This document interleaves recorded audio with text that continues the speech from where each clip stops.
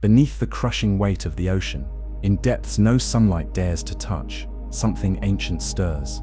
New discoveries have revealed creatures so alien, so disturbingly adapted to survive the abyss, they defy everything we thought we knew about life on Earth. Let the tides pull you deeper, let the darkness wrap around you, and if your thoughts grow quiet, subscribe, so you can return to this place of wonder and unease whenever you need. Part 1. The enigmatic angler of the abyss. Deep beneath the ocean's surface, beyond the reach of sunlight and the curiosity of most explorers, lies a world as alien as any distant planet. In this perpetual darkness, creatures that defy imagination roam, shapes sculpted by millions of years of adaptation to one of the most extreme environments on Earth. Among these, one has recently fascinated marine biologists and oceanographers alike, the deep-sea anglerfish species, known for its haunting allure and mysterious lifestyle. The anglerfish family is no stranger to disturbing features. Imagine a fish whose female sports a luminescent lure dangling like a fishing rod above her massive jaws, designed to enchant prey in the pitch-black depths. But it's not just their appearance that sets these creatures apart. It is their reproductive habits that reveal an almost nightmarish twist. Recently, a new species of anglerfish was discovered in the Mariana Trench's Haddle Zone, plunging seismically into some of the planet's deepest waters. Scientists collected samples using unmanned submersibles, and what they uncovered was nothing short of extraordinary. Unlike typical anglerfish, where tiny males fuse onto females in a parasitic union, losing their independence and becoming little more than reproductive appendages, this new species presented a radically different behavior. In this abyssal realm, the males exhibited an advanced form of symbiosis. Instead of completely fusing and becoming dependent, they maintained a minimal connection, allowing intermittent detachment to swim independently when food was scarce. This dual lifestyle challenges previous understanding of sex and survival in deep-sea life, and poses questions about evolutionary strategies in hostile environments. What makes this so deeply unsettling, yet endlessly intriguing, is how these creatures embody the paradox of life and death entwined. The eerie glow of the female's bioluminescent lure is simultaneously a promise of sustenance and a trap for unwary victims. Their grotesque jaws, lined with needle-like teeth, snap shut with relentless precision, devouring anything close enough. Research teams have described the angler as a living nightmare sculpted in shadow and light, a testament to nature's creativity when unrestricted by surface world conventions. Yet for all its monstrous appearance, it plays an essential role. It controls populations below, maintains the balance of the abyssal food web, and survives where almost nothing else can. As the submersibles delve deeper, capturing grainy footage and sampling this abyssal wonder, the anglerfish urges us to confront our own fears of the unknown. It invites us to surrender to the quiet mystery of the deep, where life thrives against impossible odds, both beautiful and terrifying.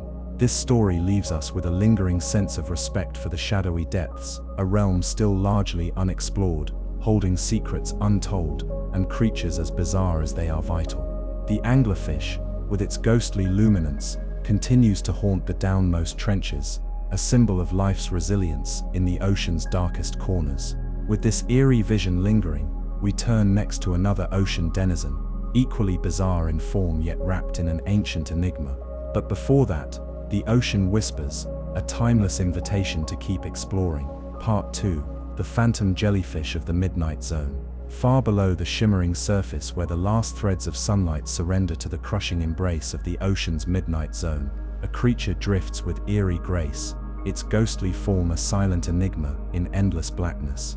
Among the vast networks of rarely seen organisms, a newly observed species of jellyfish has sent ripples through the scientific community, an apparition both mesmerizing and deeply unsettling, known now as the phantom jellyfish. Unlike their more familiar, translucent cousins that float serenely in sunlit waters, these creatures embody a surreal blend of beauty and dread. Their bell-shaped bodies pulse with an otherworldly faint bioluminescence, pale blue and violet hues flickering like dying stars in the abyss. Long ribbon-like tentacles trail behind them, some stretching several meters, cloaked in a haze of iridescent mucus that appears almost like drifting smoke. But what truly haunts observers is the creature's uncanny ability to vanish into near invisibility, shifting the very fabric of light around it, as if bending reality in the deep sea's perpetual twilight. This phenomenon, known as adaptive transparency, is their primary defense and hunting strategy. The phantom jellyfish glides silently through the water, sometimes remaining motionless for hours, blending effortlessly with the black water, until prey, small fish and planktonic creatures, vaguely sense something too late to escape. The sensation of being watched by something unseen in those dark waters evokes a primal fear, not unlike the stories of shadowy predators lurking just beyond our sight on land. But here the threat is real, slow, and inevitable. What deepens the mystery is the singular way the phantom jellyfish reproduces. Scientists noted an unusual behavior where these jellyfish congregate briefly into glowing clusters during rare oceanic moonlight phases, bioluminescent blooms generated by local algae that mimic moonlight far below the waves. They pulsate in perfect harmony, like a ghostly orchestra, before scattering their eggs to drift on ocean currents miles away. This synchronized display has baffled marine biologists, as such communal behavior was previously unknown among solitary jellyfish species deep in the abyss. The gathering's mesmerizing glow becomes a fleeting beacon in the pitch-black expanse, captivating creatures of all kinds. Yet, in a cruel twist, this courtship spectacle also draws in larger predators, attracted by the light, turning the phantom jellyfish's attempt at continuation of life into a perilous dance on the knife edge of survival. Explorers equipped with increasingly sensitive cameras have captured fleeting glimpses of this haunting ritual. These clips reveal the translucent jellyfish pulsating in carefully timed waves, their forms oscillating between vivid display and near invisibility. Watching such ethereal beings drift silently through their timeless world evokes a strange mixture of wonder and unease, as though gazing into the soul of a realm untouched by human reality. In a deeper sense, the phantom jellyfish stands as a symbol of the ocean's fragile mysteries, creatures perfectly adapted to impossible environments, moving effortlessly between light and shadow, life and oblivion. Their existence challenges us to reconsider not only what life can look like, but how fragile it remains in a realm so vast and unforgiving. As research expands, questions multiply. How do these jellyfish navigate the immense pressures and near-freezing temperatures with such delicate bodies? What mechanisms govern their strange bioluminescent gatherings? And what role do they play in the complex food webs that sustain life where sunlight never penetrates? In confronting these questions, we become witnesses to a world profoundly alien yet intricately connected to our own. The phantom jellyfish invites us to embrace the quiet unknown, to let our minds drift with the current in the ocean's darkest depths, where the line between reality and nightmare blurs beneath the surface, and nature's darkest mysteries silently unfold. Part 3. The abyssal lanternfish's ghostly migration. Beyond the reach of sunlit waters, at depths where the ocean pressure can crush steel and temperatures hover near freezing, an extraordinary spectacle unfolds each day, hidden in darkness yet vital to the marine world's delicate balance. This is the realm of the abyssal lanternfish, a creature whose haunting glow and enigmatic behavior have recently challenged everything marine biologists understood about life in the deep ocean. For centuries, lanternfish were largely overlooked, their small, shimmering bodies mistaken for mere background fauna in the vast dark seascape. However, advances in deep-sea technology and prolonged underwater surveys have revealed astonishing truths. The abyssal lanternfish, despite its diminutive size, orchestrates one of the largest and most mysterious mass migrations on Earth, one that spans entire ocean basins and involves billions of creatures glowing faintly in the crushing darkness. Unlike other deep-sea fish, the abyssal lanternfish displays an eerie bioluminescence, patterns of light flickering along its sides like haunted constellations. This ghostly illumination choreographs its movements with a hypnotic pulse, communicating silently in a language only the abyss can understand. Scientists studying these radiant signals discovered they serve several purposes, attracting mates, confusing predators, and most mystifyingly, guiding the fish along their incredible nightly journeys from depths of 1,000 meters to the relatively shallow twilight zone near the ocean's surface. This vertical migration is not merely a feat of endurance but a life-defining journey,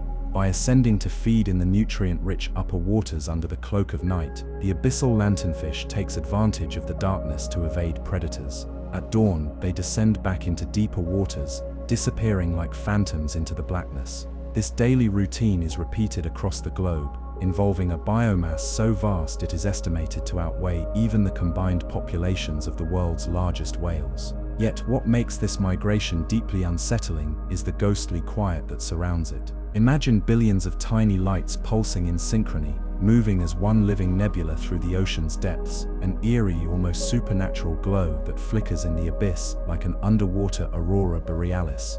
This spectacle, while breathtaking, hints at fragility and survival amid an environment that could erase life in moments. The abyssal lanternfish also holds secrets about oceanic carbon cycling and climate regulation. Their nightly movement transports vast amounts of organic matter between surface and depths, playing an unseen but critical role in sequestering carbon deep in the ocean, away from the atmosphere. This delicate interplay reminds us that beneath serene surface waves lies a hidden machinery essential to life on Earth. Despite their importance, abyssal lanternfish face threats from increasing ocean temperatures, pollution, and deep-sea fishing. Some of their migratory corridors intersect with intensive fishing zones where trawlers inadvertently capture these luminous fish in staggering numbers. The ecological consequences of disrupting this ancient dance remain unknown but are feared to be significant. Recent expeditions using advanced submersibles have captured mesmerizing footage of these glowing masses, revealing strange behaviors rarely observed until now.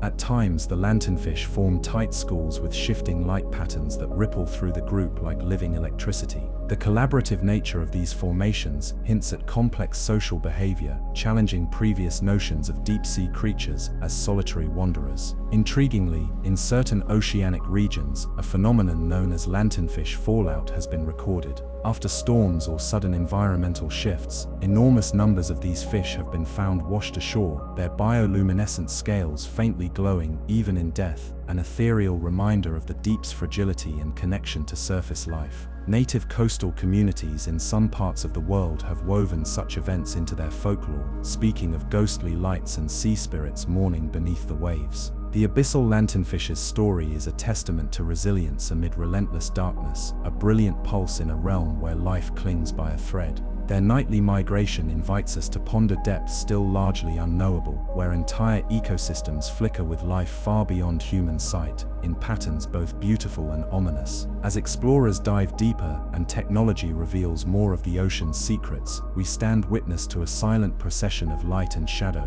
life thriving against impossible odds, flickering like distant stars in a world that seems carved from the darkest dreams of the sea. The abyssal lanternfish illuminates not just the depths but our own understanding of survival, adaptation, and the fragile balance of an ocean still brimming with mysteries left unsolved. Part 4. The luminous horror of the deep, the vampire squid's silent realm. In the darkest reaches of the ocean, at depths stretching from 2,000 to 3,000 meters, a place where sunlight is but a distant memory and crushing pressures could obliterate most life, dwells a creature so enigmatic, so profoundly different, it seems born from the imagination of a nightmare rather than the blueprint of evolution.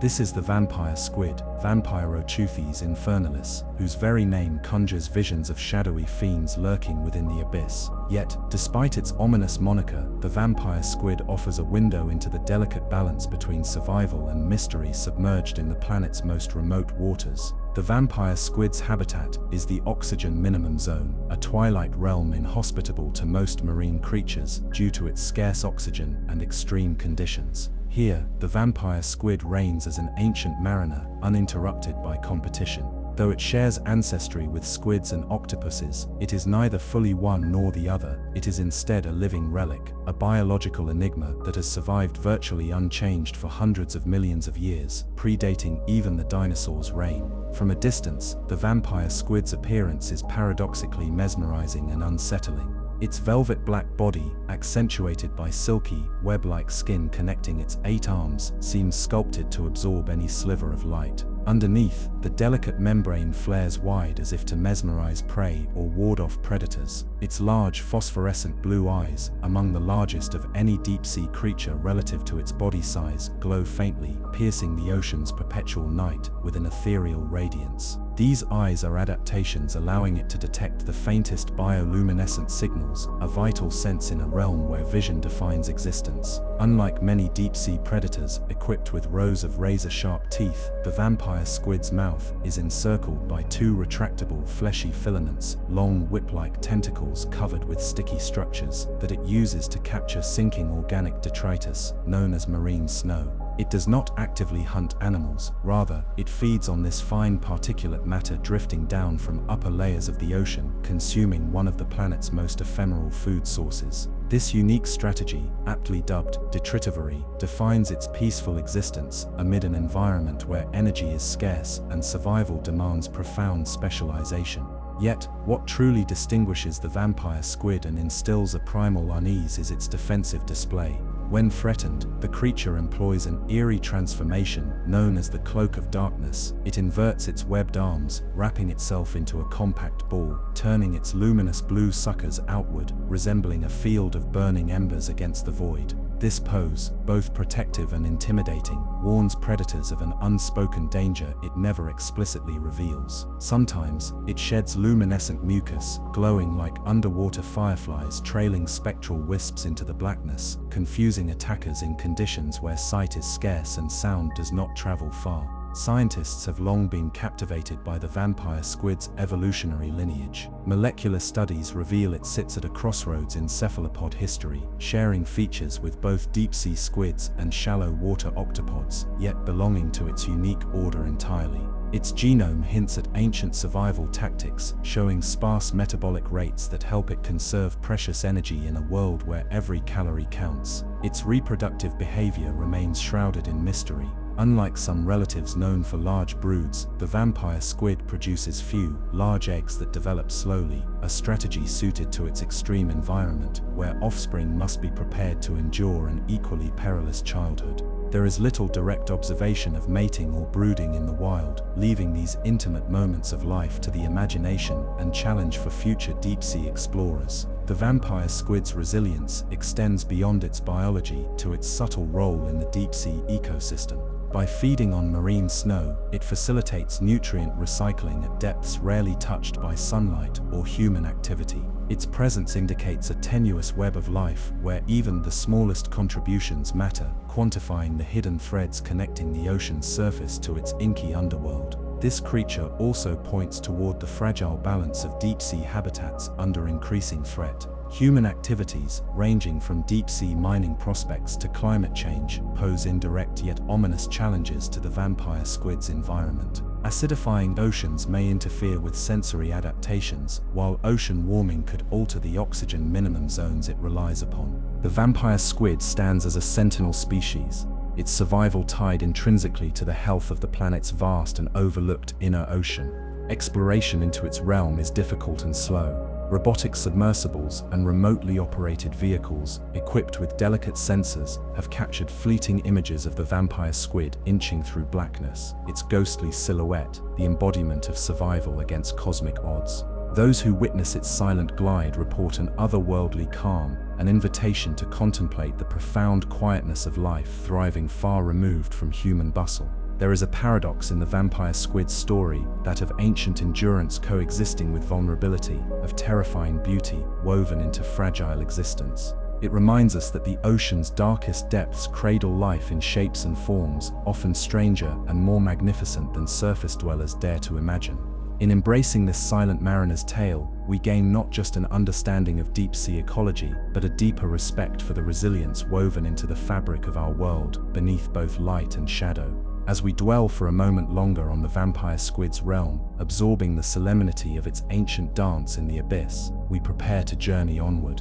Beyond this spectral guardian of darkness lies countless other mysteries, the ocean's whispers growing ever softer yet never less compelling. Part 5. The spectral siren of the sulfide vents, the Yeti crab's hidden world. Far from the comforting blue of sunlit seas, in the crushing blackness where the ocean floor splits open like a wound, lies a landscape as alien as any imagined by science fiction, a realm shaped by volcanic fury and chemical alchemy. This is the realm of hydrothermal vents, where superheated water rich in minerals gushes out from beneath the Earth's crust, creating vast chimneys encrusted with shimmering ores and harboring ecosystems that thrive not on sunlight, but on chemical energy. Among the bizarre and resilient inhabitants of this dark world, none capture the eerie imagination quite like the Yeti crab, Kiwa hirsuta, discovered only in 2005 near the Easter Island microplate in the South Pacific. The Yeti crab startled the scientific community with its freakishly hairy claws, which resemble the fur of the legendary abominable snowman. This crustacean, barely larger than a human hand, seemed to defy expectations with its unusual adaptations, as though nature had pushed life into strange new forms to endure the hostile heat and toxicity of the sulfide vents. What makes the Yeti crab truly unsettling, and yet fascinating, is not just its shaggy pincers, but the invisible partnership those hairs represent. Covering the pincers are dense fields of filamentous bacteria, which the crab carefully cultivates, waving them slowly under vent currents as if tending a microscopic garden. These bacteria feed on the minerals spewing from the vents, particularly sulfur compounds, and in turn provide the crab with nutrients, a form of farming never before documented in such a crude symbiosis in deep-sea crustaceans. This means that in a place entirely cut off from the sun's nurturing light, the Yeti crab has essentially harnessed a form of chemical photosynthesis powered by volcanic chemistry. It uses its hairy claws less as weapons and more as nurturing hands, scraping the bacterial crop to feast on, a strange reversal of roles in the marine food web that challenges our notions of predation and survival. The environment itself adds to the haunting portrait. Around the vents, black smoke billows from fissures, a deadly cauldron of toxins including hydrogen sulfide and heavy metals. Temperatures can soar above 400 degrees Celsius right at the vent openings, while just meters away, icy depths frigidly maintain the surrounding abyss. Yet, the Yeti crab thrives amidst these extremes, a testament to life's relentless ingenuity. Scientists have also uncovered eerie behavior in Yeti crabs' social interactions. Unlike many deep-sea creatures that are solitary or only loosely social, observations suggest Yeti crabs congregate in dense colonies on vent chimneys. These clusters create ghostly carpets of white limbs waving rhythmically in the murky currents, an underwater phantom dance of survival where thousands of hairy pincers brush and wave in synchronous ritual. Adding to the mystery is the question of their reproduction. Yeti crabs are elusive in mating behavior, but preliminary studies imply brooding females guard egg clusters beneath their bellies, carrying developing offspring through the perilous environments. The journey of these young crabs from toxic vents into the wider abyssal plains remains largely uncharted, a secret voyage fraught with peril in a world of deadly contrast. Ecological significance of the Yeti crab extends beyond its own survival. The bacterial farms it nurtures contribute to the chemosynthetic foundation of vent ecosystems, helping sustain a complex web of life that includes tube worms, giant clams, and vent shrimps, all uniquely adapted to extract energy from chemical reactions rather than sunlight. This microscopic gardening at the bottom of the ocean offers profound insights into how life might arise and persist in extreme environments not just here on Earth, but potentially on other worlds, like Jupiter's icy moon Europa or Saturn's Enceladus. Yet, there is a looming shadow cast over this alien paradise. Hydrothermal vent systems, once thought invulnerable due to their remote locations, now face potential exploitation from deep-sea mining operations, eager to extract rare metals and minerals. This raises urgent questions about preserving such fragile ecosystems teetering on the edge, where removing a single 100-year-old vent chimney or disturbing a Yeti crab colony could ripple through an entire biome. For those fortunate enough to witness the surreal elegance of the Yeti crab and its smoky, seething world through the lens of deep-sea submersibles, the experience is both humbling and disquieting. It is a glimpse into a planet beneath our feet yet strangely detached, a shadow realm where the rules of life bend and twist far from human reckoning. In the end, the Yeti crab reminds us that the ocean is a vast crypt of mysteries, harboring creatures so strange and profound their very existence expands the boundaries of possibility. It beckons us to explore further, to listen with reverence, and to protect these spectral guardians of the abyssal fires burning beneath the waves. Part 6. The silent sentinel of the depths, the giant isopod's grim dominion. Far from the glittering shallows bathed in sunlight and the bustling coral reefs vibrant with color, lies a somber world of cold shadows and crushing darkness where creatures speak in whispers of endurance and adaptation. In this forgotten realm dwells one of the ocean's strangest, most unnervingly resilient inhabitants, the giant isopod, Bathynomus giganteus. This seemingly unremarkable crustacean holds secrets of survival etched deep into its arthropod armor, a chilling testament to life's tenacity in the abyss. The giant isopod prowls the ocean floor at depths ranging from 170 meters to beyond 2,000 meters, stretching its armored body to lengths exceeding half a meter, size unheard of among its shallow water cousins. With a tough segmented exoskeleton colored in muted shades of cream and ochre, it resembles a prehistoric tank rolling silently across the darkened seafloor. Its compound eyes, multifaceted and enormous in proportion to its head, scan the inky blackness for signs of life, enhanced by sensitivity tuned precisely for the faintest flickers in the abyssal gloom. Unlike the small pillbugs one might find hiding beneath a forest stone, this is a creature cast in the role of a relentless scavenger.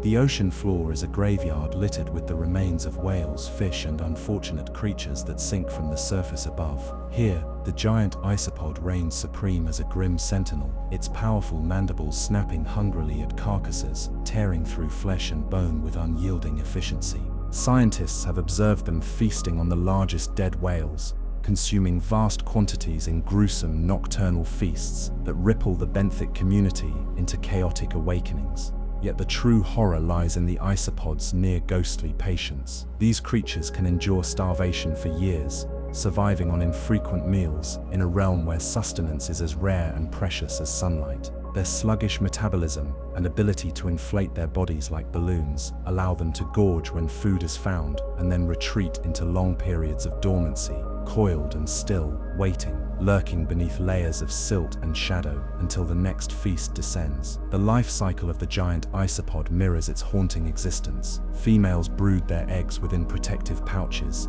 carrying dozens of offspring that hatch into miniature versions of the adults, slow-growing but hardy. This long development period matches the slow pulses of life in the deep sea, where time itself seems to stretch, and every moment is a fragile gift against the crushing inevitabilities of pressure and cold. What deepens the unsettling aura is the evolutionary story etched into their ancient lineage. Giant isopods evolved from shallow water ancestors millions of years ago, yet as the Earth's climate shifted and seas deepened, they adapted to a cold, oxygen-poor environment with a body plan built for endurance and defense. Their armored plates, overlapping and immovable, make them nearly impervious to predators that venture below, including giant squids and deep-diving cetaceans. This evolutionary fortress is not just protection but a symbol of all that is mysterious and unforgiving about life on the ocean's depths. Adding to the eeriness is occasional footage captured by deep-sea explorations, where these strange creatures are seen moving with both eerie stillness and sudden bursts of activity.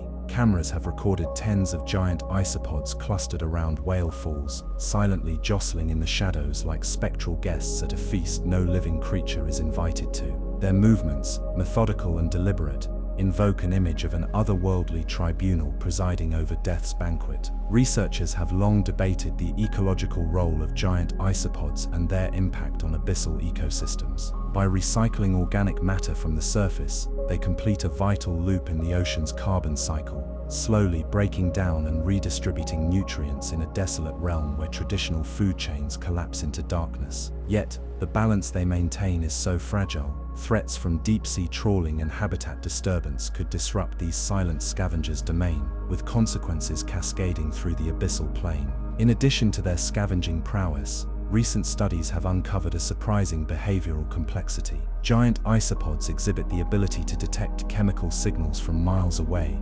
navigating vast underwater plains in search of food, employing a slow but effective strategy of exploration that balances caution with opportunity. Observations hint at hierarchical behavior in feeding, where larger isopods dominate and smaller ones wait patiently in the shadows, revealing a social dimension at odds with their solitary reputation. Despite their fearsome appearance and the grim nature of their lifestyle, giant isopods evoke a strange fascination. They are living relics of an ancient world, embodying endurance in the face of unrelenting pressure, both physical and environmental. Their very presence challenges our assumptions about what it means to thrive, survive, and exist in the ocean's darkest reaches. As one contemplates the giant isopod's silent patrol over the seabed, a realm untouched by sunlight and marked by death and rebirth, one cannot help but feel a reverence for this stoic sentinel of the abyss. It is a creature molded by time and shadow, an emblem of nature's indomitable will etched in chitin and bone. Beneath the waves, in the somber hush of the deep, the giant isopod endures, patient, indomitable, and forever watching, a shadow carved from the ocean's darkest nightmares, yet undeniably part of the delicate balance that sustains life where few dare to venture. Part 7. The enigmatic abyssal spider crab, architect of the dark ocean forests, far beyond the reach of sunlight, in the grinding silence of ocean depths stretching from 1,000 to 3,000 meters, where pressure mounts to unthinkable extremes, dwells a creature as bizarre as it is elusive, the abyssal spider crab.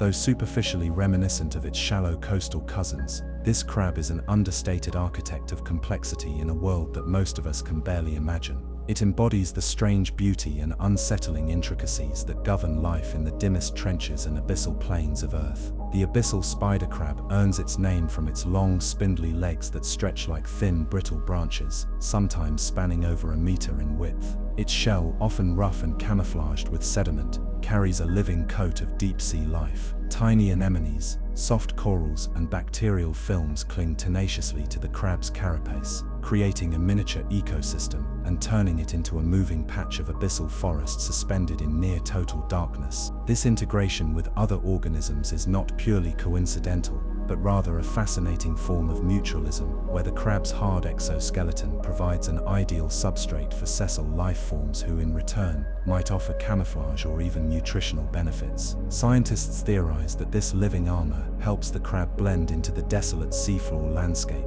hiding it from otherwise unstoppable predators in the abyss. Imagine, if you will, a ghostly giant ceaselessly wandering the black sands, its crusted body alive with flickers of microbial forests, a being part creature, part garden, and part wilderness unto itself. The true marvel of this species lies not only in its peculiar appearance but also in its remarkable life strategies, finely tuned to thrive in an environment where resource scarcity dominates. Unlike the fast and predatory creatures of sunlight and shallower waters, the abyssal spider crab moves with deliberate slowness. Its long legs carefully probe the sediment, sifting through silt and detritus with delicate precision, searching for organic fragments, marine snow, and microscopic life that drifts down from above. It is a patient forager in a realm where patience is survival. What amplifies its enigmatic allure is a relatively recent discovery regarding its reproductive behavior. Abyssal spider crabs adopt a form of external egg brooding uncommon among their relatives. Female crabs carry clutches of large yolk-rich eggs attached to their underside, sometimes numbering in the hundreds, yet these eggs take years, sometimes over 2 years, to hatch due to the frigid temperatures and slow metabolic rates prevailing in the abyss. This extended developmental period reflects the deep sea's slow clock, where life's tempo is stretched like a shadow across vast stretches of time.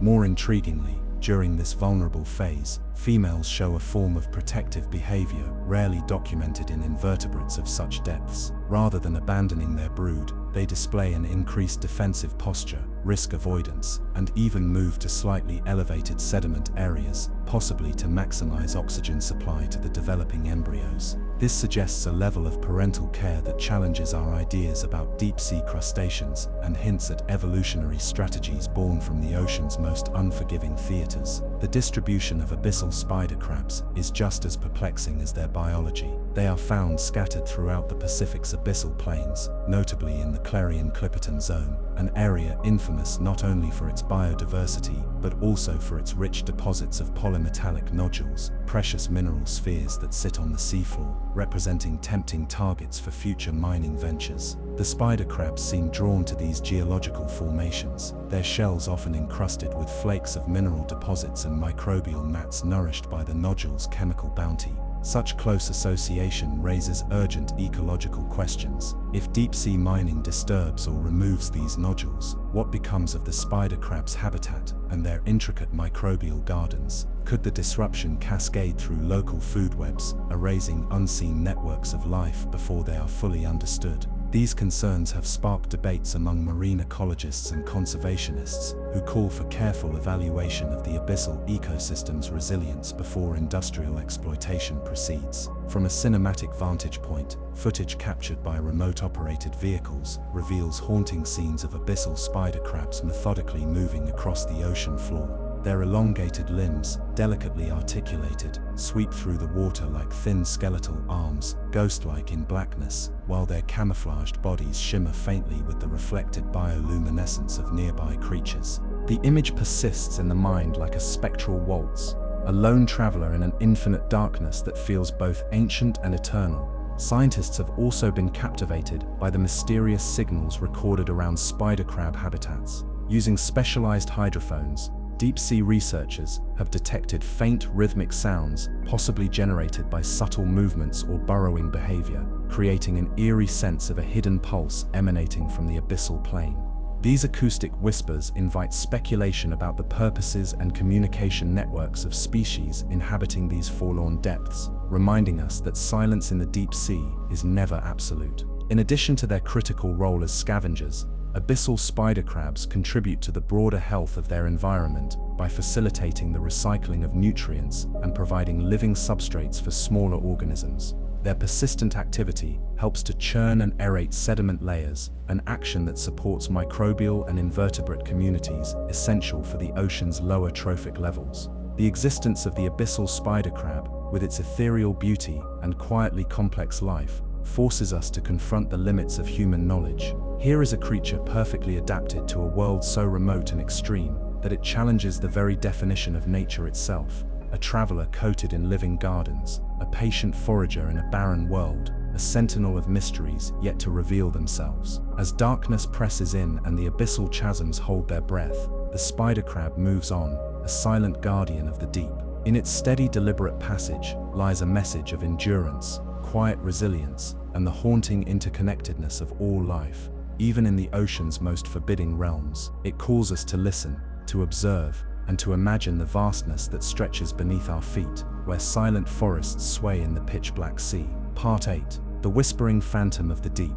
The barlai fish's translucent mystery. Far down in the twilight depths of the ocean, where daylight dims to a faint afterglow and pressure mounts to staggering levels, exists a creature so surreal, so astonishing in design, it seems to blur the boundary between reality and fantasy. Known as the barlai fish, *macropinna, microstoma *, this enigmatic inhabitant of the mesopelagic zone inhabits depths ranging roughly between 600 and 800 meters, a world bathed in eerie dimness where few eyes, or even cameras, have ever truly glimpsed its secret life. The barlai was first described in the late 1930s, but it remained shrouded in mystery for decades, mostly because of its elusive nature and the difficulty of observing animals that dwell in near-perpetual dusk. It wasn't until the advent of sophisticated deep-sea submersibles, equipped with gentle lighting and high-definition video cameras, that researchers finally caught clear, intimate encounters with this ethereal fish. What they found was nothing short of astonishing. This delicate, slender fish distinguishes itself primarily by its extraordinary barrel-shaped transparent head, a biological marvel. Its dome-like cranium is almost entirely see-through, an unblemished fluid bubble of tissue, allowing a spectacular view of the internal anatomy. Encased within this crystalline hood are the barlai's most astonishing features: two tubular eyes, large and upward-facing, which appear to float within the transparent dome like twin green lanterns. What baffled scientists initially was the function of this unusual cranial design. Through careful observation, it was discovered that the barlai's eyes are not fixed but swivel independently within their transparent casing, capable of rotating from looking straight upward to facing forward. This remarkable ocular flexibility gives the fish the unique ability to simultaneously scan the faint silhouettes of prey silhouetted against the meager light above, and to watch for threats or curious intruders in front of it. Imagining the barlai's world is like peering through the portal of an alien spacecraft, in which eyes drift silently in the depths, adapted to capture the scarce photons of the ocean's twilight zone. These eyes are finely tuned to detect the bioluminescent glimmers of small jellyfish, siphonophores, and the delicate drifting jellies that comprise its diet. Hunting quietly, the barlai ambles through mid-water, an invisible sentinel of the ocean's dim corridors. Adding to the phantasmal impression of this fish is its colorless, almost ghostly body. Its delicate fin-like appendages flutter with slow precision, barely disturbing the water. The transparency and minimal pigmented scales render it nearly invisible in its natural habitat, making it a master of disguise against both predators and prey. But perhaps the most astonishing discovery about Macropinna microstoma came when a team of researchers observed its feeding behavior. Unlike typical deep-sea fish armed with ferocious jaws or fang-like teeth, the barlai approaches its prey with a gentle, almost reverential stillness. It has a wide gaping mouth beneath its head, and it opens this mouth like a consummate trap, inhaling small animals with a swift vacuum, while carefully avoiding damage to its transparent helmet. One of the lingering mysteries involves why evolution favored such a seemingly fragile and unusual skull design. Scientists suggest that the translucent dome acts as a shield, protecting the barlai's sensitive eyes from the stings of the gelatinous prey it hunts, such as siphonophores with venomous nematocysts. This transparent canopy allows the fish to maintain an unobstructed upward gaze while safely cruising through a haze of floating cnidarians and other stinging animals. The barlai's existence in the ocean's mesopelagic realm evokes a haunting quality, as if the line between observer and observed blurs. When viewed through a camera's filtered glow, the fish's undulating motions and its quiet, noble eye movements seem to whisper of ancient oceanographic secrets kept hidden beneath layers of pressure and shadow. Its evolutionary path remains enigmatic. Fossil records provide scant hints, and the barlai's lineage exemplifies the adaptability needed to survive in a world devoid of sunlight, but filled with bioluminescent phenomena. Its morphology reflects extreme specialization for life in an ecological niche defined by scarcity and peril. This fish also challenges our perception not only of what deep-sea life looks like, but also how sensory systems evolve where vision is limited. The barlai pushes the boundaries of biological design with its mixing of transparency, eye mobility, and delicate protection, a living testament to the ocean's endless inventiveness. Researchers speculate about the sensory worlds the barlai inhabits, how it interprets the ghostly glows of its environment, the faint signals carried on water currents, and the subtle chemical hints that guide it toward food or mates. Every detail invites contemplation of the ocean's depth as a complicated living labyrinth. Despite its ethereal presence and apparent frailty, the barlai's fate currently stands in tandem with the threats facing countless deep-sea dwellers. Human activities, including the expansion of deep-sea fishing, offshore drilling, and pollution settling even in deep waters, could disturb the fragile balance in which these creatures thrive. Understanding and preserving such rare wonders becomes pivotal as we cast our nets ever deeper into the ocean's dark heart. As twilight fades on this story, the barlai fish remains a symbol of the ocean's most haunting mysteries, an embodiment of fragility and resilience, transparency and secrecy, a silent guardian of the mesopelagic shadows. Gazing through its crystal dome, we glimpse not just the biome's subtle grandeur, but a profound invitation to embrace curiosity, to cherish the unseen, and to honor life that flourishes beyond the reach of light. And so, as the deep sea's quiet currents flow onward, the barlai whispers on in its translucent realm, a quiet sentinel amid the ocean's whispered enigmas. Part 9. The Abyssal Lurker, the Goblin Shark's Phantom Hunt. In the remote and shadowy depths of the ocean, where light is swallowed whole and pressure builds to unimaginable extremes, a creature of strange antiquity glides silently, barely noticed amid the vast expanses of the deep sea. This is the goblin shark, Mitsukarina ostoni, a living fossil, a phantom of evolutionary time, and one of the ocean's most disturbing and enigmatic predators. Its ghastly appearance and mysterious habits evoke a sensation close to primordial fear, an echo of a prehistoric world persisting in the blackest waters. First discovered off the coast of Japan in the late 19th century, the goblin shark remained a rare enigma for decades. Sightings were sporadic, and most knowledge was pieced together from specimens caught accidentally by deep-sea fishermen or recorded during occasional submersible encounters. Yet what makes the goblin shark so compelling is the perfect storm of unsettling aesthetics, baffling biology, and haunting behavior, all coalescing in a creature that seems more nightmare than natural reality. To behold a goblin shark is to stare into a visage of deep ocean dread, Its elongated, flattened snout protrudes deftly, a pale, translucent blade jutting ahead like a spectral dagger scanning the pitch-black waters. Beneath this eerie rostrum lie highly sensitive electroreceptors called the ampulla of Lorenzini, enabling the shark to detect the faintest electrical impulses emitted by prey hidden in the deep's endless dark. This sensory gift transforms the goblin shark into a phantom hunter, stalking unseen in realms unreachable to most predators. The shark's mouth presents an even more horrifying spectacle. Unlike the typically fearsome jaws of ocean predators, the goblin's mouth is set dramatically back from its snout, filled with needle-like teeth razor-sharp and arranged in multiple rows. When hunting, the goblin shark unleashes a terrifying mechanism. Its jaw can rapidly protrude forward in a swift, almost mechanical motion, snapping outward like a trapdoor to seize prey before retracting again. A stunning burst of violent precision in an otherwise languidly moving beast. This jaw extension, described by scientists as slingshot feeding, allows it to catch elusive prey such as deep-sea fish and squid with frightening efficiency. Despite these fearsome adaptations, the goblin shark moves with slow, deliberate grace, its elongated body a ghostly pale pinkish gray that almost glows faintly under minimal light. This coloration, combined with the flabby, soft texture of its body, lacking the muscular bulk of many other sharks, suggests a life adapted to conserve energy, moving languidly through the cold depths where food can be scarce and survival demands patience and cunning. The goblin shark's habitat ranges from 100 meters to depths exceeding 1,200 meters, often inhabiting seamounts, continental slopes, and offshore canyons. Its elusive nature has made direct observation difficult, yet recent deep-sea exploration technology has revealed glimpses into its secretive world.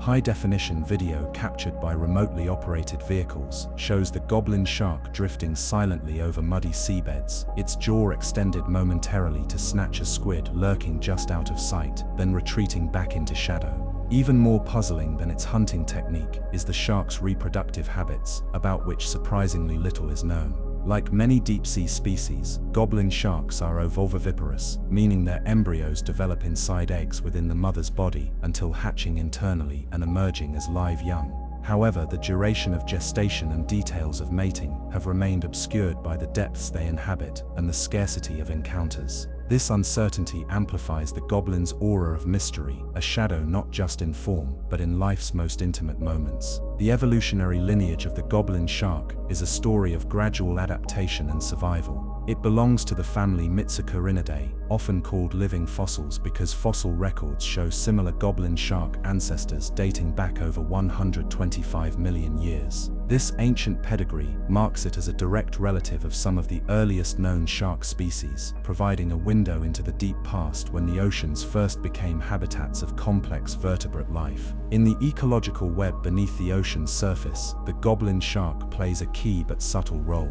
By preying on slow or hidden creatures that dwell near the seabed, it helps regulate populations of squid, deep-sea fish, and cephalopods. Its specialized hunting method allows it to exploit niches inaccessible to other predators, contributing to the balance of deep ocean ecosystems that still remain vastly unexplored and under threat from human activity.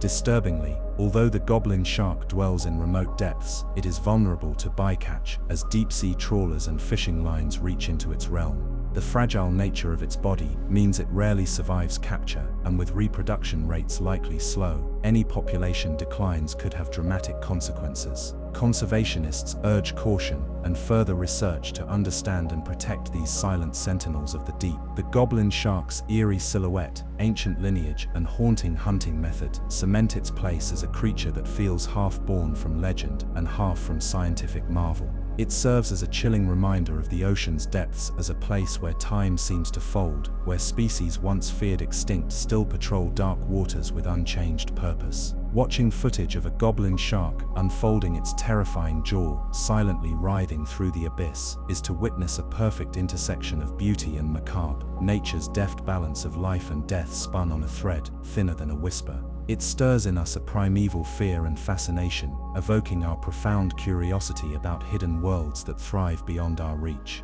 Ultimately, the goblin shark challenges us to confront the mysteries of the deep ocean's twilight realm, not merely as passive observers, but as custodians of a planet whose strangest predators tread a fine line between survival and oblivion. As technology advances and exploration plunges further into the abyss, the goblin's haunting image will inevitably accompany the unfolding story of discovery, unease, and wonder beneath the waves. Part 10. The Abyssal Terror. The Goblin Octopus's Haunting Ballet. In the endless shadows of the abyss, where the ocean presses down with relentless force and the faintest glimmers of light dare not touch, an elusive creature drifts in a solitary spectral dance. Known as the Goblin Octopus Storoteuthis certensis, this ghostly being possesses a mixture of mystery, beauty, and subtle menace that has fascinated deep-sea researchers since its discovery. Its rare appearances reveal not just an intricate ballet in the dark, but whisper secrets about life clinging to existence where survival seems nearly impossible. The goblin octopus lives at staggering depths, often found between 500 and 4,000 meters below the surface. Here, amid an eternal night where temperature hovers just above freezing, the very definition of home takes on new meaning. Darkness is not a momentary veil, but a permanent condition, and the ocean floor dissolves into an endless expanse of shadow and silence. In such an environment, the goblin octopus evolved a suite of adaptations that make it a true master of the abyss, not by force or speed, but by subtlety and ethereal grace. Its most remarkable feature is the faint, eerie bioluminescence that shimmers along the tips of its 8 slender arms. Unlike the sharp flashes or bright glows of many deep-sea creatures, this octopus's light is mesmerizingly soft, a slow, pulsing shimmer that trails like a delicate mist in the dark water.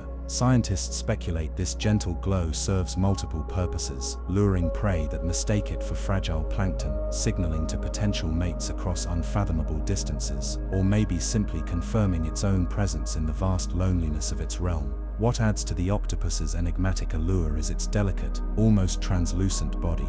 Its gelatinous flesh, ghostly in translucence, reveals faint outlines of muscles and organs, a fragile vessel moving cautiously through crushing gloom. Unlike the muscular arms of shallow water octopuses, the goblin's limbs undulate with a deliberate, hypnotic rhythm, each tentacle seeming to choreograph a dance uniquely its own. This slow-motion ballet is both a feeding technique and a survival strategy. Sudden movements might reveal its location to predators better equipped for pursuit. The goblin octopus is an ambush predator, relying on stealth and patience. Its diet centers on small crustaceans and planktonic creatures, drawn close by its ever-glowing tips. Once prey ventures near, the octopus's suckered arms clasp with swift precision, a sudden contrast to its otherwise languid grace.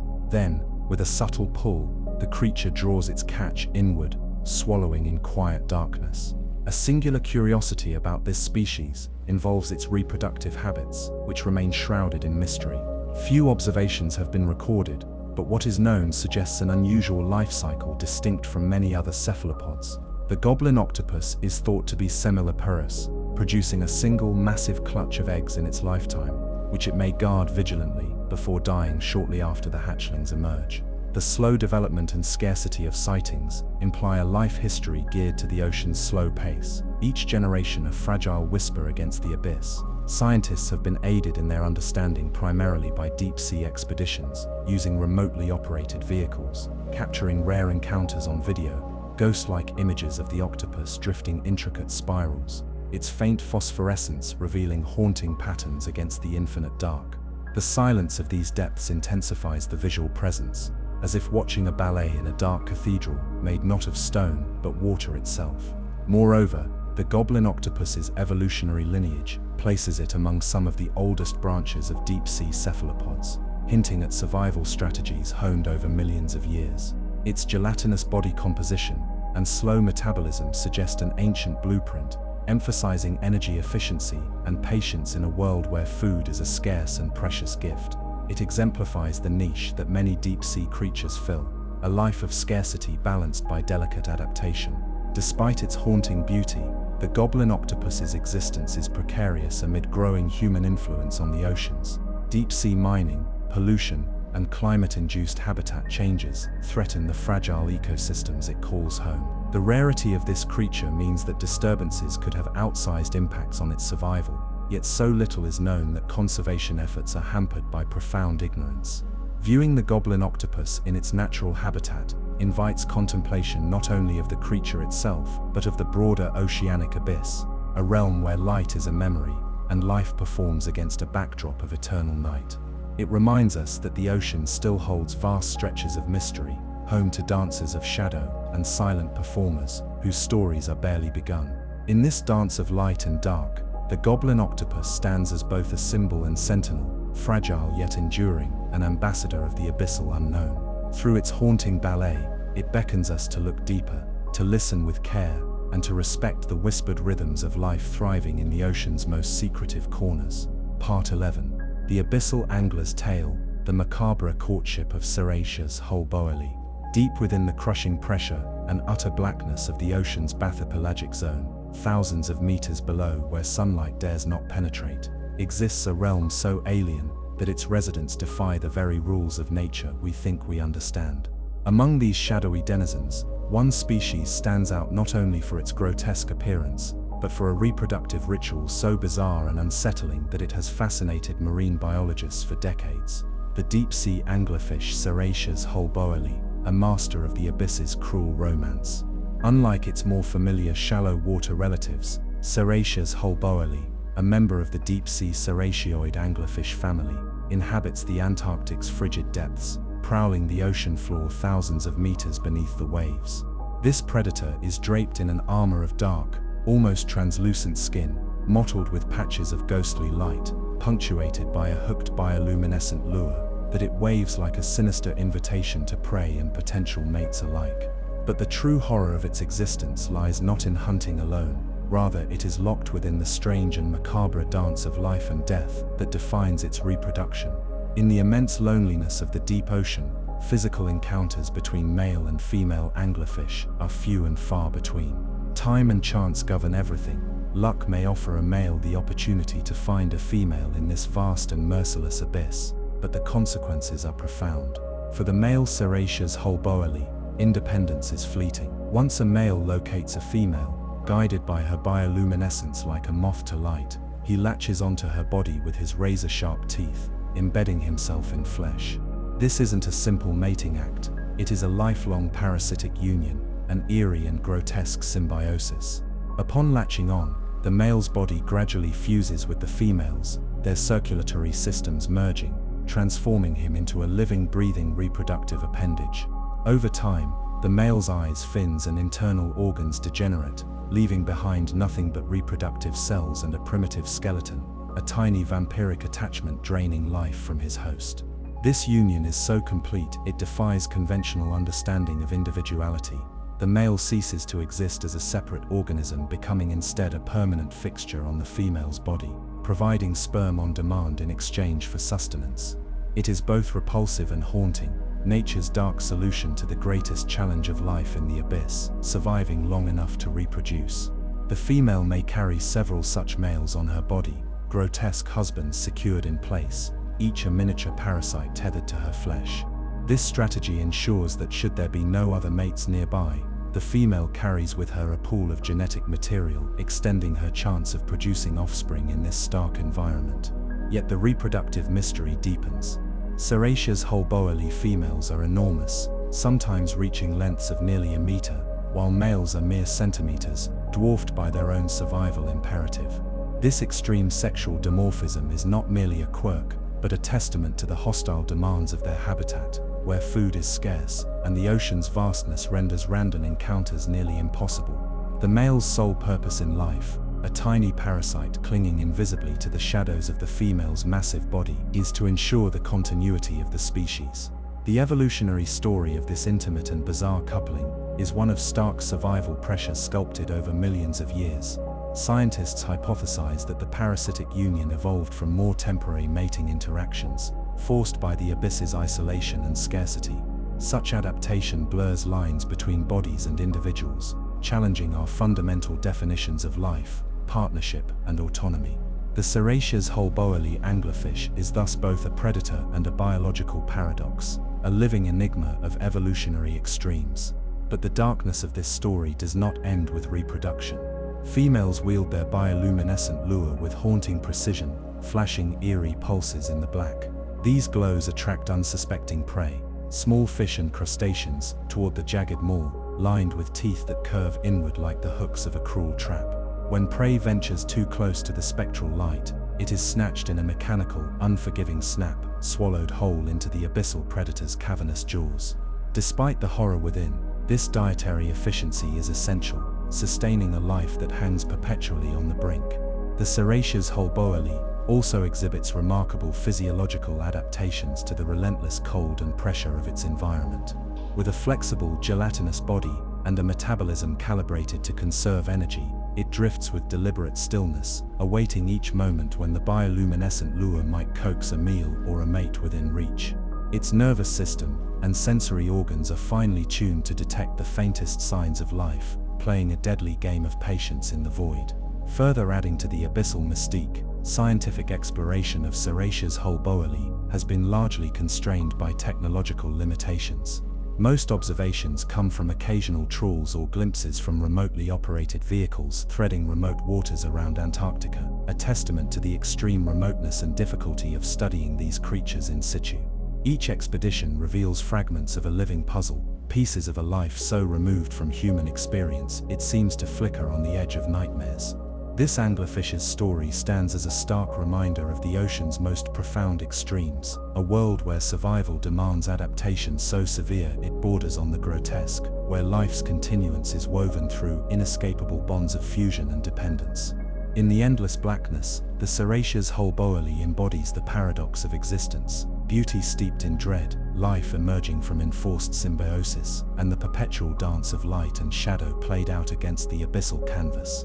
As we consider the deep, dark waters this creature calls home, the story challenges us to reconsider what we understand about connection and individuality. It beckons us into a world where traditional notions of relationship and independence dissolve into a more complex and unsettling reality. The haunting union of the Serratia's holboili anglerfish offers a glimpse into nature's unyielding ingenuity, one that thrives amid isolation, that turns parasitism into survival, and that unveils the ocean's most disturbing tales written in the language of darkness. It is a tale of the ocean's quiet extremes, whispered from the depths where light is a dream, and life clings fiercely to strange and unforgiving forms. Part 12. The abyssal phantom of the trenches, the barrel's deceptive glow. In the chasmal depths of the Pacific's Mariana Trench, where the ocean's immense pressure squeezes every molecule of breath, and light has long been muted into oblivion, scientists have unearthed a creature whose very existence seems whispered out of a forgotten myth, rather than a biological classification. Known to marine researchers as the abyssal lantern barreli, Bathylosphaera mirabilis*, this newly documented species carries with it a chilling allure, not simply for its ghostly appearance, but for the unsettling secrets hidden within its luminous gaze. For years, barreli fishes have fascinated oceanographers, their mysterious transparent heads and specialized eyes marking them as icons of the mesopelagic twilight zone. Yet in the Mariana Trench, at depths that plunge beyond 8,000 meters, a new species has emerged from the abyss, pushing the known limits not only of life's durability, but of evolutionary creativity under unimaginable extremes. The abyssal lantern barreli's translucent skull, softer and more fragile than previously recorded species, seems to embody an otherworldly vulnerability amid one of Earth's deadliest environments.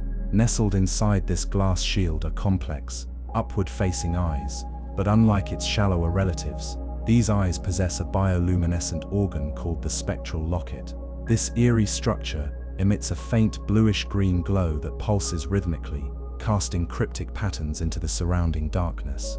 At first glance, one might imagine this gentle light as a benign beacon, perhaps used to attract prey or signal conspecifics in the lonely vastness.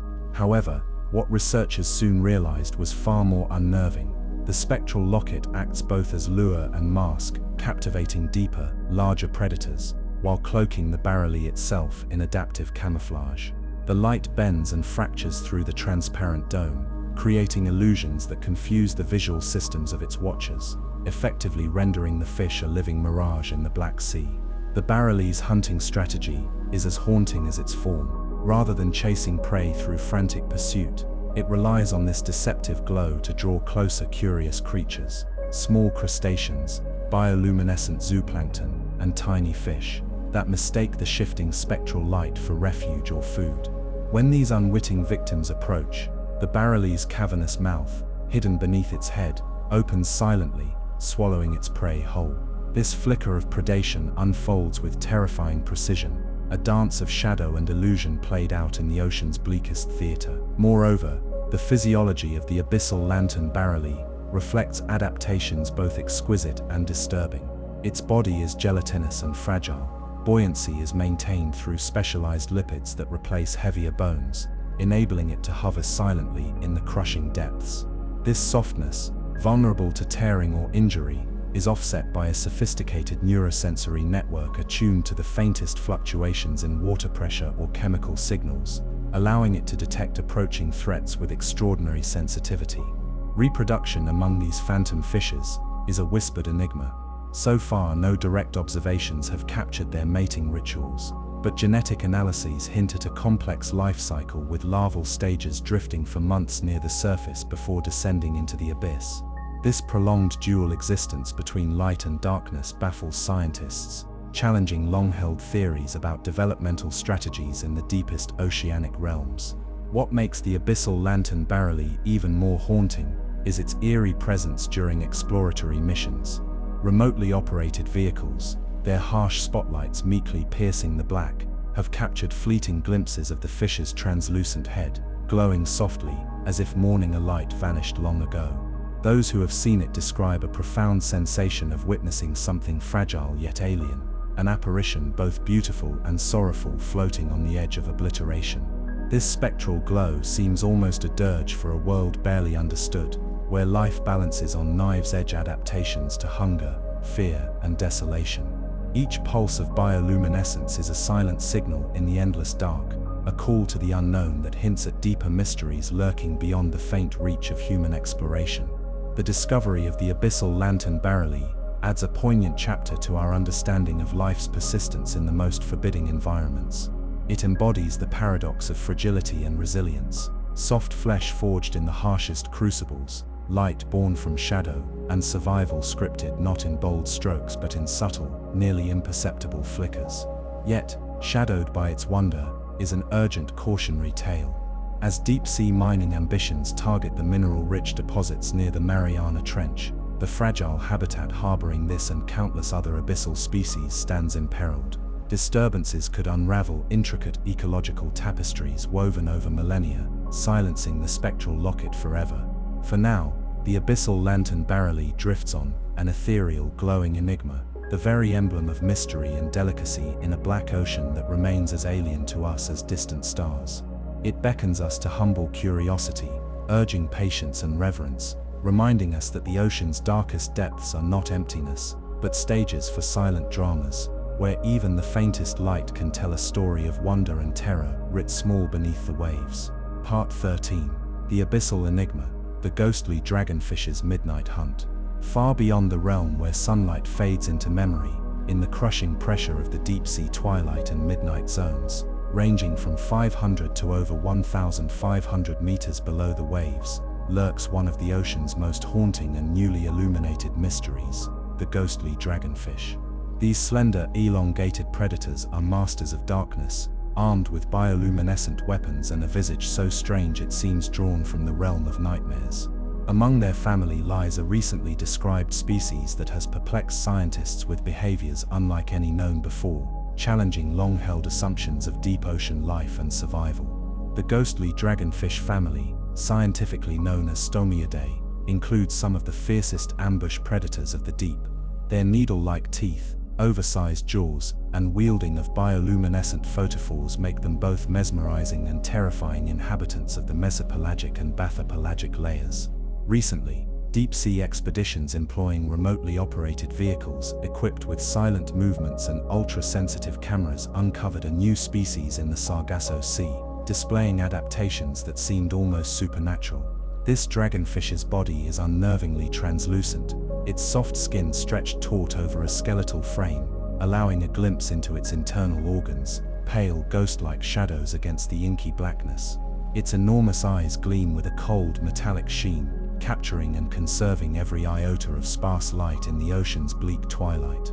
But it is their primary hunting tool that has captured the fascination of marine biologists, a long glowing barbel that extends from a protruding chin, trailing a ghostly bulbous lure emitting shifting patterns of bluish-green light. What sets this newly observed dragonfish apart is a bioluminescent feature previously undocumented, a secondary set of photophores on its pectoral fins that pulse independently of the main lure. This trait seems to serve as a complex communication system, allowing individuals to send coded light signals in the darkness, possibly coordinating hunting or mating behaviors. This discovery shattered earlier views that dragonfish were strictly solitary hunters, relying solely on stealth and lures to catch prey. Scientific teams hypothesize that these light signals, oscillating in patterns ranging from slow pulses to rapid flashes, enable subtle dialogues in the abyss. The implication is profound, a social complexity in a place thought to be ruled almost entirely by solitude and brute survival instinct. Could it be that in this vast starless desert of water, deep-sea creatures have evolved intricate means for connection and cooperation, rather than isolation? The dragonfish's hunting tactics echo the tension of life and death writ deep into every detail of its form. With an extendable jaw capable of swallowing prey nearly as large as itself, and razor-sharp teeth angled inward like a cage, it lies in wait among patchy zooplankton and deep-sea shrimp, its bioluminescent lure pulsating rhythmically, hypnotizing smaller fish and invertebrates into striking range. But the dance is perilous. Predators and prey blur in the perpetual half-light, and the slightest misstep could turn hunter into hunted. Observations made during submersible expeditions recorded moments of near silence as ghostly dragonfish approached each other, their secondary lights flashing in brief yet intricate patterns, as if exchanging secret messages beneath the waves. These encounters, rare and fleeting, inspired descriptions of the species as silent emissaries of the deep, carrying on dialogues in a language of light and shadow that remains a mystery to us. Another enigmatic trait of this dragonfish species is its reproductive strategy, which hints at evolutionary ingenuity shaped by the enormity of the deep ocean. Females possess a sac-like organ near their gut, housing buoyant eggs that are gradually released into mid-water currents. These eggs are unusually large for deep-sea fish, richly yolked to sustain developing embryos through weeks or even months of dispersal in the nutrient-scarce zones. This protracted larval phase likely increases offspring survival chances in a habitat where encounters between individuals are otherwise statistically improbable. Intriguingly, male dragonfish are substantially smaller and possess specialized sensory organs tuned to detect the faintest flicker of female bioluminescence from miles away. This sexual dimorphism is similar to other deep-sea species, but carries unique adaptations. Males may rely heavily on these light signals to navigate the labyrinthine darkness, seeking mates in a life governed by chance and chemistry more than proximity. The ghostly dragonfish's physiology further exemplifies the extremities of adaptation. Its blood contains unique hemoglobin variants enhancing oxygen affinity, a vital trait in the oxygen-poor mid-depth waters it inhabits. Its muscle composition favors slow, energy-efficient movements, allowing it to hover motionless for hours while awaiting the perfect moment to strike, a predator in patient repose, embodying a stillness more frightening than frenzy. Despite the dragonfish's fearsome reputation and sublime adaptations, its existence underscores a delicate balance increasingly threatened by human influence. Deep-sea trawling, a destructive fishing method, indiscriminately scoops up these creatures alongside commercial species, inflicting trauma on populations with unknown reproductive rates. The ghostly dragonfish's slow maturation and specialized habitat raise grave concerns about resilience in face of such indiscriminate disturbance. Advances in technology continue to reveal further secrets about this spectral hunter. Bioacoustic devices have picked up faint noises, soft clicks, and rhythmic patterns thought to possibly accompany the bioluminescent signals, suggesting that this dragonfish may communicate not just with light, but with sound in ways rarely documented in deep-sea fish. These discoveries open new frontiers in understanding the complex sensory worlds that thrive beneath the waves, hidden from human sight. The nightmarish beauty of the ghostly dragonfish's world challenges us to reconsider the ocean's depths not as barren voids but as places humming with life, connection, and mystery. Here, light is a language, silence, an invitation, and shadow, a sanctuary for remarkable adaptations honed over eons of evolutionary trial. As the remote vehicles retract their lights and the dark ocean reclaims its embrace, the ghostly dragonfish continues its midnight hunt, an ethereal waltz of predator and prey in a world where survival demands not only strength but subtlety, resilience, and an uncanny mastery of the light that never truly fades. The story of this dragonfish, a creature as beautiful as it is unsettling, reminds us that the ocean's newly discovered depths are not static mysteries of lifeless dark, but vibrant arenas of wonder, where life, in forms grotesque and delicate, writes endless verses in the silent poetry of the abyss. Part 14. The Abyssal Watcher, the whispering presence of the deep-sea blobfish. In the vast, unfathomable depths of the ocean, where sunlight never penetrates and pressure mounts to crushing extremes, life takes on forms both strange and haunting. Among the many eerie denizens lingering in these murky realms, the blobfish *Cycrolutes marcidus * stands out as a spectral figure, a bizarre emblem of the ocean's alien landscape. Once dismissed as little more than a grotesque curiosity, recent studies have unraveled an unsettling tale behind this gelatinous being, a story layered with mystery, survival, and the inscrutable adaptability of life on Earth's darkest frontiers. The world knows the blobfish largely through viral images, snapshots capturing a droopy, amorphous visage, sagging skin, and an almost mournful expression frozen in eternal discomfort. Hanging limp in a plastic bag on research vessels, its appearance evokes both pity and fascination. But this infamous face conceals a marvel of evolutionary design, perfectly crafted for existence in one of the most inhospitable habitats imaginable, the abyssal plains at depths of 600 to 1,200 meters. At such crushing depths, where water pressure exceeds 110 times atmospheric pressure at sea level, the very concept of solid body parts becomes nonsensical. The blobfish's body, a fragile mass of gelatinous tissue barely denser than water, acts as a natural buoyancy aid, allowing it to hover effortlessly just above the seafloor without expending precious energy. The absence of a swim bladder, the gas-filled organ common to many fish, makes traditional buoyancy impossible at these pressures, forcing the blobfish's remarkable adaptation, a sinking soft form that drifts with near-perfect stillness in the cold, dark currents. Science has only begun to peel back the layers of the blobfish's secrets in recent decades. Early encounters involved accidental bycatch from deep-sea trawlers, where the fish's body, removed from its high-pressure home, would collapse into the familiar sagging shape that has since captured imaginations worldwide. In its natural environment, however, the blobfish appears far less monstrous, its skin taut, its fleshy composition, an elegant response to the abyss, rather than a cruel joke of nature. Its feeding habits are a study in patience and macabre precision. Unlike many deep-sea predators that hunt actively or employ lures, the blobfish eschews pursuit altogether. It adopts a sedentary lifestyle, resting motionless on the ocean floor, awaiting small crustaceans, sea urchins, and mollusks to drift within reach. Using a nearly imperceptible suction, it inhales prey that venture close, relying on minimal movement to conserve energy in an environment where food is scarce and occasional. What lends to an eerie aura around the blobfish is not just its peculiar anatomy, but the peculiar ecology of its home. The abyssal plains stretch like an alien desert, vast sediment-covered expanses dotted occasionally with the wreckage of ships lost centuries ago, or migrating whales descending to their final resting places.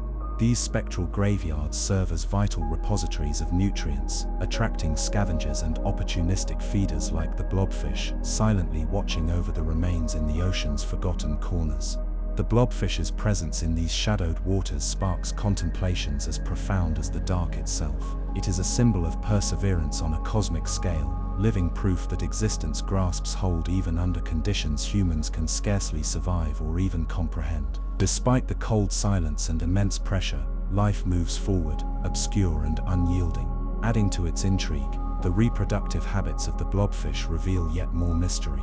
Little direct observation exists due to the depths it inhabits, but related species within the Cycrolutidae family exhibit fascinating parental strategies. Females produce large eggs with thick, gel-like coverings, anchoring them in crevices or to substrate to resist the ocean's currents. This protective approach increases survival odds for the next generation in a harsh realm where every embryonic moment counts. Recent deep-sea explorations using remotely operated vehicles, equipped with gentle sampling tools, have begun to uncover more about the blobfish's role in its environment. One revelation showed that despite its slow, sedentary nature, the blobfish interacts closely with microbial communities that colonize the seafloor, contributing to a complex web of nutrient recycling, a silent participant in the ecosystem's delicate balance. Yet this fragile balance is increasingly under threat. Modern deep-sea trawling methods threaten to devastate the blobfish's habitat, capturing these creatures and countless others in wide nets designed for commercial species. The slow reproductive rate of abyssal species means populations cannot quickly rebound, making conservation an urgent imperative. Scientists warn that the loss of these slow-moving watchers could unravel ecological webs woven over millennia, echoing a cascade of unknown consequences throughout the deep ocean. From a more poetic perspective, the blobfish stands as a monument to the ocean's uncanny ability to surprise and confound. It challenges our instincts of beauty and revulsion, showing us that ugly is merely a human construct when applied beyond familiar realms. In the quiet darkness where it lingers, this fragile creature holds steady, a ghostly sentinel witnessing the slow march of time beneath crushing pressure and eternal night. Those who have glimpsed the blobfish in its natural state, through the flickering lights of submersibles far below the waves, often speak of an almost spectral presence, a quiet patience and impeccable stillness that invites reflection. It is a reminder that some of the ocean's most disturbing forms are not violent hunters or monstrous beasts but quiet, unassuming entities whose very existence pushes the boundaries of life itself. In contemplating the blobfish's whispered tale, one can sense the ocean's deeper mysteries and dualities, a world where vulnerability and resilience intertwine, where grotesquerie and grace meld into strange harmony. The abyssal watcher beckons us into a narrative beyond sight and surface, into a realm where life endures with a gentle stubbornness, hidden well beneath the waves. And as the ocean's dark currents flow on, forever transforming and erasing, the ghostly figure of the blobfish remains, a spectral guardian of the depths, holding secrets that for now slip just beyond our reach, woven into the silent poetry of the ocean floor. Part 15. The Whispering Depths, the Rediscovery of the Frilled Shark. In the shadowed chasms of the world's deepest oceans, where sunlight vanishes entirely and pressure mounts to a crushing force, lies a creature so rare, so hauntingly archaic, it seems more a relic of prehistoric seas than a living being. Known as the frilled shark, Chlamydosalacus anguineus*, this enigmatic species has stirred imaginations and defied scientists for decades. Yet despite its ghostly silhouette and snake-like form, the frilled shark's story is one of survival, of ancient lineage persisting amid the ocean's darkest mysteries. The frilled shark dwells primarily in the twilight and abyssal zones, inhabiting depths from 200 to over 1,500 meters, though reports attest to sightings far deeper, places where human exploration treads lightly and mysteries multiply. With a body resembling an eel more than a typical shark, it undulates through the ink-black water like a living shadow, its long sinuous form cloaked in muted grays and browns that vanish seamlessly into the abyss. Its most striking feature, as its name suggests, is the series of frilled gill slits that line the sides of its head, 6 pairs of these ruffled openings, giving a lace-like appearance to a creature otherwise shaped like the serpent of myth. This odd anatomy is not mere decoration, but a vital adaptation, allowing the frilled shark to breathe steadily during slow, deliberate movements through a world where speed and flash are often luxuries the deep cannot afford. Despite its sluggish, serpentine glide, the frilled shark is a predator of monstrous potential. Its mouth opens wide, revealing rows of needle-like trident-shaped teeth that curve inward like daggers.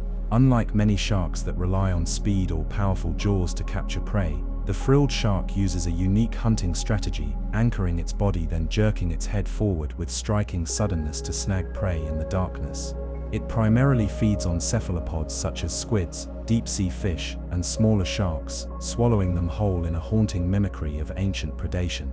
Perhaps even more fascinating than its predatory methods is the frilled shark's evolutionary heritage.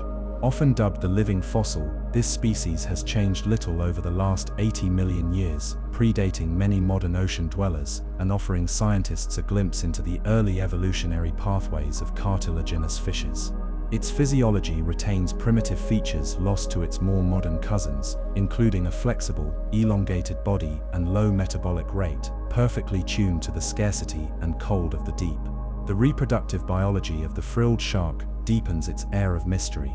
It is ovoviviparous, meaning that embryos develop inside eggs that hatch within the mother's body before live birth.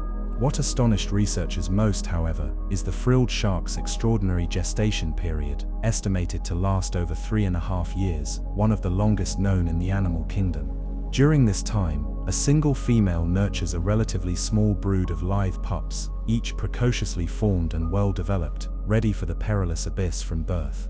Encounters with the frilled shark are extraordinarily rare. Most observations come from deep-sea fishing, bycatch, or the occasional deep submersible expedition, lucky enough to capture the creature on camera before it vanishes into the darkness. Each glimpse leaves a chilling impression, the slow, deliberate movements resembling some leviathan from the ocean's mad dreams, a phantom weaving through empty blue voids that humans can scarcely reach. Reports from fishermen describe appearances of the frilled shark as uncanny and unsettling. Its silent glide, combined with those ghostly frilled gills and rows of needle teeth, paints a picture of a hunter not just adapted to survival, but seemingly untouched by the modern currents of change. A creature of a world long past yet still haunting the ocean's gloomy halls. The frilled shark also holds profound ecological significance. As a top predator in the deep-sea food web, it helps regulate populations of squid, skate, and fish, maintaining a delicate balance in an ecosystem where every interaction is amplified by the rarity and fragility of life. Understanding its role offers vital clues about the health and dynamics of deep ocean environments, increasingly threatened by human encroachment. Yet, despite its ancient resilience, the frilled shark faces growing risks. With expanding deep-sea fishing and increasing exploratory mining operations, its habitat is under subtle but accelerating pressure. The slow reproductive cycle and low population densities make recovery from disturbances painfully slow, underscoring the urgency of research and protection. Recent technological advances have improved the ability to study this elusive creature. Remotely operated vehicles, equipped with sensitive cameras and non-intrusive lighting, have caught intimate and detailed footage, revealing behaviors from its haunting hunting strikes to slow, ghost-like cruises that challenge previous assumptions of deep-sea predator activity. Scientists are increasingly intrigued by the quiet complexity of this species, its sensory adaptations, its surprisingly low-energy lifestyle, and the sparse social interactions visible among individuals. Moreover, the frilled shark has become a symbol, a living bridge between Lovecraftian imaginings of sea monsters and the reality of nature's astonishing persistence. It evokes a primordial terror, not through aggression, but through the stark confrontation with time itself, a creature that drifts through epochs, unchanged and unknowable, a whisper of Earth's ancient marine chapters written in flesh and shadow. As explorers and scientists continue to plumb the depths, the frilled shark remains a steadfast enigma, a mysterious sentinel of a world where light is mercifully absent, and life endures on the edge of human understanding. It beckons us to accept the vastness of unknown life below, to respect the slow, patient march of evolution in places untouched by light or haste. In its sinuous glide and frilled breaths, the frilled shark carries a story older than continents, a story of survival etched in the eternal dark, one that invites us not only to marvel but to protect, cherishing the fragile wonders that lurk beneath the waves, beyond our reach yet closer to our origins than we dare imagine. Part 16. The Vanishing Veil, the spectral appearance of the Barrelly's deep-sea twin. Far beneath the twilight zone, where the final traces of sunlight surrender to an eternal night, the ocean's depths conceal a secret so elusive that its discovery reads like a whispered legend passed through generations of marine explorers. Amid the vast, shadowy corridors of the Mesopelagic and Bathypelagic zones, where few eyes dare to wander, scientists recently documented a strikingly rare relative of the well-known Barrelly fish, a creature whose translucent form and shimmering veil defy convention and blur the boundary between the physical and the ethereal. This newly identified species, tentatively named Bathyceata chromis translucens, inhabits the dim arches of the deep, often found hovering between 700 and 1,200 meters below the surface, where pressures are immense and survival demands exquisite adaptation. Its nearly transparent body gives it an almost ghostly presence, shimmering with a faint opalescent hue that ripples like moonlight across a desert of black glass. Unlike its more famous cousin, which sports a solid, transparent dome encasing its eyes, the spectral barrelie's cranial shield takes on a far more delicate appearance, thinner, more flexible, flowing with the movement of water, like an unseen shroud drifting through the abyss. This veil-like head structure is not merely an oddity of design, but a marvel of biological engineering, offering both protection and camouflage in a realm where exposure means vulnerability. It serves as a shield against the harsh assaults of stinging jellyfish tentacles and errant debris, while its translucency almost dissolves the fish into the fluid darkness around it, granting an invisible glide that confounds predators and prey alike. The rod-shaped, upward-facing eyes contained within this ethereal dome are equally extraordinary. Suspended within the translucent cranial vault, they possess a unique reflective layer, unparalleled among deep-sea fish, that amplifies the faintest traces of bioluminescent light emitted by the denizens of these realms. By capturing these minute glimmers, the spectral barrelie constructs a luminous map around itself, enabling precise navigation through a labyrinth of shadows and flickers in the pitch-black sea. This luminous awareness is akin to a veil peeled back, revealing a hidden dance of light and shadow otherwise invisible to mortal senses. Furthermore, scientific observations reveal that the spectral barrelie employs a subtle bioluminescent glow of its own, a soft azure radiance pulsing gently from photophores arranged along its fin rays and beneath its fragile head dome. Unlike brighter, more aggressive displays found in other deep-sea species, this bioluminescence is a muted signal, an elusive whisper that may function to communicate with conspecifics or to negotiate the complex, unseen social architecture of the deep ocean. The rhythm of light pulses suggests a silent conversation, a language of flickers and pauses interpreted only by those attuned to the darkness. Feeding at these depths proves a challenge often matched by the fierceness of survival. The spectral barrelie forgoes the aggressive ambush tactics common among its predator kin. Instead, it drifts slowly, its delicate fins barely stirring the water as it searches for small bioluminescent crustaceans and gelatinous plankton. When prey comes into range, this ghostly hunter employs a rapid, precise suction mechanism, its translucent mouth opening like a subtle trapdoor, enveloping its quarry with a quiet elegance that betrays its spectral demeanor. The rarity of overt violence amid these depths adds to the spectral barrelie's otherworldly aura, weaving together survival and serenity in an eerie balance. One of the most captivating mysteries surrounding Bathyceata chromis translucens lies in its reproductive biology.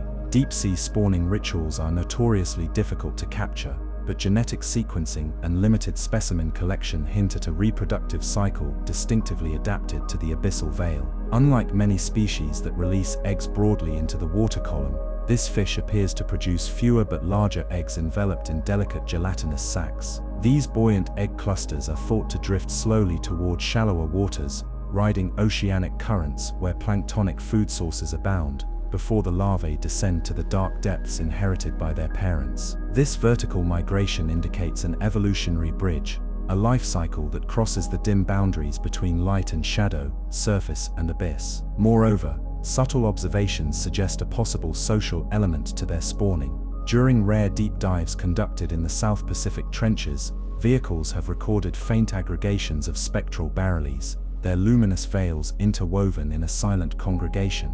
These gatherings are fleeting but mesmerizing, a ghostly assembly silhouetted by its own pulsating light in the ocean's darkest cathedrals. The implications are profound: sociality and environmental sensitivity in a habitat long assumed to host solitary wanderers, hinting that deep ocean creatures might possess intricate and delicate communities, enriched by mystery and subtle interplay. The spectral barrelie's translucent design also plays a role in thermoregulation and buoyancy, leveraging its fragile form to minimize energy expenditure within an environment where calories are scarce and conservation vital. Its body lacks heavy skeletal elements, replaced instead by cartilage and specialized lipids that reduce density and allow it to float gracefully with minimal effort. This evolutionary economy aligns with the slow pace of deep ocean life, where movement is deliberate and survival hinges on efficiency and nuance rather than brute force. As with many deep-sea marvels, the discovery of Bathyceata translucens prompts sobering reflection on vulnerability and the impact of human activity on previously untouched worlds. While their realm lies far beneath the waves, it is not exempt from the encroachment of deep-sea exploitation, plastic pollution, and climate-induced oxygen depletion. The narrow habitats these fish depend upon exist in fragile balance, and disruption risks silencing the soft spectral glows that punctuate the ocean's darkness, forever altering a realm that has existed in shadow and secrecy for millennia. What makes the spectral barrel so haunting is not merely its form but the elusive narrative it represents of life evolving in whisper-thin layers between existence and disappearance.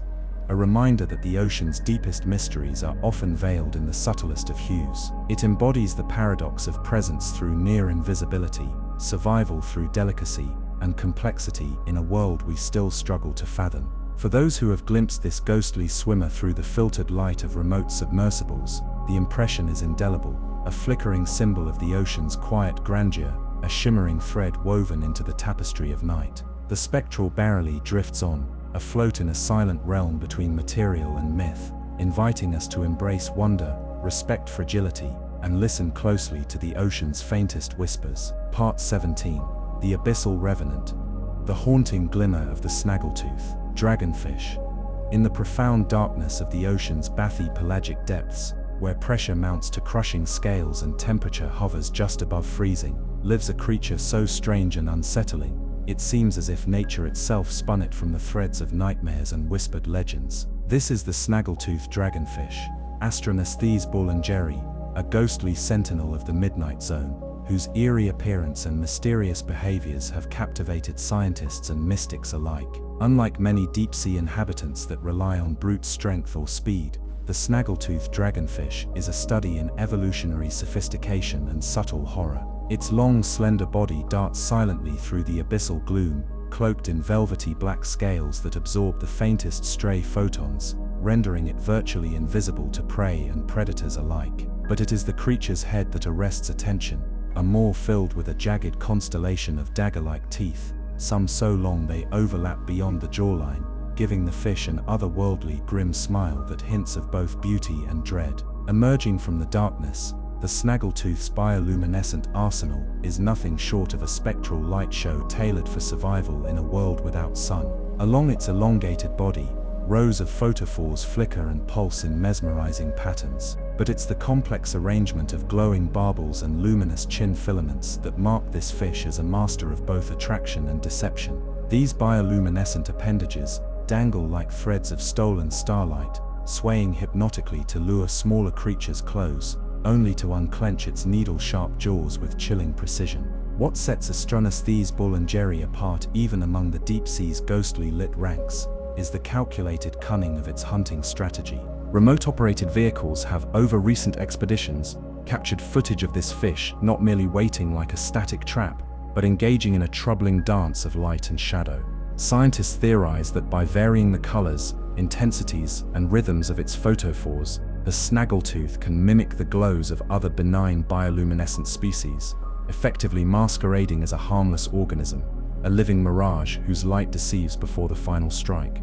This deception extends to its sensory systems. The snaggletooth's eyes, large and adapted to the near-complete absence of light, are finely attuned to detect the faintest flicker of bioluminescence, granting it near-omniscient awareness in the abyssal night. Remarkably, these eyes seem to have evolved an enhanced sensitivity to red light, an unusual trait given that red wavelengths rarely penetrate to such depths, enabling the dragonfish to illuminate prey undetectably, unseen by other organisms that lack this spectrally tuned vision. Reproduction adds yet another layer of otherworldly mystery. Male snaggletooth dragonfish are dwarfed compared to their female counterparts, a common theme in the abyssal realm, where food scarcity and vast distances media survival. Unlike some anglerfish species with permanent parasitic males, Astronesthese boulangeri males exhibit a more independent lifestyle, but remain elusive to researchers, leaving gaps in understanding the full reproductive cycle. Eggs are believed to be released into mid-waters, with larvae drifting upwards, adapting gradually to increasing pressure and darkness, before descending into the depths to find their own spectral lives. The snaggletooth's evolutionary lineage traces back millions of years, a relic of predatory adaptation, where the demands of eternal night necessitated not just survival, but elegant camouflage woven with predation. Fossil records, though scarce due to the fragility of deep-sea skeletons, imply that dragonfish ancestors have long mastered the art of bioluminescence, predating many surface-dwelling species that rely on sunlight and sight. Ecologically, this species plays an integral, though often overlooked, role in the abyssal food web. Preying on small fish and planktonic crustaceans, the snaggletooth regulates population dynamics in a biome where every organism's existence balances delicately amid scarcity. Its bioluminescent lure serves as more than a hunting tool. It is a key component in the transfer of energy and information through the abyssal darkness, illuminating unseen relationships beneath the waves. Yet their haunting presence is not immune to the creeping influence of humanity.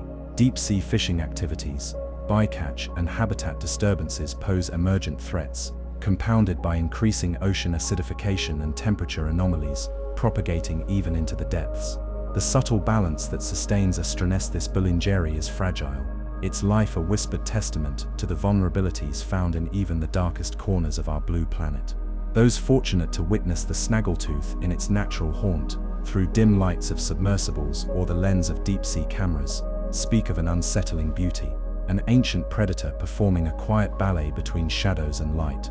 Its eerie glow and jagged silhouette evoke a profound meditation on life's persistence in alien realms, where survival demands a fusion of artistry and ferocity.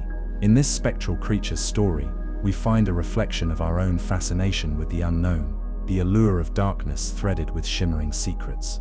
The snaggletooth dragonfish exemplifies a living paradox, terrifying and mesmerizing, delicate yet deadly, an abyssal revenant whose haunting glimmer invites us to remember that even in the deepest night, life shines with the most cryptic of lights. Part 18. The Abyssal Shredder, the devouring dance of the deep-sea basket star. In the silent void of the ocean's abyss, where sunlight has long since been swallowed whole, and the water pressure can bend steel like taffy, an unlikely architect of chaos thrives, a creature whose very existence challenges our notions of beauty, menace, and survival in the deep. This is the deep-sea basket star, a fractal marvel of nature, whose delicate appearance belies a life spent weaving an intricate and relentless dance of predation and endurance in one of Earth's harshest environments. Basket stars belong to the brittle star family, relatives of sea stars and sea urchins, but their sprawling arms and ability to cling in labyrinthine patterns set them apart. Found clinging to rocks, corals, or even ghostly shipwrecks deep in the ocean, these ethereal beings extend their lace-like arms outward, fracturing into countless branches and twigs, each capable of capturing the smallest drifting particles, plankton, and even small fish or crustaceans that venture too close. At depths ranging from 500 to 3,000 meters, the basket star carves its niche amid the darkness, where food is sparse and competition fierce. What amazes researchers is how these delicate tendrils create living nets of destruction. Picture countless arms, 20 or more in number, splaying outward in a hypnotic fractal dance that sways with the ocean's gentle currents. Each arm gathers nutrients by coating itself in mucus and tiny spines designed to snare microscopic life suspended in the water. Yet the basket star does not rely solely on passive feeding.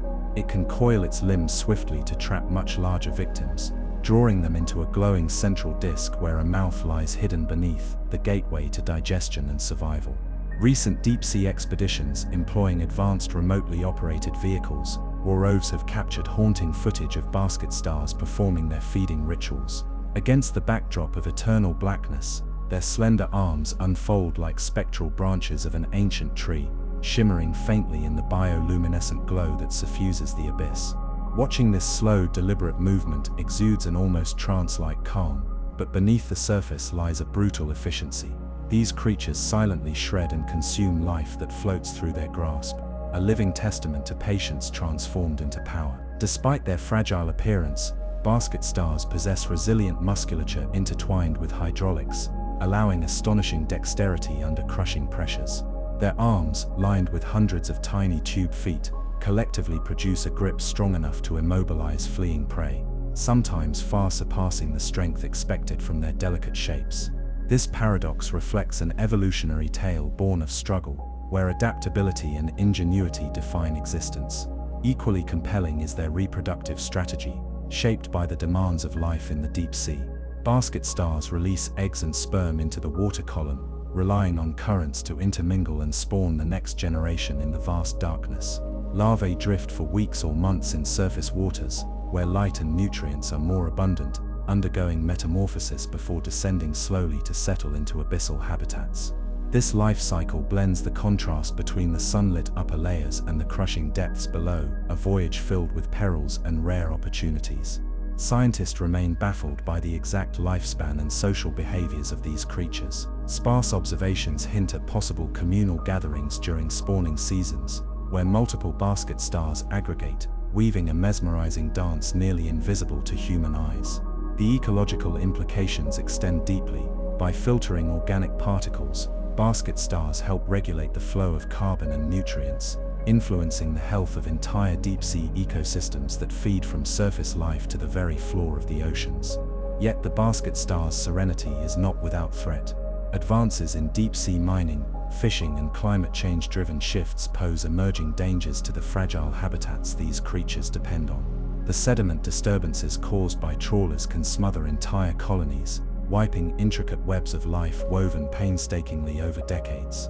Furthermore, the warming oceans affect water chemistry and oxygen levels, challenging species exquisitely tuned to cold, stable environments.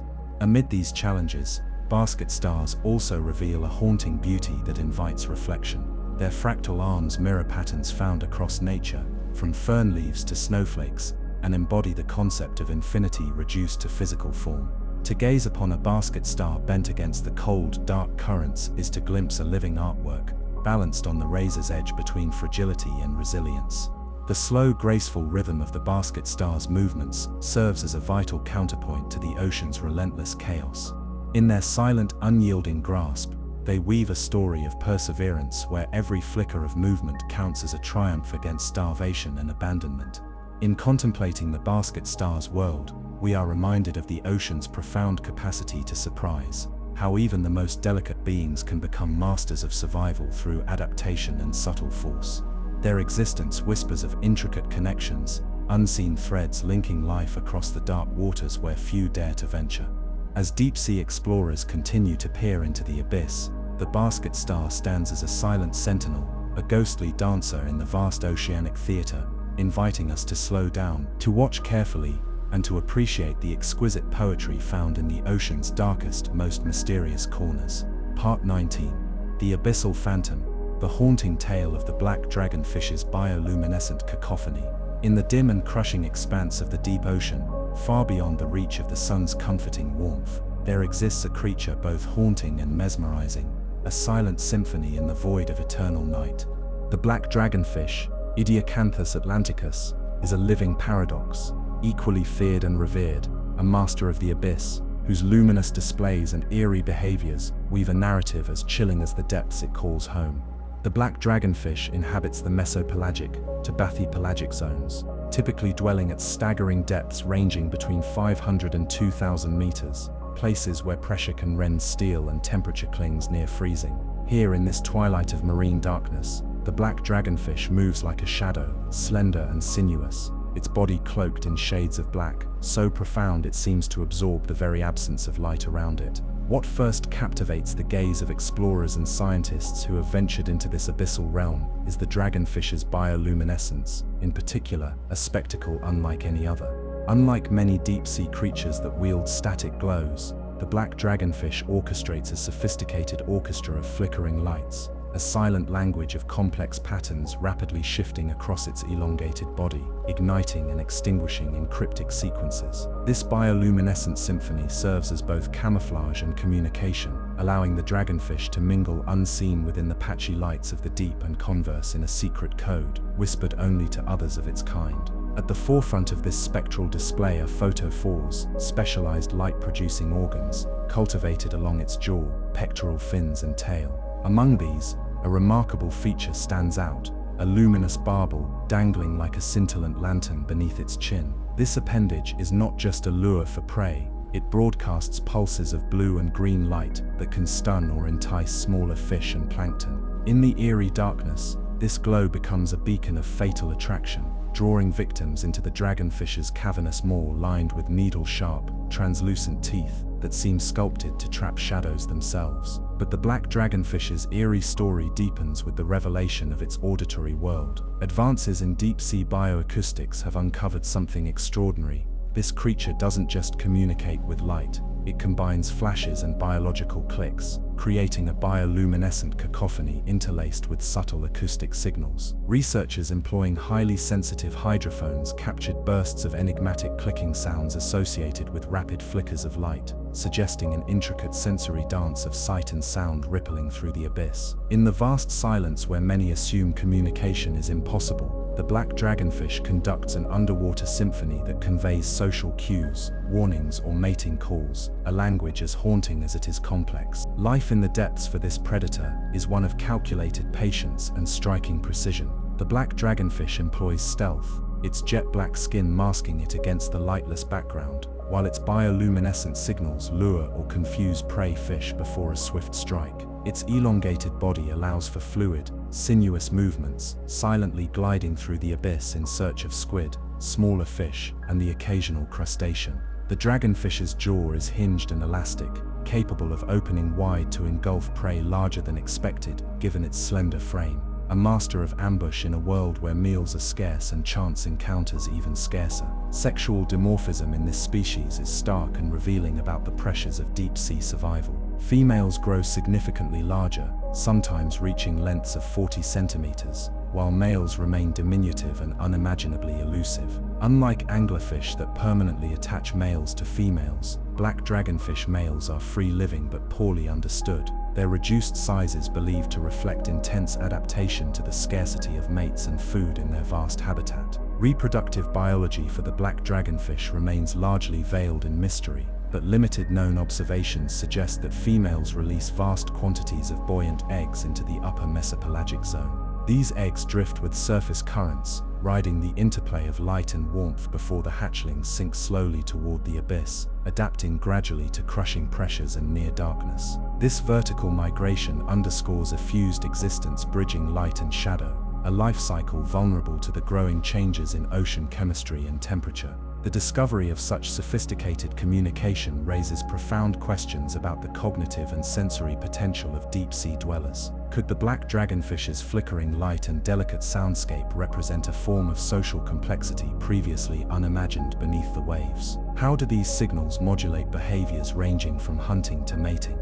There is a silent poetry in this dance of photons and clicks, a whisper of ancient secrets encoded in darkness millions of years old. Ecologically, the black dragonfish plays a pivotal role in the deep ocean's fragile balance. As a mid-level predator, it shapes populations of smaller fish and plankton, indirectly influencing the health and distribution of species spanning from the twilight realms into abyssal plains. Its predation patterns also contribute to vertical carbon fluxes, as its prey migrates daily between surface and depth, linking the upper ocean's rich productivity to the nutrient-poor dark zones. Yet, despite its resilience, the black dragonfish encounters growing threats from human expansion into the ocean's remotest regions. Increased deep-sea fishing, unregulated trawling, and the nascent deep-sea mining industries risk disrupting the delicate networks this creature depends upon. Scientists caution that the loss of such species would reverberate through unseen webs, fracturing balances we barely understand. In footage captured by contemporary deep-diving vehicles, the dragonfish's ghostly bioluminescence creates a mesmerizing tableau, like a spectral thread weaving through the black tapestry of the ocean's depths. Its glimmers of blue and green light pulse rhythmically, drawing us into an alien dance that both beguiles and unsettles, a timeless ballet of survival in a realm where darkness dominates and light, however faint, becomes a lifeline. The black dragonfish's story, with its blend of eerie beauty and haunting subtlety, invites us to reconsider preconceived notions of communication. existence and resilience in Earth's final frontier. It stands not only as a master predator of the deep, but as a fragile recorder of the ocean's hidden languages, an abyssal phantom whose bioluminescent cacophony echoes a world ancient, mysterious, and forever beyond our full grasp. As we listen to the faint clicks and watch the flickering shadows beneath crushing pressure, the black dragonfish reminds us that life endures through artful adaptation, weaving a tale of wonder and darkness that continues to ripple quietly through the ocean's haunted heart. Part 20. The Abyssal Echo, the silent song of the deep-sea glass octopus. Deep beneath the restless waves, where the crushing weight of the ocean presses relentlessly and darkness reigns eternal, there drifts a creature so fragile, so translucent, that it appears as if spun from the very essence of the abyss, a living shadow shaped by the ocean's quietest melodies. Known to the few who have glimpsed it as the deep-sea glass octopus, Vitrolidinella richardi *, this ghostly marvel is not only a testament to nature's delicate artistry, but also a baffling enigma that whispers of survival and communication in one of Earth's most forbidding realms. The glass octopus inhabits mesopelagic to bathypelagic depths, dwelling anywhere from 500 meters to over 1,500 meters below the surface, zones where sunlight filters weakly, bathing the waters in ghostly blue hues, and every creature must master energy efficiency and stealth to endure. It is a region swirling with mystery, where creatures often possess bioluminescence, transparency, and other adaptations that flout the expectations of surface dwellers. Yet, among all the bizarre forms that roam this twilight ocean, the glass octopus stands out for its sheer ethereal presence. At first sight, the glass octopus is almost invisible, its entire body composed of delicate gelatinous tissue, eerily clear and almost completely transparent. Its slender arms stretch long and slender, trailing like fine threads, their tips glowing faintly in hues of pale green or blue, tracing slow, hypnotic arcs as it glides through the water with balletic grace. This translucence serves as both cloak and shield, making it nearly impossible for predators or prey to detect until it chooses to reveal itself. Unlike many of its more robust relatives, the Vitrolidinella lacks the tough mantle and ink sac typical to octopuses. Its survival hinges on silence and subtlety, a dance of nearly imperceptible movements in a world where noise or haste can summon death. It propels itself with gentle pulsations, arms curling and expanding rhythmically, like the delicate breath of the ocean itself. Watching footage captured on rare deep-sea expeditions, one is struck by an uncanny sense of calm, a floating specter seemingly untouched by the chaos of predation or competition. Scientists have long been fascinated by a peculiar behavior observed during these fleeting encounters.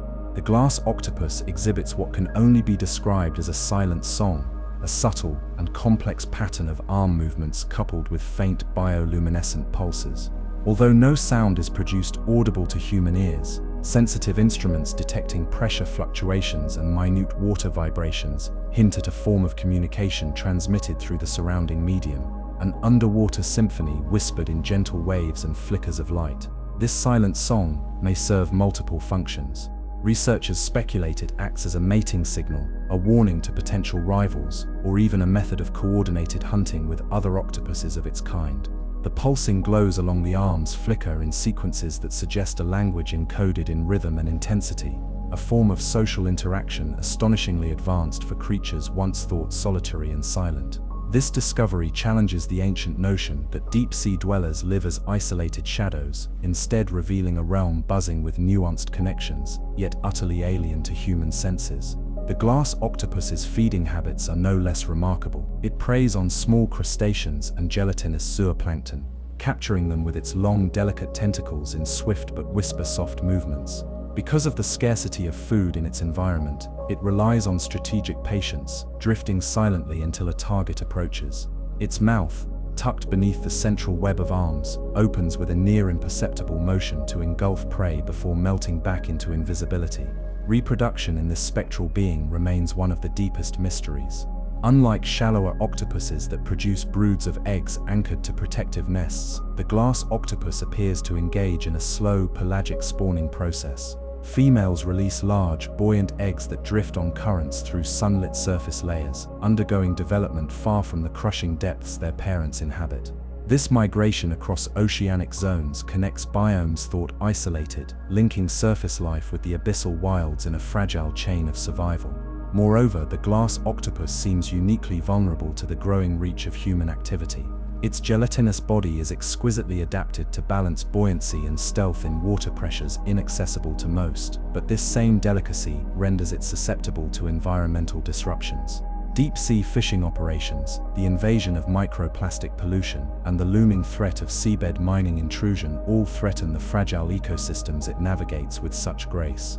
Each disturbance risks unraveling the subtle ecological webs upon which not only these octopuses but countless species depend. There is an almost poetic paradox in the glass octopus's existence. Here is a creature shaped by invisibility, drifting with a silent song beneath layers of water that none but the most specialized explorers dare to penetrate.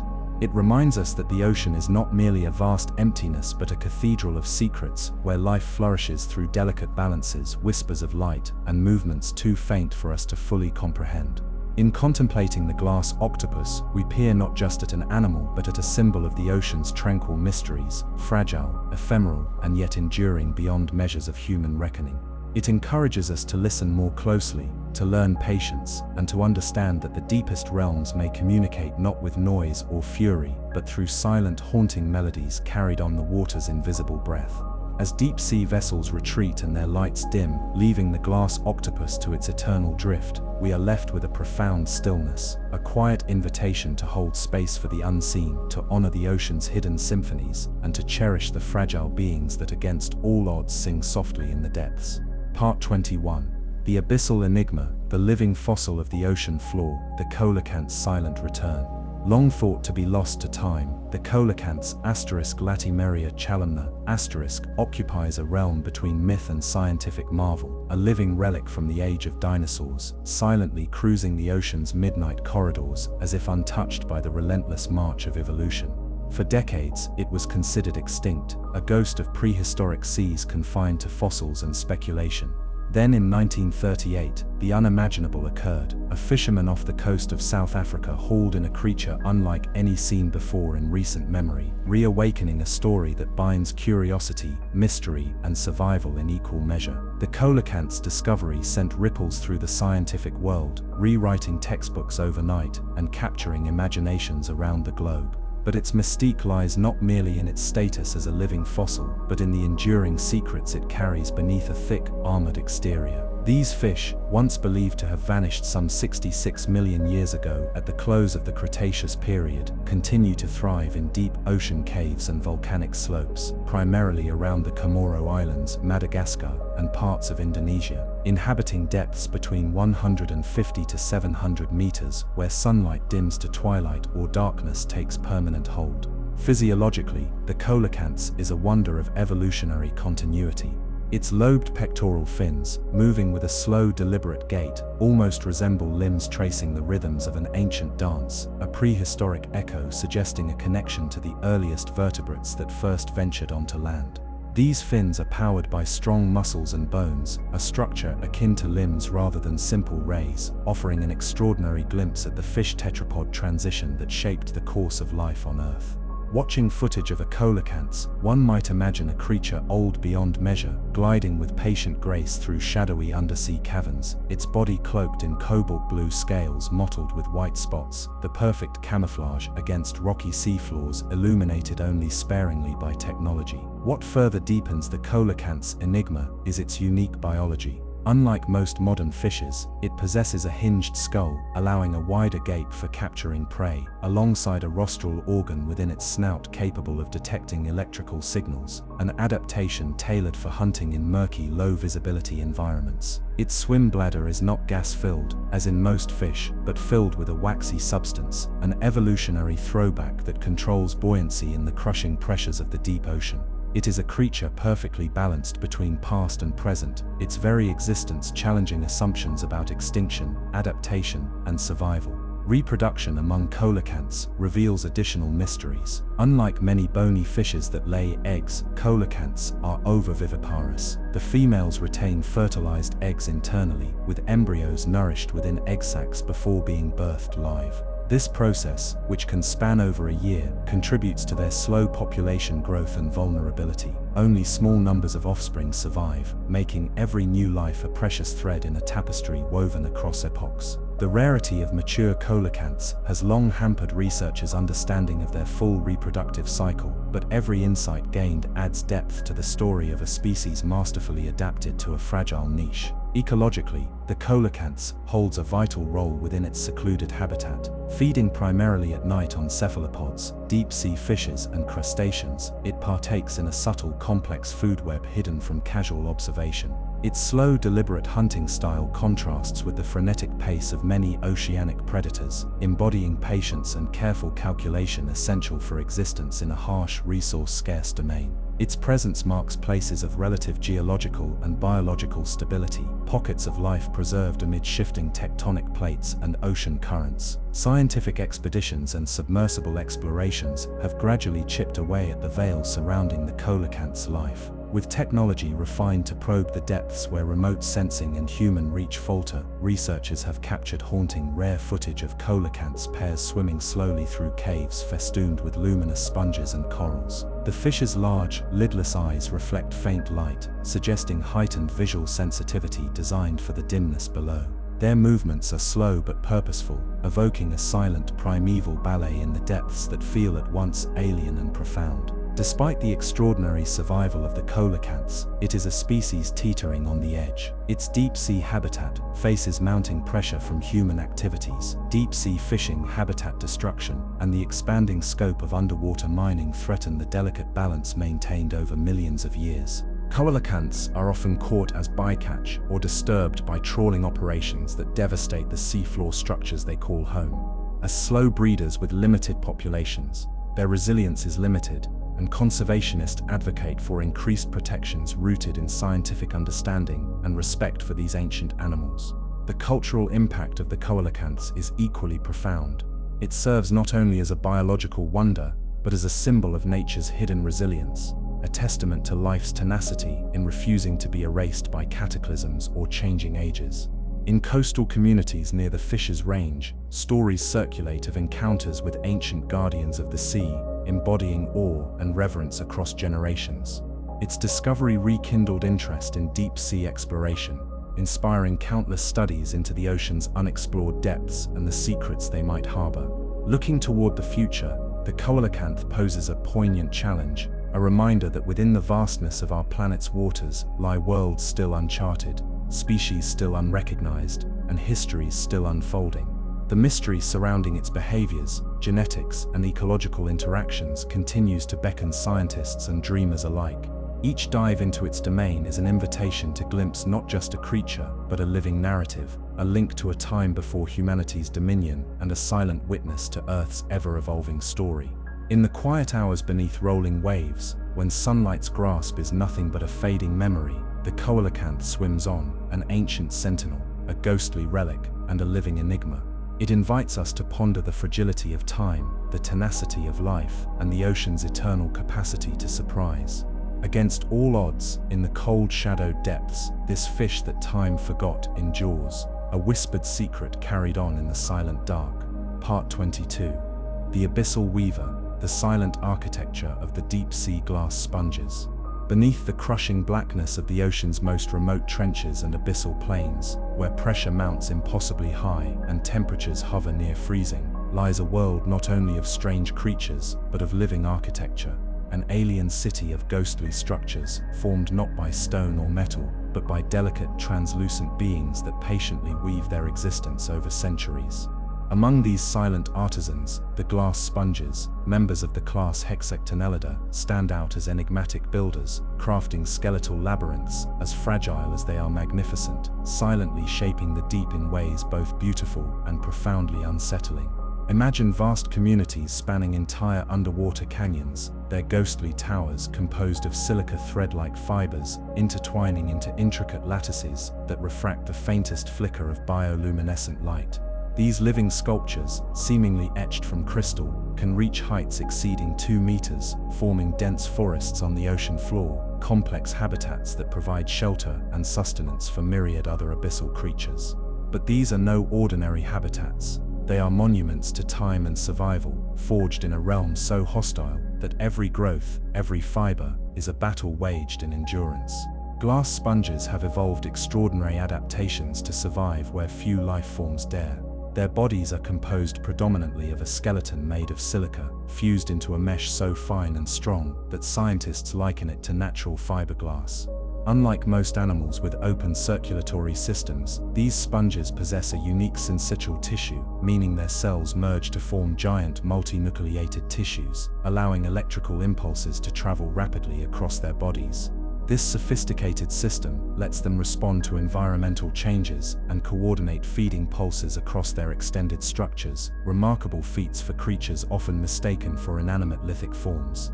The slow drama of their life begins with microscopic larvae settling onto the abyssal substrate, germinating into nascent sponges that will, over decades or centuries, bloom into towering frameworks.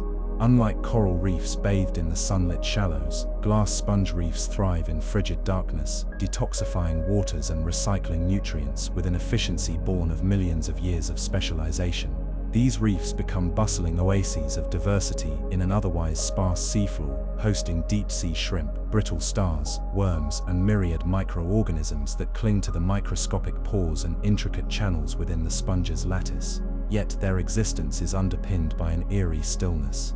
Glass sponges feed by filtering microscopic particles and bacteria from passing currents, their feeding choirs operating as a synchronized ballet, arms outstretched in the silent flow of abyssal tides. Their rhythm is not frantic but measured, an almost meditative pulse marking time in an ocean where moments stretch indefinitely.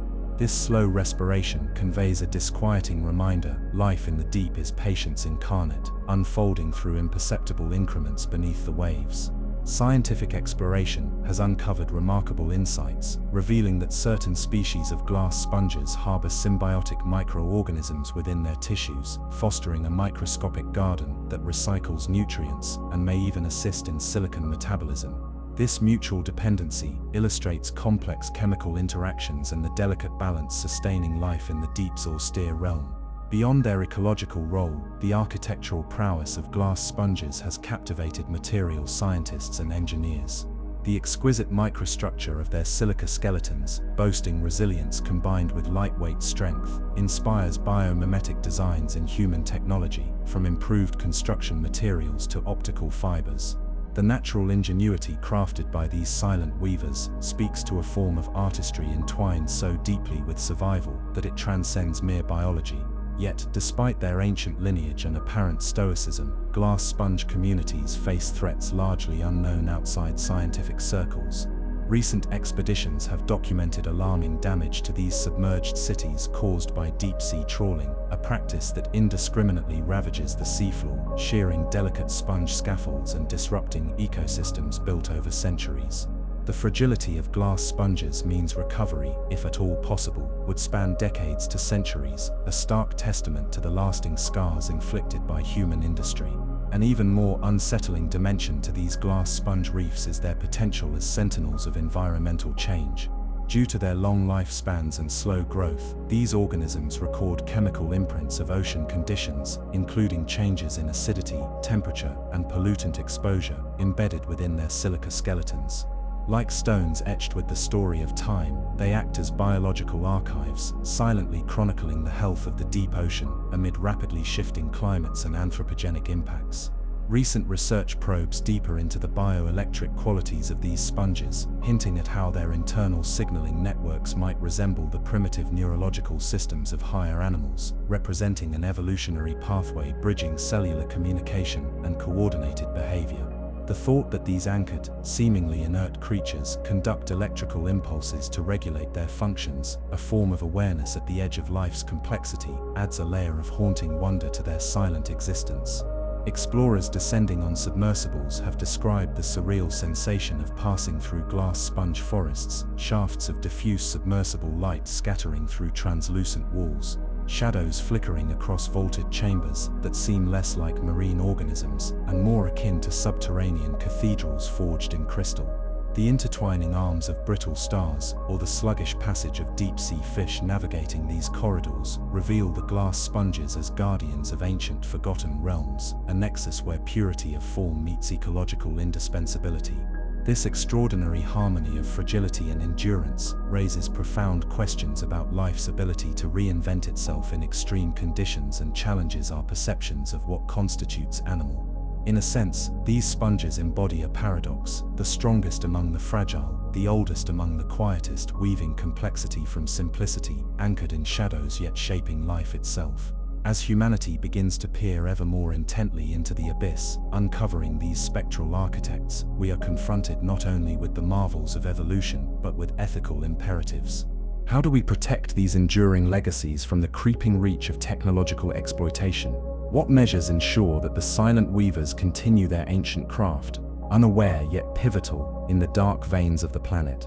In surrendering to the slow, crystalline pulse of glass sponges, we find a profound meditation, not just on the nature of life, but on time, resilience, and the invisible threads that stitch together ecosystems both vast and vulnerable. Their stories, etched in silicon and shadow, whisper a cautionary tale alongside an invitation to respect the deep ocean's quiet mysteries, to tread lightly beneath the waves, and to honor the silent architects whose work continues, unhurried and unbroken, in the ocean's darkest cathedrals. Part 23. The Abyssal Siren, the haunting song of the deep-sea cusk eel. Far beyond the gentle sway of sunlight and the comforting fields of coral reefs lies a world submerged in eternal darkness, where the ocean's deepest trenches and abyssal plains stretch to immense, unknowable depths. Here in this realm of crushing pressure and icy stillness, dwells a creature so elusive and eerie, it seems spun from the very fabric of maritime myth, a siren not of song but of silence and shadow. This is the deep-sea cusk eel, a ghostly denizen of the abyss, whose whispered existence has recently emerged from the obscure thrum of underwater exploration, casting a spectral glow upon the mysteries locked beneath the waves. At first glance, the deep-sea cusk eel, belonging to the family Ophidiae, appears deceptively simple, an elongated, slender fish with a serpentine body, tapering into a subtle fin that runs the length of its frame. Unlike its more familiar shallow water cousins, this abyssal inhabitant wears a translucent, pallid skin that seems almost vaporous in the dim blue-black waters it calls home. Its eyes, though small and sunken, gleam faintly with a bioluminescent shimmer, adapted perfectly to an environment where every photon of light is precious, and every flicker can mean the difference between striking prey and succumbing to predation. What sets this creature apart, and elevates it beyond mere oddity, is its mysterious vocalization, the so-called abyssal song.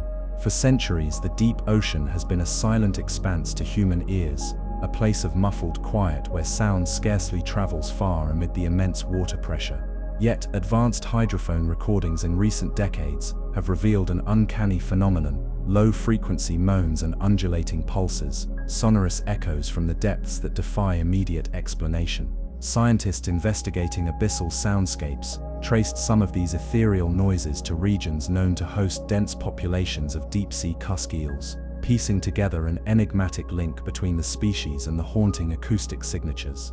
Unlike the brash clicks of dolphins or the shrill songs of whales, the cusk eel's calls are slow, resonant, and deeply melancholy, a far cry from the vibrant choruses of surface oceans.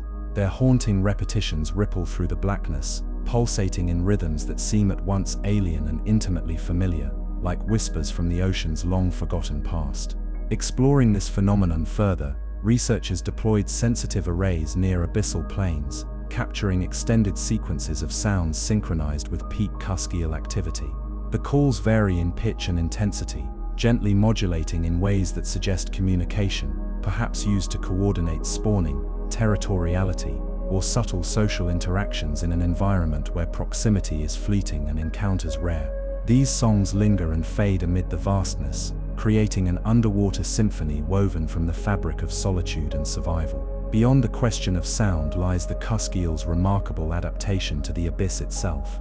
Its body composition reveals a delicate balance, gelatinous tissue interlaced with reinforced muscle, designed to endure pressures that would crush most all life above.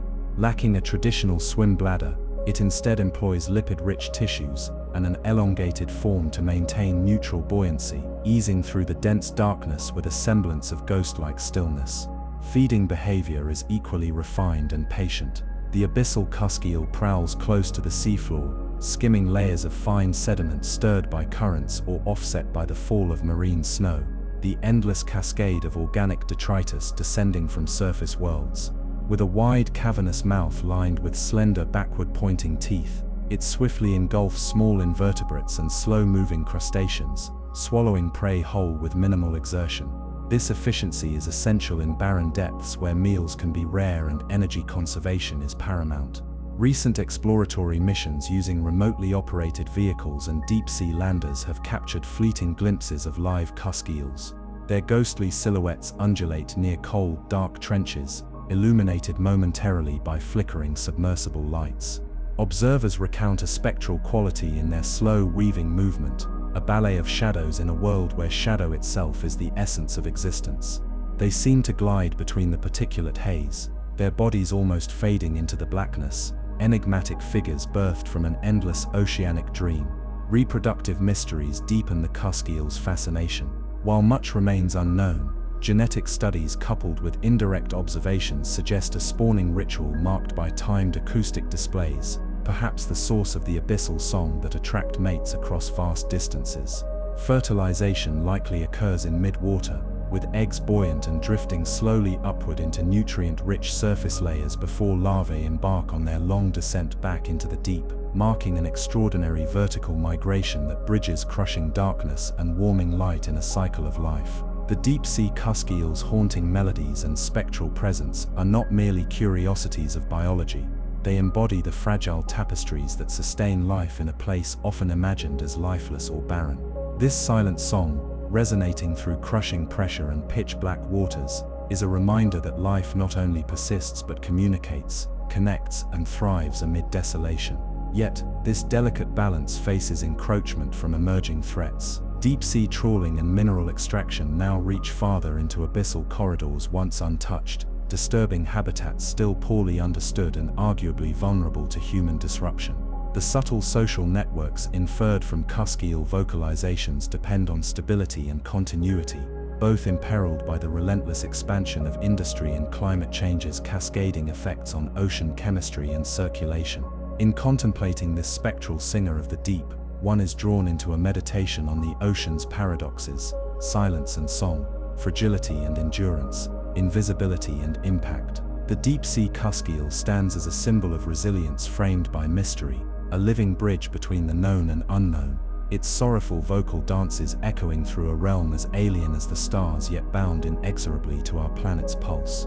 As the abyssal currents carry its faint calls onward, fading and swelling in the eternal dark, we are invited to listen, truly listen to the ocean's deep secrets, to the fragile voices that carry life beneath crushing shadows, and to recognize that even in the quietest, darkest places, nature's haunting symphony plays on timeless and unyielding.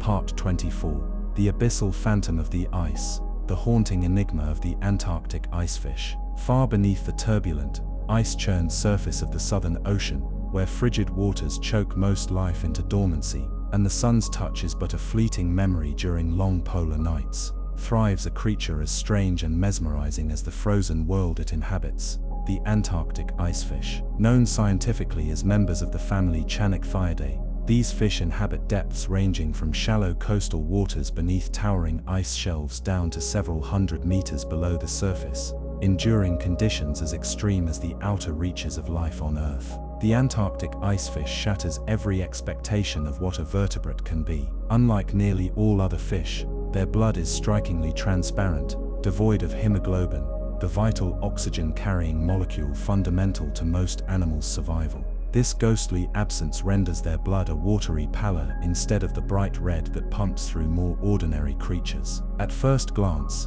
this would seem to condemn them to suffocation in the planet's coldest seas, yet the icefish flourishes where few dare venture, a spectral presence gliding through icy currents that hover just above freezing.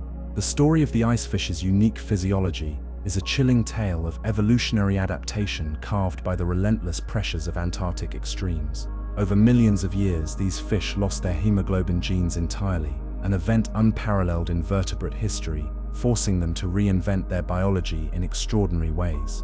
Their translucent blood carries dissolved oxygen directly through an increased blood volume and an expanded heart, creating a slow-moving yet efficient system suited to the sluggish metabolic pace demanded by polar waters.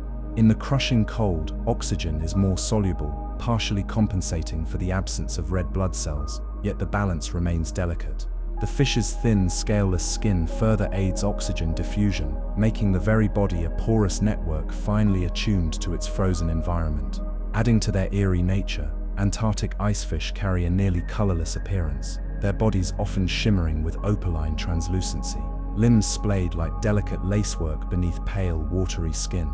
Their limbs and fins undulate with ghost-like grace, drifting amid kelp forests, rocky outcrops, or beneath floating ice floes. Remotely operated vehicles exploring beneath Antarctic ice sheets have captured haunting footage of these fish, their slow, deliberate movements resembling apparitions haunting the ghostly seascape rather than the ferocious predators one might expect in such harsh environs.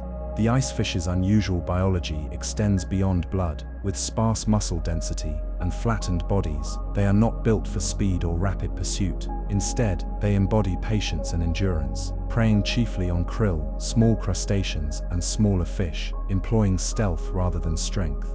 Their teeth are modest but effective, grasping gently before swallowing, a method suited to their cold, energy-limited world.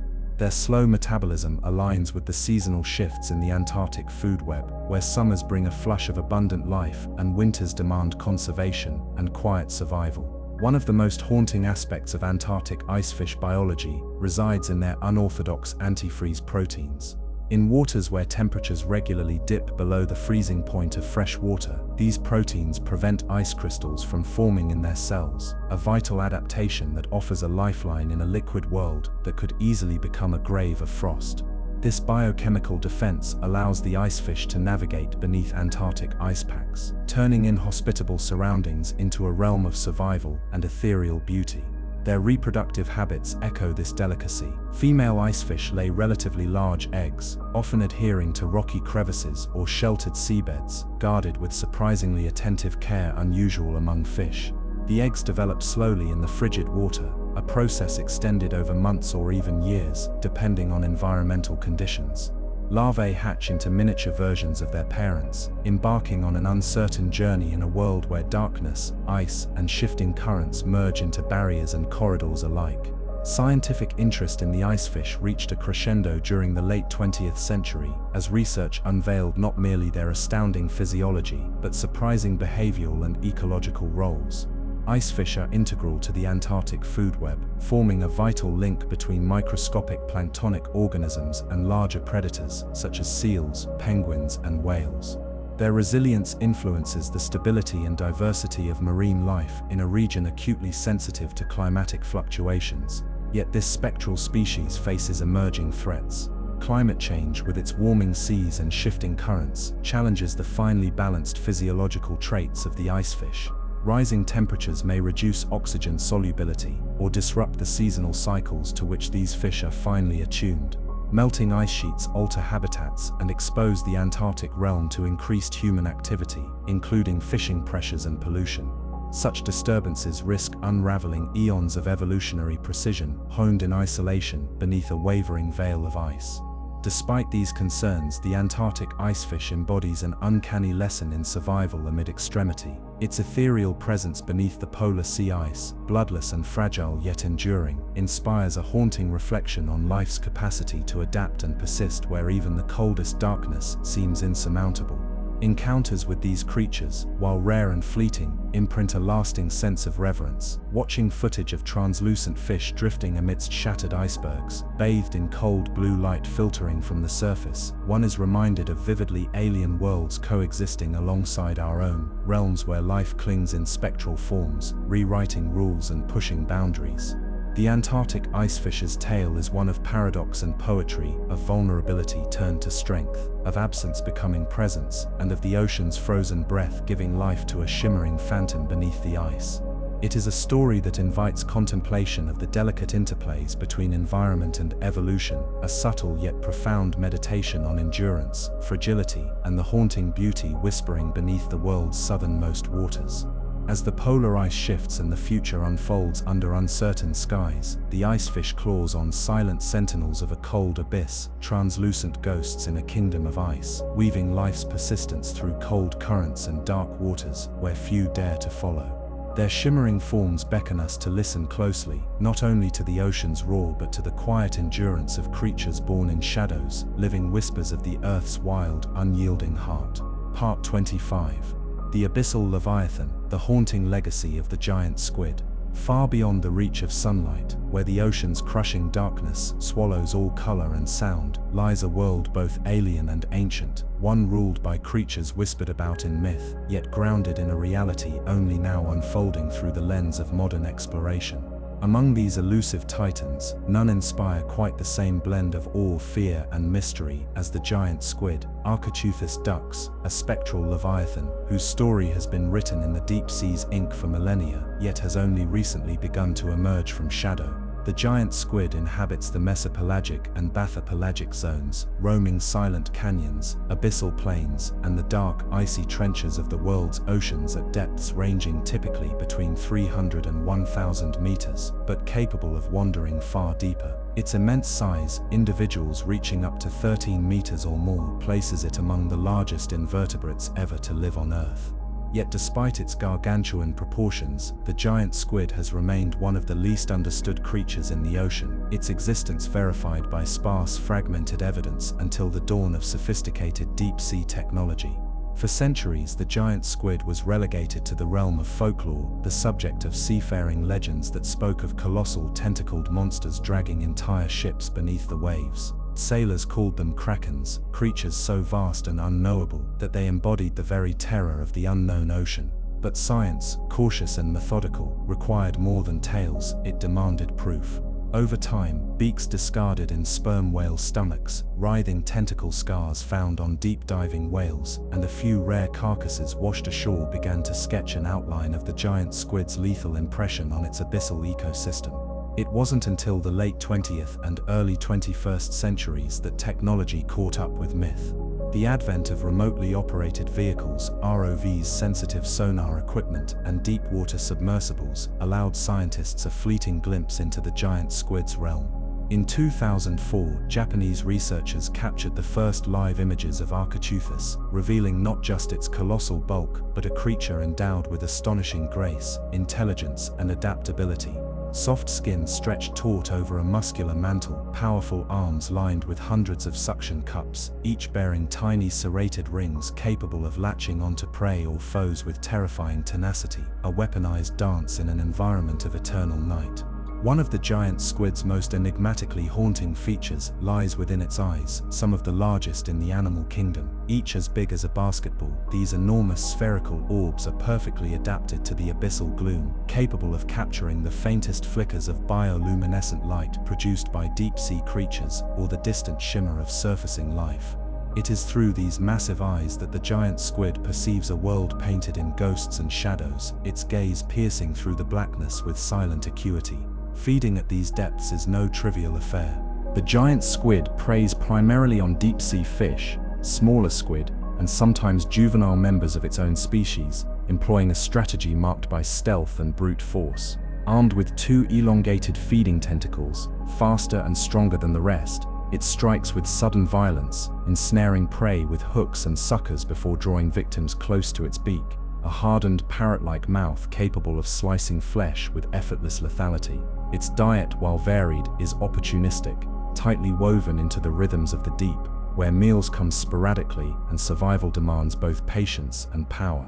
Perhaps the most iconic narrative tied to the giant squid is its brutal rivalry with the sperm whale, Physeter macrocephalus. Sperm whales dive to great depths, often exceeding 1,000 meters, in a relentless pursuit of these gigantic cephalopods. Scars etched onto whales' flesh tell tales of violent encounters, a silent, titanic war waged in the abyssal shadows. This ancient arms race has shaped both species' evolution, fueling adaptations that underscore the raw, unforgiving nature of life, far from the sun's warmth.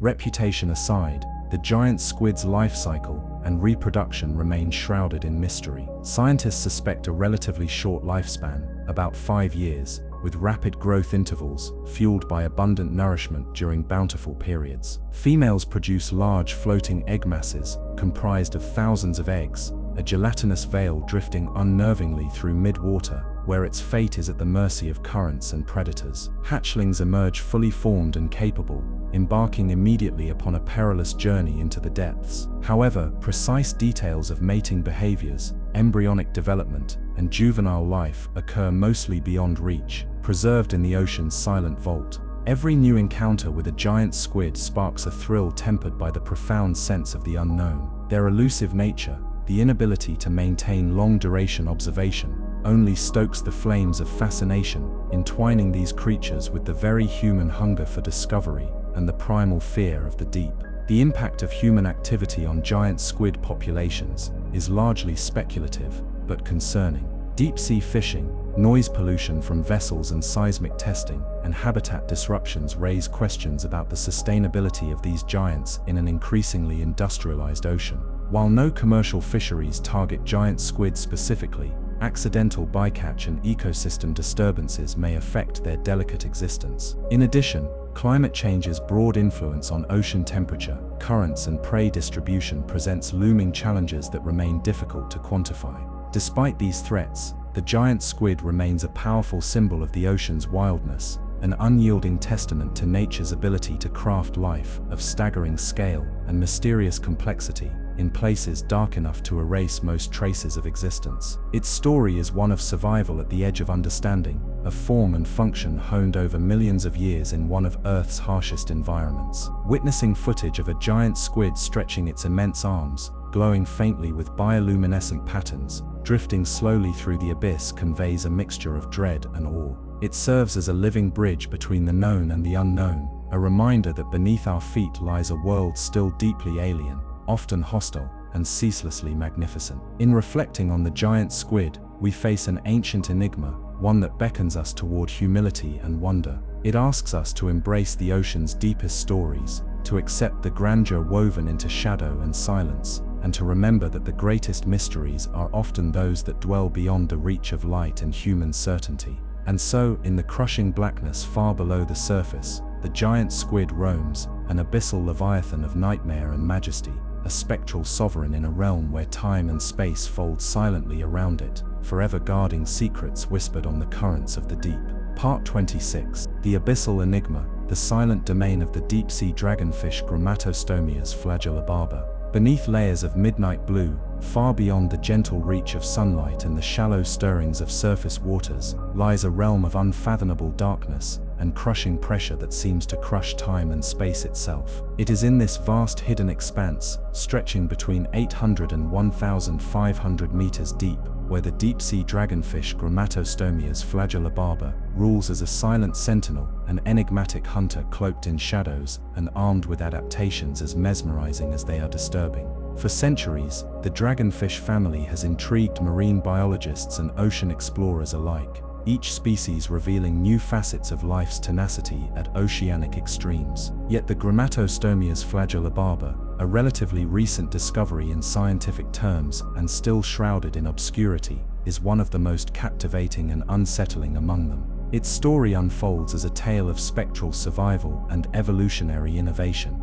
a creature designed to dance on the knife's edge between existence and oblivion. At first glance, the Gramatostomias seems almost alien, a slender, elongated body tapering into a fine tail, glistening with iridescent scales that capture every stray photon as if reflecting distant starfields. Its skin, a semi-translucent black, is a perfect absconding cloak, absorbing the abyss's faint bioluminescence and allowing it to drift unseen in its perpetual night. In the haunting quiet of these depths, where sound travels sluggishly and only mechanical noises disturb the silence, the dragonfish's ghostly silhouette is an apparition more often glimpsed than fully seen. The dragonfish's face is the realm's most compelling mask, the gaping, angular jaw filled with needle-sharp, fang-like teeth that curve inward like barbed hooks. These teeth are so long and slender They prevent prey from escaping once caught, creating a macabre prison of flesh and shadow within. Unlike the hammer and bite of surface predators, this fish depends on stealth and surprise, using its intimidating dental architecture as a lure and trap rather than for brute force. But perhaps what truly sets the Grammatostomia flagellibaba apart is its remarkable bioluminescent arsenal, the tools of a master of darkness. Sprouting from beneath its jaw is a delicate array of filamentous whip-like barbels, luminous tendrils pulsating with eerie blue and green light. Unlike common anglerfish lures, these barbels undulate with hypnotic precision, their glow fluctuating in hypnotic rhythms that draw curious prey, like moths spiraling toward an unrelenting flame. Scientific expeditions using advanced remotely operated vehicles equipped with sensitive low-light cameras have captured fleeting glimpses of the dragonfish's hunting ballet. Videos reveal the subtle pulses of light flickering along each filament, casting ripples of ghostly illumination on the surrounding blackness. This furtive display serves a dual purpose, attracting smaller fish and planktonic creatures into reach, while simultaneously communicating with unseen conspecifics in a language of flickering light wells far beyond human comprehension. The hunting strategy of Grammatostomias is a slow, deliberate ambush rather than a chaotic chase. Observers have described the fish hovering motionless, save for the gentle quiver of its luminous barbels, in a hypnotic trance of stillness and waiting.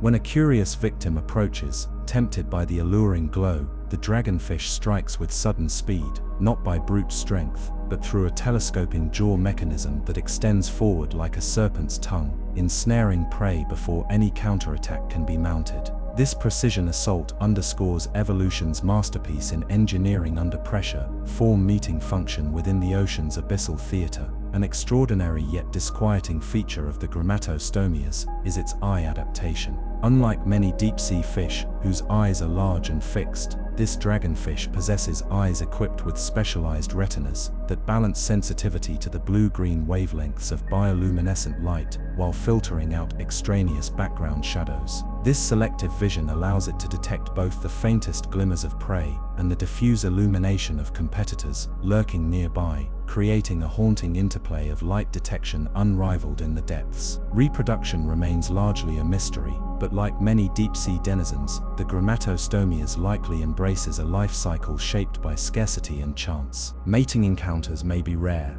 with males possibly smaller and dependent on highly evolved sensory systems to locate mates through bioluminescent signals that flicker like ghostly pulse codes.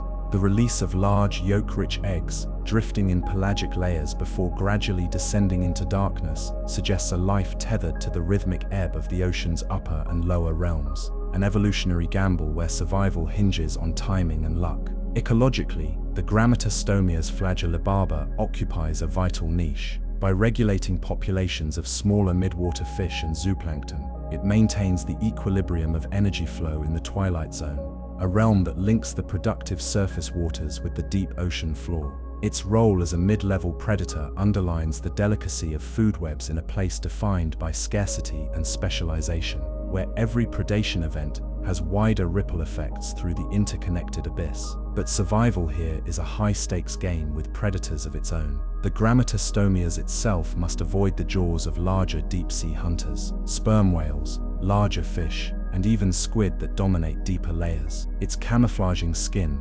bioluminescent disguise, and eerie stillness serve as the dragonfish's primary defense. It blends into the dark canvas with an artistry that borders on invisibility, a master of shadows in a world that rewards discretion above all else. As human exploration deepens into these midnight waters, the elusive Grammatostomias flagellibaba stands as a living testament to evolution's capacity for innovation under duress and darkness. Yet, its habitat and survival face growing threats. Expanding deep-sea mining operations, sonar and noise pollution, and climate-driven changes in ocean chemistry pose insidious dangers. These pressures risk unraveling the fragile ecological threads spun over millennia, threatening not just the dragonfish, but the entire abyssal biosphere, a web of life still barely understood. Those privileged to witness the dragonfish through remotely operated vehicle feeds convey a mixture of reverence and unease, awed by its silent elegance, disturbed by the subtle menace in its toothy grin, and humbled by the vast shadowy realm it inhabits. The Grammatostomia flagellibaba embodies the paradox of the ocean's depths, a coexistence of beauty and terror, silence and violent survival, fragility and resilience. In its quiet glide and luminous dance, the dragonfish invites us to contemplate not only the mysteries of the deep, but the broader truths of life clinging to existence in places forgotten by light. It whispers of the ocean's profound, often unsettling complexity, a realm where the boundaries between life and shadow blur, and where every flicker of light carries the weight of ancient survival. As the ocean's depths stretch on, endless and whispering, the deep-sea dragonfish continues its silent vigil, a ghostly marvel at the edge of understanding, glowing softly in the eternal night, a spectral reminder that the ocean's most disturbing creatures are not only the stuff of nightmare but living, breathing enigmas bathed in darkness, waiting to be seen. Part 27. The Abyssal Enigma, the haunting silence of the deep-sea black swallower. Deep within the midnight zones of the ocean, where darkness is absolute and pressure feels like the weight of 1,000 worlds pressing down unyieldingly, resides a creature so grotesquely fascinating that it seems born from the most shadowy corners of imagination, rather than the known catalogue of marine life. This is the black swallower, Chias mordon niger, an abyssal predator, known for its uncanny ability to consume prey often larger than itself, an unsettling testament to the extremes of life's persistence in one of Earth's most unforgiving realms. Unlike many other deep-sea fish that rely on stealth or bioluminescent lures, the black swallower's horror lies in its body, flexible, elongated and coated in an ink-like black skin that renders it nearly invisible against the ink-dark backdrop of the deep sea. Its physicality seems both ethereal and menacing, a shadow drifting silently through the abyss, flowing with a serpentine grace that belies the terrifying consumption happening within its cavernous jaws. What immediately captivates and unsettles is the black swallower's most infamous feat, its ability to engulf entire vertebrates many times its own size. Using an elastic stomach and jaw that can stretch dramatically, the fish swallows prey whole, accommodating bulky catches that would be impossible for nearly any other creature. Encounters with specimens found washed ashore reveal distorted, bloated bodies, sometimes with the dark shape of a swallowed fish clearly visible through the black swallower's own translucent belly.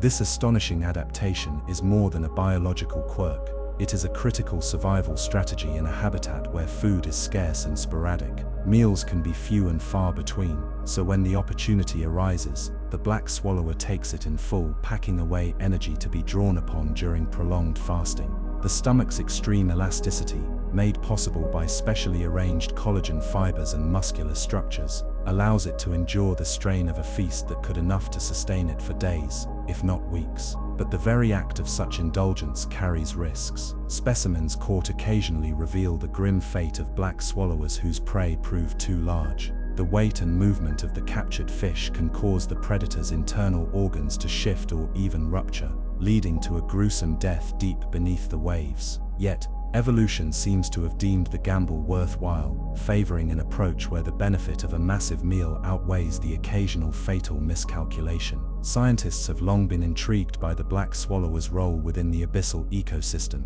It exists as both predator and scavenger, preying largely on benthic and midwater fishes such as lanternfish, bristlemouths, and other deep-sea dwellers that comprise the vital but mysterious food webs of the deep. By regulating the numbers of these prey species, the black swallower helps maintain balance in a realm where ecological uptime is measured in patient waiting and opportunistic feasting. The black swallower's dark, glossy appearance is augmented by subtle bioluminescence, though far less conspicuous than many of its abyssal peers. This weak glow might serve to camouflage its silhouette or possibly distract prey and predators alike. Unlike the aggressive light shows of anglerfish or dragonfish, its glow is an understated shimmer, enhancing its spectral presence rather than drawing attention. Living predominantly at depths ranging from 1,000 to 3,000 meters, the black swallower inhabits a world so remote and forbidding that only scant observations exist. Most knowledge comes from deep-sea trawls where specimens are occasionally hauled to the surface, revealing their eerie anatomy.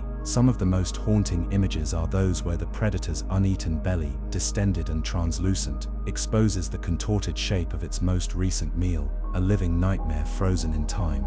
reproductive behaviors of Chiasmodon niger remain mostly veiled in mystery owing to the depths at which it resides. What can be inferred is a life marked by the harsh ecological demands of the abyss, where survival hinges on energy conservation and breeding success depends on timing with rare food surges and environmental cues. Likely, black swallowers produce relatively few, large eggs adapted to slow development, ensuring that hatchlings emerge with the robustness needed to navigate a world where encounters with predators and prey are as fleeting as they are critical. One particularly unsettling aspect of the black swallower's physiology is its digestive system's tolerance for large, sometimes unwieldy prey in extreme pressure and cold. Unlike terrestrial or shallow water creatures, which often process food rapidly, the black swallower's digestion operates on glacial time scales, breaking down its massive meals slowly in near-freezing temperatures. This slow digestion is a compromise between metabolic necessity and the demands of an environment where every calorie counts. The black swallower's story, both of grotesque ingestion and eerie survival, has fascinated deep-sea biologists and captured imaginations beyond the scientific community. It embodies the paradox of life in the abyss, the persistent dance of beauty and terror, ingenuity and risk, light and shadow. Its strange form and remarkable behavior challenge human preconceptions about what is possible beneath the waves, revealing a cosmos where survival is as much a test of resilience as it is of design. From a deeper ecological perspective, the black swallower plays an essential role in carbon cycling. By consuming sizable quantities of prey and eventually processing organic matter, it facilitates the downward transfer of nutrients, helping to connect the disparate layers of oceanic life and ensuring the recycling necessary for maintaining the health of abyssal ecosystems. Every act of predation threads an unseen string through the deep-sea tapestry, linking ephemeral lives in a web of survival. Despite its successful adaptation, the black swallower faces threats inherent to its fragile ecosystem. Increasing human incursions such as deep-sea mining, expanded trawling activities, and climate-induced changes to ocean chemistry threaten to unbalance the sensitive network it inhabits. Warming waters and deoxygenation may influence deep-sea prey availability, while physical destruction of seafloor habitats could disrupt migratory pathways and breeding grounds. Encounters with this frightening yet fascinating creature continue to be rare but invaluable. Submersibles and ROV footage reveal fleeting glimpses of the black swallower gracefully undulating through its domain, its glossy ebony form gliding silently like a shadow within shadows. Watching these moments evokes a sense of profound awe, a reminder of the vast unknowable expanses teeming with life just beyond our reach. Intriguingly, the black swallower's extreme dietary habits inspire reflections on survival strategy at the limits of biological possibility. It compels us to appreciate evolution's boundless creativity, transforming limitations into astonishing adaptations, crafting creatures ready to overcome the crushing void by embracing both delicacy and grotesquerie. As the ocean's mysteries unravel ever so slowly, Chiasmodon niger remains a spectral emblem of the abyss, at once fearsome and fragile, elusive and enduring. Its haunting silhouette drifts through the eternal pitch black, a silent story of hunger and survival etched in the depths where few eyes have ventured and even fewer have dared linger.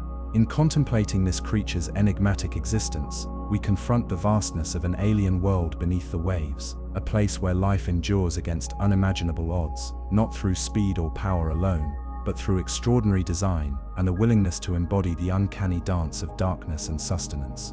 And so, in the crushing pressure of unlighted depths, the black swallower persists, a shadow among shadows, a macabre marvel whose silent feast continues in the ocean's uncharted abyss, whispering ancient tales of endurance, shadow, and the exquisite strangeness of life at the edge of possibility. Part 28, The Phantom of the Deep, the silent vigil of the deep-sea snailfish. In the vast, unyielding blackness that defines the ocean's greatest depths, where sunlight is a forgotten memory and pressure reaches unfathomable extremes, life persists in forms so extraordinary they border on the surreal. Among these otherworldly inhabitants, one creature has captivated scientists and dreamers alike, a ghostly marvel known simply as the deep-sea snailfish, Pseudoliparus swirei, a denizen of the Hadal Zone, dwelling nearly 8,000 meters beneath the ocean's surface in the eerie trenches of the Northwest Pacific. To understand the profound strangeness of the deep-sea snailfish, one must first grasp the merciless environment it calls home. The Hadal Zone, named after the mythic Greek underworld Hades, encompasses the deepest ocean trenches, those crushing grooves carved by tectonic forces hundreds of millions of years ago, nature's subterranean valleys, where few living things dare venture.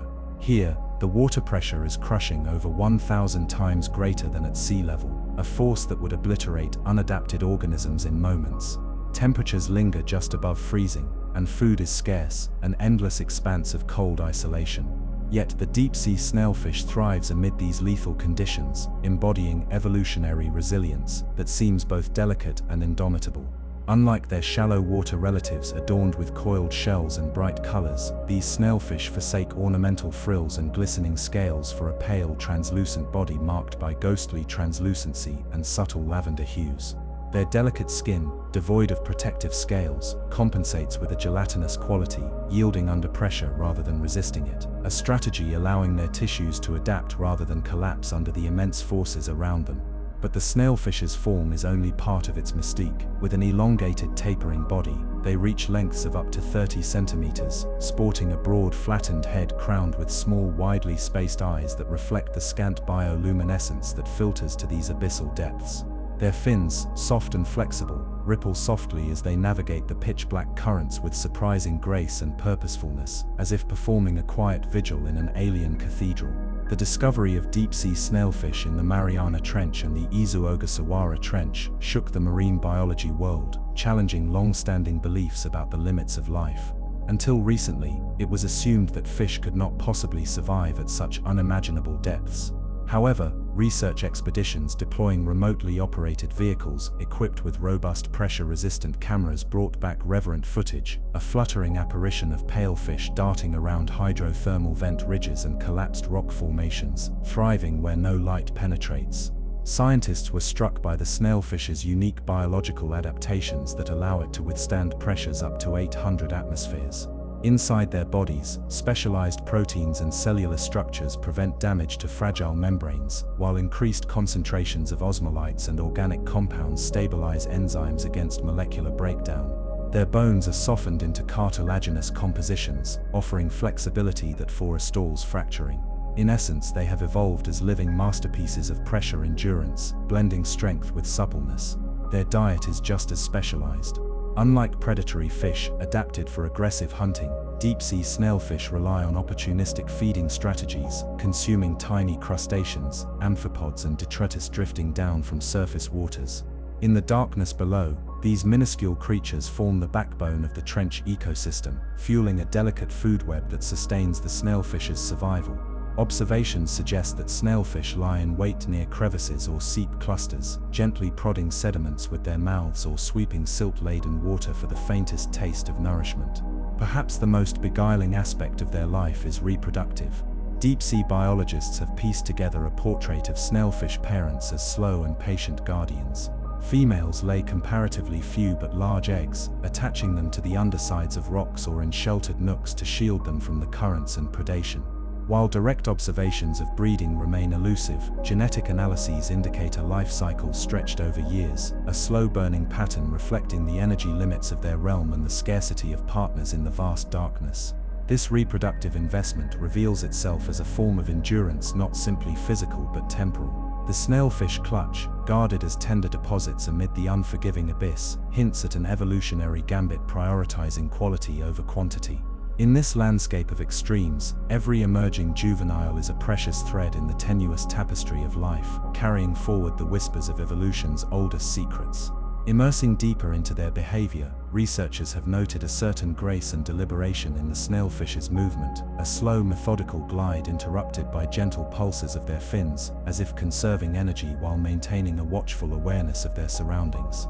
This constant vigilance is necessary, for even in these isolated depths, dangers lurk. The omnipresent threat of predatory amphipods, larger deep-sea fish, and the capricious shifting of underwater tectonics create a perilous dance for survival. Their existence also carries broader implications for our understanding of the biosphere's resilience.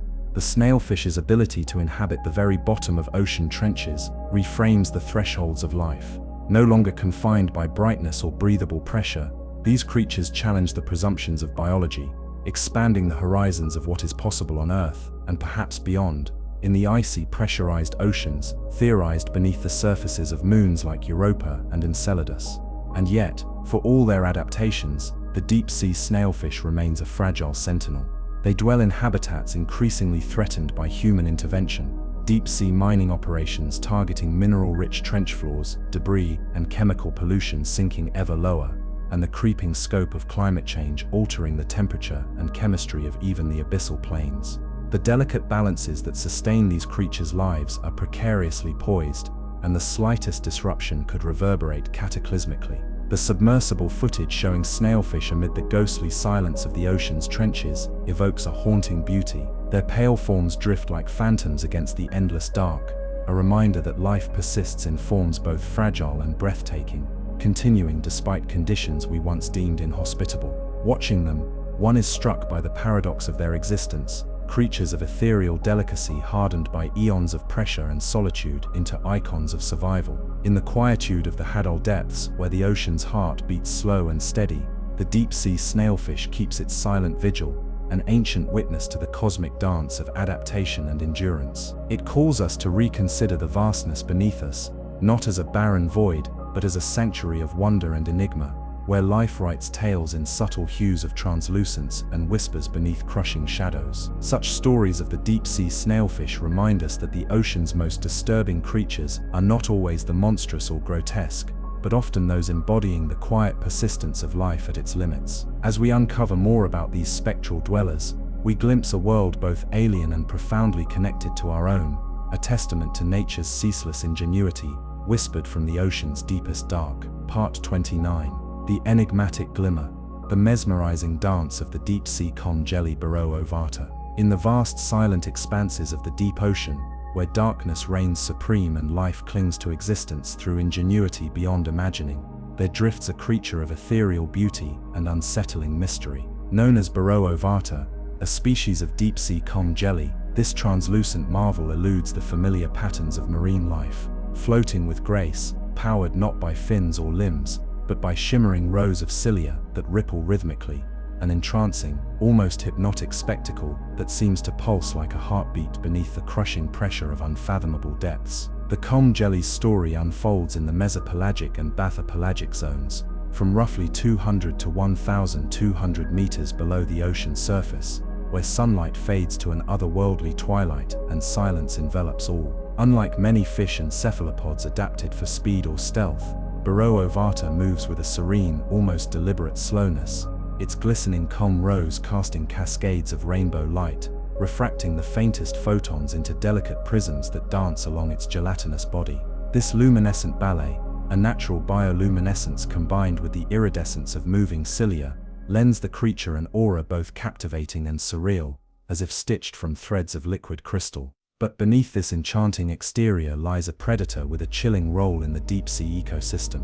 Unlike many creatures that consume plankton or drift passively, Burrow ovata is a voracious hunter of other conch jellies, particularly members of its cousin genus. With an elastic sac-like mouth that can open wide to engulf prey larger than itself, it possesses an unsettling ability to turn beauty into predation, a living paradox in this twilight aquatic world. Scientists studying Burrow ovata have marveled at the unique adaptations that make it a specialist predator. Its feeding apparatus involves thousands of tiny sticky cells, colloblasts, that hook and ensnare soft-bodied prey, immobilizing them with silent efficiency under the cloak of darkness. The transparency and malleability of its body allow it to envelop struggling victims in an almost ghostly embrace before digestion takes hold. The softness of its gelatinous composition also lets it conserve energy profoundly, a necessary adaptation when meals are unpredictable and scarce in deep waters. One of the more haunting features of Burrow ovata's life is its reproductive cycle, a mesmerizing dance that mirrors its bioluminescent display. Like a symphony of light and shadow, these ctenophores release eggs and sperm into twilight waters, where the mingling currents swirl them together in an ephemeral ballet of chance. Their larvae hatch into tiny, free-floating versions of the adults, carrying forward the delicate legacy of survival, yet vulnerable to countless dangers in a vast opaque ocean. The mode of reproduction, heavily reliant on timing and environmental cues, highlights an evolutionary rhythm as fragile and transient as the conch jelly's own shimmering glow. Observers aboard deep-sea research vessels and those piloting submersibles tell of witnessing Burrow Ovata shimmering against the abyssal black like a drifting specter of light. Its slow swim, undulating in perfect harmony with the ocean currents, creates a mesmerizing visual feast, an underwater light show that entrances even the most seasoned scientists. The way its entire body seems to ripple in waves correlates to its beating cilia, a mechanical symphony that propels it effortlessly through water so dense and cold it would crush lesser beings. Yet this enchanting creature's success in the abyss is not without precarious balances. Its predatory habits influence the population dynamics of comb jellies and gelatinous zooplankton, both vital parts of mid-water ecosystems linking tiny planktonic life to larger fish and mammalian predators. The comb jelly's effectiveness in controlling competitors ensures a delicate equilibrium. Yet such interdependencies remain poorly understood, their webs woven in the ocean's unseen corridors. Another aspect of Burrow Ovata that captivates researchers is its resistance to predation. In a realm where survival often depends on camouflage or escape, this jelly's translucence and capacity to refract and scatter light act as natural defensive mechanisms, rendering it nearly invisible against the faint glow of background bioluminescence. Its supple, gelatinous form can slip past predators with ease, while sudden, irregular pulsations may confuse or startle would-be attackers in the darkness. The biochemical makeup of Burrow Ovata is a subject of ongoing fascination. The comb jelly's cilia, arranged in 8 distinct bands, possess proteins and structural properties that create dynamic iridescence, a natural occurrence remarkably stable under extreme pressure and temperature gradients. These features have sparked interest beyond marine biology, inspiring biomimicry in materials science where elasticity, transparency, and flexibility are prized for innovation. The intricate microstructure of these ctenophores hints at evolutionary artistry born from survival. Despite the comb jelly's shimmering allure, the deep-sea environment it inhabits is undergoing tumultuous changes. Climate shifts alter oceanic circulation and temperature gradients, impacting the availability of prey and the timing of reproductive cycles. Invasive species and changing acidity threaten to disrupt the finely tuned balance within midwater ecosystems. The fragile dance of light and shadow Burrow Ovata performs might one day be dimmed or disturbed by forces beyond its evolutionary control. Still, these spectral dances endure, symbols of the ocean's paradoxical beauty, creatures that are at once haunting and reassuring. They remind us that life's complexity extends far beyond what the eye easily sees, that survival often requires a blend of grace, patience, and sometimes predation cloaked in mystery and light. As the submersibles withdraw and the darkness reclaims its domain, Burrow Ovata drifts on,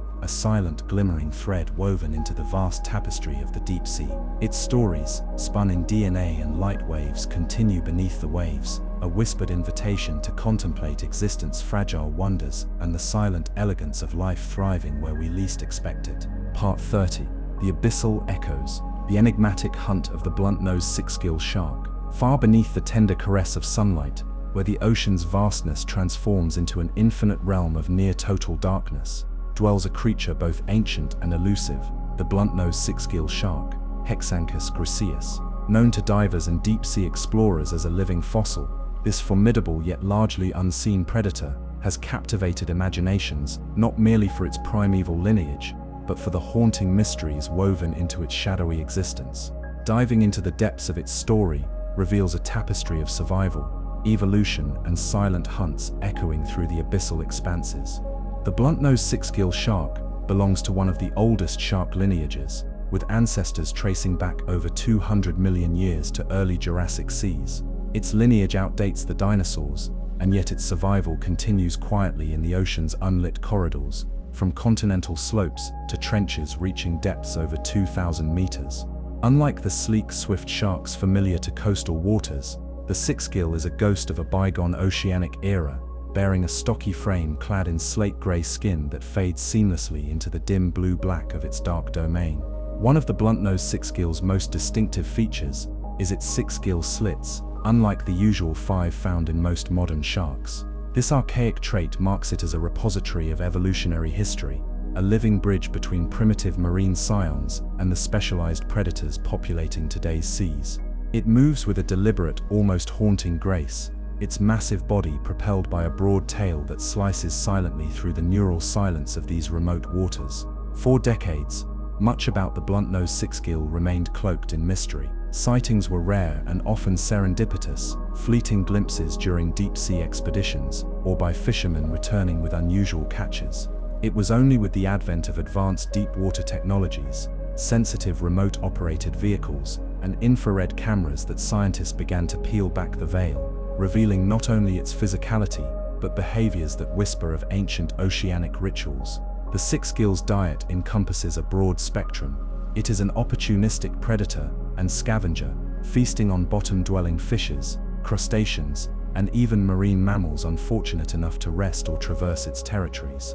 But few prey capture the imagination, like the deep-diving interactions with giant squid, a rivalry that echoes through abyssal legends. Wounds discovered on some six-gill specimens suggest fierce contests with colossal tentacled adversaries, a battle of titans played out in the world's last great frontier. Intriguing footage from submersibles equipped with low-light and thermal imaging captures the six-gill's silent approach to prey. Unlike aggressive chasers, the shark employs stealth and patience, gliding with slow ghost-like movements, its keen senses detecting subtle vibrations and chemical cues amidst the crushing pressures and cold temperatures. At times it adopts a mesmerizing hovering stance, balancing in the water column as if contemplating the abyss itself, before erupting into a burst of speed to engulf unsuspecting victims. Its sensory adaptations are a marvel of evolution. The blunt-nosed six-gill wields electroreceptive ampullae of Lorenzini, specialized organs capable of detecting the faintest electrical fields generated by the muscle contractions of prey. Coupled with cavernous, highly sensitive eyes adapted to the faintest residual light or bioluminescent glimmers, it forms an arsenal of perception finely tuned to navigate and hunt in near-complete darkness. Reproduction among blunt-nosed six-gills is another realm shrouded in partial enigma. Like many deep-ocean sharks, they are ovoviviparous, birthing live young after prolonged internal gestation. Females produce relatively few but well-developed pups, emerging as miniature versions of adults, ready to survive in the challenging depths.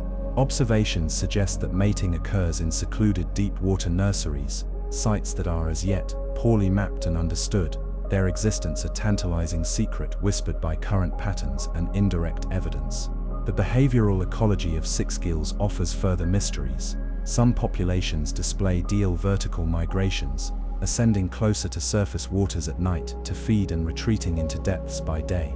This pattern mirrors the movements of their prey, orchestrating silent symphonies of light and shadow that ripple invisibly in the ocean's twilight layers. In other regions, data hint at solitary lifestyles, their movements governed by ancient instinct and the sparse distribution of meals. Where they congregate, perhaps around submerged geological formations or sunken ships, they exhibit a spectral dance, a congregation muted by darkness, yet rich in purpose.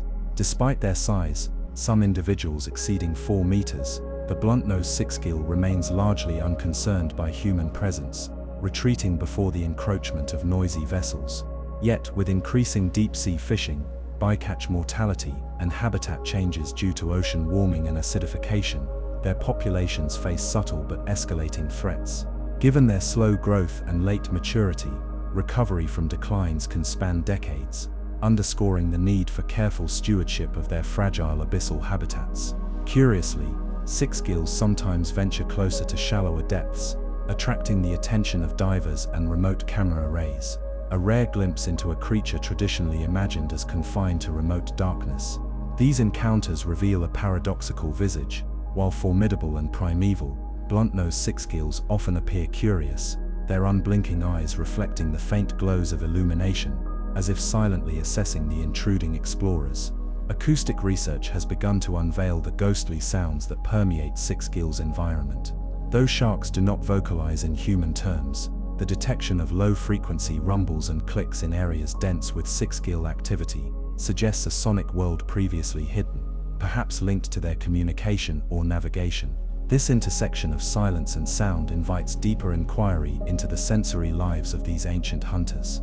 The blunt-nosed six-gill shark saga entices us to contemplate not just a creature but an epoch, a living artifact of evolutionary history persistently etched against geological time. It embodies resilience and adaptability, existing on the margins between obscurity and revelation, between shadow and light. This deep oceaner's haunting presence challenges us to reconsider the ocean's depths, not as barren voids, but as vibrant theaters where the oldest players continue their silent acts. Every ripple in the water surrounding the blunt-nosed six-gill whispers of lives endured, and the delicate balance wrought by millions of years beneath waves that now conceal as much as they reveal. As remote submarines drift back to their surface stations, and the ocean's invisible drama resumes in unbroken darkness, the blunt-nosed six-gill patrols on, an ancient envoy of the deep's forgotten realms, a spectral echo of the ocean's primal heart, moving silently through a world forever shrouded in mystery and shadow. Part 31. The enigmatic vampire squid,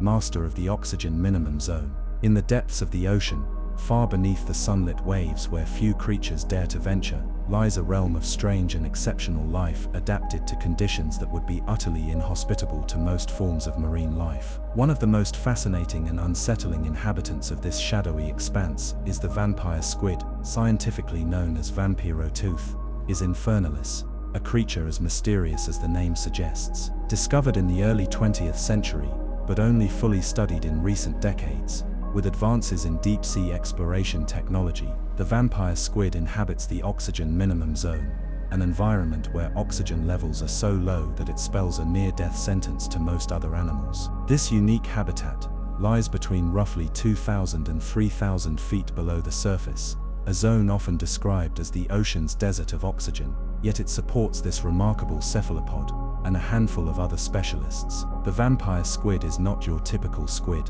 It combines characteristics of both octopuses and squids, defying easy classification and revealing how evolution has shaped this creature in extraordinary ways. Unlike the predatory nature we associate with squids, the vampire squid feeds on marine detritus, tiny organic particles, and mucus snow that falls downward in the water column. It employs sticky filaments to capture this falling debris, an ingenious strategy for survival in such nutrient-poor conditions. Physically, the vampire squid is a spectacle of adaptation. Its body is small, typically no longer than a foot in length, but it is covered with soft, velvety skin that appears almost ghostly under the dim light of the deep ocean.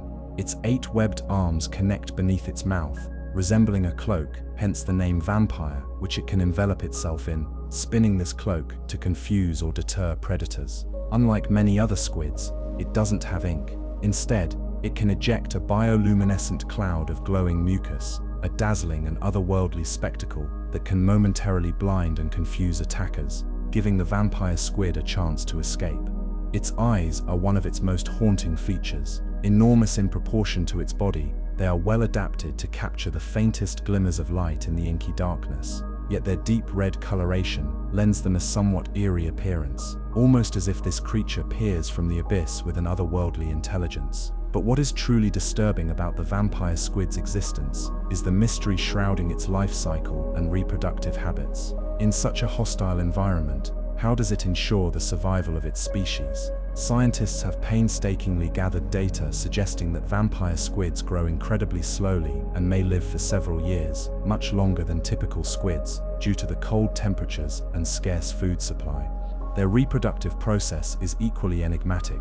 They produce only a few large eggs at a time, contrary to many cephalopods that lay hundreds or even thousands of eggs.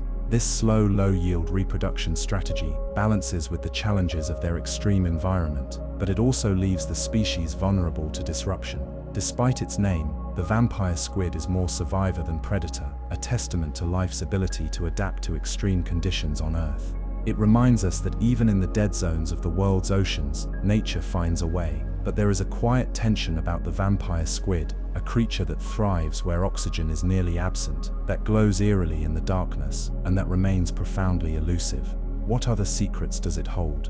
How does it navigate the dark, cold waters, evade the rare predators that share its habitat, or perhaps interact with other unknown creatures in the deep? Each expedition into these depths uncovers pieces, but also deepens the mysteries of this most cryptic denizen of the ocean.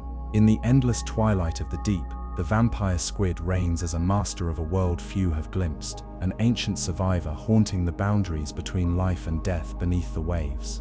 Part 32. The enigmatic vampire squid, guardian of the oxygen minimum zone. Far beneath the rolling waves of the ocean's surface, where virtually no light penetrates and the pressure becomes a crushing force, resides a creature whose very existence challenges our understanding of life in extreme environments. This creature, often dubbed the vampire squid, is neither a true squid nor entirely a vampire, but it carries an aura of mystery that captures the imagination like few others in the deep sea. Its appearance, environment, and behavior combine to create a story as eerie as the inky blackness that surrounds it.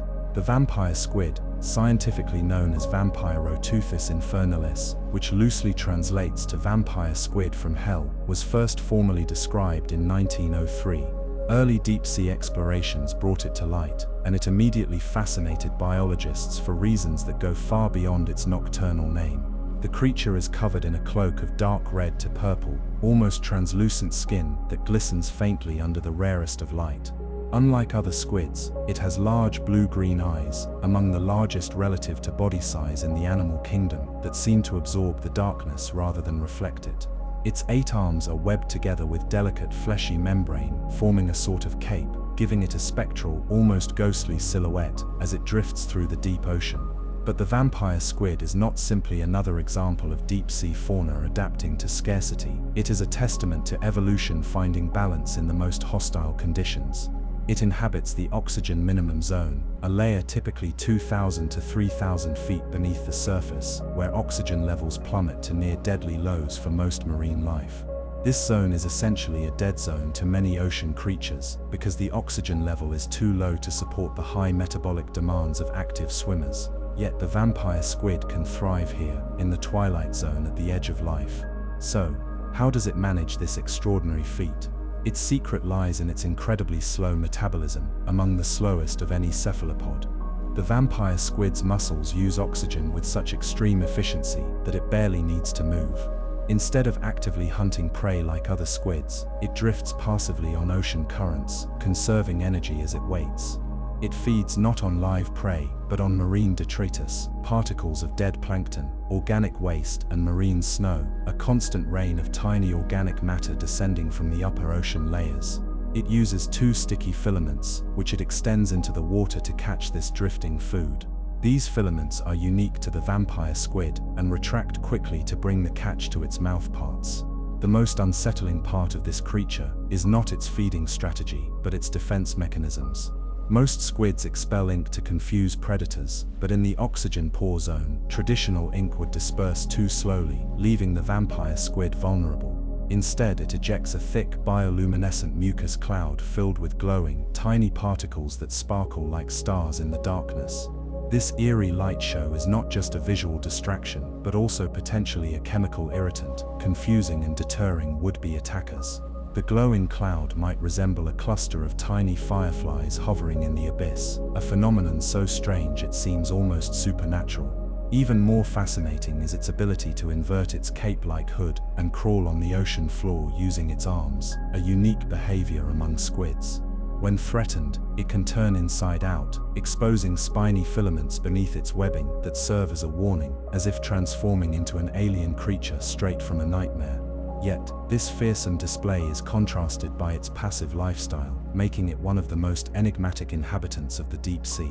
Scientists continue to study the vampire squid because it poses many unanswered questions. How did this strange cephalopod develop such specialized adaptations? What role does it play in the fragile ecosystem of the oxygen minimum zone? With the rise of ocean deoxygenation due to climate change, these dead zones are expanding, potentially threatening the delicate balance of life there. The vampire squid's resilience might hold clues not only to survival in extreme environments, but also to the health of our oceans overall. As we imagine the vampire squid silently drifting at crushing depths where no sunlight reaches, surrounded by a universe of bioluminescent flashes from other mysterious dwellers, it is a reminder of how much of this vast planet remains uncharted and unknown. The ocean continues to surprise us with creatures that appear as though they belong in a science fiction tale, yet they are very real, hiding in the places we rarely see. The vampire squid, guardian of the ocean's twilight, quietly guards a timeless secret beneath the waves, a secret as dark and deep as the abyss itself. Part 33. The enigmatic vampire squid, ocean's midnight phantom. Deep within the oxygen-depleted zones of the ocean, settling in the perpetual twilight where sunlight never penetrates, lives a creature that has fascinated marine biologists and mystified explorers alike for decades: the vampire squid. Unlike what the name might suggest, this creature is neither a deadly predator nor a blood-sucking menace. Instead, it is a delicate and ghostly denizen of the deep, embodying the ocean's mysteries in a way few others can. Discovered in the early 20th century, the vampire squid, or Vampire rotiuthis infernalis, meaning vampire squid from hell, truly lives up to its infernal title in appearance. Its body is a deep velvety black, interspersed with vibrant red and blue bioluminescent dots that glow faintly in the crushing darkness of its habitat. When it spreads its web-like arms, edged with delicate filaments, it resembles a cloak or mantle, giving the eerie illusion of a phantom drifting silently through the abyss. What makes this creature particularly baffling is where it chooses to live. It thrives in oxygen minimum zones, areas of the ocean where oxygen levels dip so low that most marine creatures struggle to survive. To put it simply, the vampire squid calls home an environment so harsh and extreme that it is almost devoid of life. Scientists, through submersibles and remote-operated vehicles, have captured footage of this animal drifting at depths between 2,000 and 3,000 feet, its slow movements and adaptation to conserve precious energy in a place where food is scarce. Unlike other squids and octopuses, the vampire squid doesn't hunt in the traditional sense. It lacks the sharp beak or powerful arms built for predation. Instead, it has evolved an unusual feeding method. Rather than seeking out live prey, it consumes marine detritus, organic particles and dead matter that slowly trickle down from the sunlit layers above. But it goes a step beyond mere scavenging. The vampire squid secretes a sticky filament from a gland near its mouth, which it extends into the surrounding water like a fishing line. As particles of mucus and organic debris accumulate on this filament, it slowly reels it back to consume the collected matter. This slow-motion feeding strategy is perfectly matched to the sparse environment it inhabits, an ocean desert where every calorie counts. Despite its delicate nature, the vampire squid has remarkable defenses. When threatened, this creature curls into a tight ball, wrapping its webbed arms around itself, exposing spiny projections that resemble sharp claws, hence the vampire impression. It also can eject a bioluminescent cloud of mucus, providing a dazzling ghostly distraction that can confuse or deter would-be predators in an environment where stealth and subtlety reign. Another intriguing mystery revolves around this squid's bioluminescence. The glowing dots scattered across its body can pulse and flicker, creating hypnotic light displays in total darkness. Scientists believe these lights serve both as camouflage and communication. In the dark expanse, flickering lights can break up its silhouette, helping it vanish from the gaze of lurking predators, and may also send signals to other vampire squids, though much remains to be learned about this silent, glowing language. What truly elevates the vampire squid from a curious oddity to a figure of oceanic intrigue is how poorly understood it remains. Despite modern technology, much of its life cycle, behavior, and even population spread eludes scientists. Specimens are incredibly delicate, difficult to keep alive or study in captivity, and in its extreme environment, direct observation is challenging. In many ways, the vampire squid embodies the most tantalizing aspect of deep-sea life, a creature perfectly adapted to a harsh world that we still know so little about. As we reflect on the vampire squid, it reminds us of the fragile balance that governs life in the ocean's hidden reaches. It survives not through brute force or speed, but through gentle efficiency, an elegant metaphor for existence in one of Earth's most unforgiving places. Its ghostly glow and delicate arms whisper of a world in perpetual night, a realm where survival depends on adaptation, resilience, and a touch of otherworldly mystery. So next time you gaze out at the ocean, remember that beneath its waves, in depths dark and desolate, the vampire squid drifts silently, an ancient enigmatic phantom illuminating the deep with faint sparks of underwater light, inviting us to peer just a little deeper into the vast unknown frontier of the sea.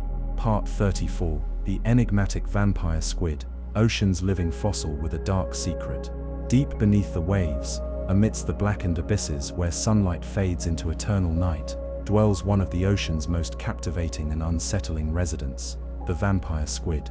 Its very name conjures images of a creature born from nightmares, though its reality is far more fascinating, blending mystery with evolutionary wonder. The vampire squid, scientifically known as Vampiroteuthis infernalis, literally translates to vampire squid from hell, a title earned not just because of its striking appearance, but due to the eerie environment in which it thrives. Found at depths ranging between 2,000 to 3,000 feet, its habitat lies within the oxygen minimum zone, a forbidding place for most life because oxygen levels are so low. Yet here this enigmatic cephalopod maneuvers effortlessly, demonstrating adaptations that challenge our understanding of survival in extreme conditions. Unlike its ink-spraying cousins, the vampire squid employs a unique survival strategy that most don't anticipate.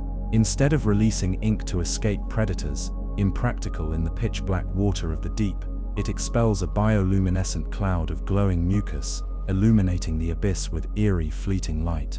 This ghostly glow acts as a distraction, a luminous smokescreen that allows the squid to vanish into the darkness unobserved. Its body, a dusky blue-black contrast with crimson webbing that stretches like a cloak between its 8 delicate arms, giving it the resemblance of a dark, flowing cape. Each arm is lined with fleshy spines called suri, resembling tiny fingers, which sift through the abyss, collecting detritus and marine snow, the constant shower of organic matter falling from upper layers. This diet, consisting mostly of decomposing plant and animal matter, sets the vampire squid apart drastically from the predatory lifestyle of other cephalopods. It is essentially a scavenger, feasting on the ocean's leftovers, recycling nutrients in one of the loneliest corners of the planet. Its eyes, proportionately the largest in the animal kingdom, dominate its head and are perfectly adapted to absorb the faintest traces of light, allowing it to detect bioluminescent signals from far-off creatures. These eyes serve as both lanterns and sentinels, illuminating the dark waters to find food and avoid becoming prey themselves. What truly sets the vampire squid apart is not just its alien appearance, but the evolutionary lineage it represents. Sometimes called a living fossil, it belongs to an ancient lineage that diverged from squids and octopuses some 300 million years ago. This evolutionary path was marked by adaptations to low oxygen environments, turning it into a species perfectly suited for the most inhospitable depths. Scientists first discovered these creatures in the early 20th century, but their elusive nature has kept much about them shrouded in mystery. With the advent of remotely operated vehicles and deep-sea submersibles, researchers have glimpsed the vampire squid's haunting beauty firsthand, revealing behaviors and physical traits that continue to astound. One of the most disturbing yet fascinating aspects of the vampire squid lies in its reproductive strategy. Unlike many marine species, it reproduces slowly and invests heavily in raising a small number of offspring. This slow reproductive rate makes it vulnerable to environmental changes, particularly in the delicate layers of the ocean where it resides. Despite its unsettling visage and cryptic habits, the vampire squid plays a crucial role in the ocean's health. By consuming marine snow, it recycles nutrients in the deep ocean, sustaining a hidden ecosystem far beneath the sunlit surface. Its existence is a reminder of the fragile yet resilient balance that governs life in Earth's most extreme habitats. As twilight descends on the deep sea and the silent world below roils with strange creatures, the vampire squid remains an enigmatic sentinel. Cloaked in dark webbing and glowing with ghostly light, it is at once a symbol of the ocean's unfathomable depths and a marvel of survival against all odds, haunting, beautiful, and profoundly mysterious. Part 35. The vampire squid, the enigmatic phantom of the oxygen minimum zone. Far beneath the sunlit surface where light fades into eternal darkness, a mysterious creature glides through the shadowy depths, an inhabitant of a world that remains largely unexplored and profoundly alien to us. This is the vampire squid, scientifically known as Vampiroteuthis infernalis, a name that translates evocatively to vampire squid from hell. This curious cephalopod defies many expectations, both in appearance and behavior, making it one of the ocean's most unsettling and captivating discoveries to recent science. The vampire squid was first officially described in the early 20th century, but only in the last few decades has technology allowed researchers to observe it within its natural habitat, miles beneath the ocean's surface. It inhabits the oxygen minimum zone, a layer in the ocean where oxygen is so scarce that very few animals can survive. This is an extreme environment where the air you and I breathe is virtually absent, and yet the vampire squid thrives here, its physiology perfectly adapted to the challenge. Physically, the vampire squid is unlike any other known cephalopod. Its body is a deep, dark reddish-brown, with large, luminous blue eyes that seem almost otherworldly in the abyssal blackness. Its arms are webbed, forming a cloak-like membrane reminiscent of a vampire cape, giving rise to its eerie common name. Along each arm, thousands of tiny filaments called cirri resemble delicate feathery fingers, which it uses to sense its environment and capture prey. Unlike many squid, it doesn't have deadly tentacles armed with hooks or sharp suckers, but instead carries bioluminescent organs at the tips of these filaments, creating an ethereal glow. Despite the intimidating name, the vampire squid is far from a ferocious predator or bloodsucker. It feeds primarily on marine detritus, organic particles and dead matter known collectively as marine snow that slowly drift down from the ocean layers above. This lifestyle as a detritivore is rare among cephalopods and striking given its forbidding name. It collects these particles with its filamentary tentacles and transports them to a beak-shaped mouth at the center of its arms. It's a slow and methodical eater, conserving energy in the harsh environment where food is scarce. Supported by astonishingly efficient biochemistry, the vampire squid can survive in oxygen concentrations as low as 2% of what you and I need to breathe. Its blood contains a special respiratory pigment, hemocyanin, which transports oxygen more effectively in low oxygen environments than hemoglobin does in humans. Moreover, it uses minimal muscle activity. Rather than jetting rapidly like many squid, the vampire squid drifts with the currents, expending minimal energy. When threatened, instead of risking a high-speed escape, it curls into a defensive posture with its cloak unfurled, its glowing tips pulsing to confuse and deter potential predators. Scientists are continually intrigued by the vampire squid's evolutionary position. It belongs to its own distinct order, Vampiromorphidae, a lineage thought to be ancient, bridging the traits of squids and octopuses, but unique in many ways. Its ability to thrive where very few other animals dare to venture sheds light on how life can adapt to extreme environments, broadening our understanding of biological resilience and survival. One of the more unsettling mysteries surrounding the vampire squid is how rarely it is observed alive in the wild, despite its assumed wide distribution. The oxygen minimum zone is inhospitable to most creatures, but is vast and difficult to access, making direct observations challenging. Occasionally, remotely operated vehicles or deep-sea submersibles capture fleeting glimpses of this alien animal drifting gracefully through the water, its phosphorescent lures glowing softly like distant stars in an oceanic night sky. The vampire squid's delicate balance between fragility and resilience, light and dark, detritus and life, paints a haunting portrait of existence at the margins. It reminds us that the ocean depths hold forms of life so peculiar and specialized that they challenge how we define creatures within the natural world. To many, it's a creature out of myth and nightmare, yet it is vividly real, a spectral phantom ruling the twilight zone, where life clings to the breath of the abyss. And so, in the stillness of the deep, beyond sunlight's reach, the vampire squid cruises on, an enigma of evolution, a guardian of the depths, and a living reminder of the ocean's uncanny mysteries, quietly stirring the imagination while inviting us to ponder what else may yet remain hidden in the vast, dark, oceanic unknown. Part 36. The enigmatic vampire squid, the ocean's phantom of the abyss. Deep beneath the ocean's surface, where sunlight fails to reach and pressure builds to unimaginable extremes, lives one of the most mystifying and oddly beautiful creatures ever discovered, the vampire squid.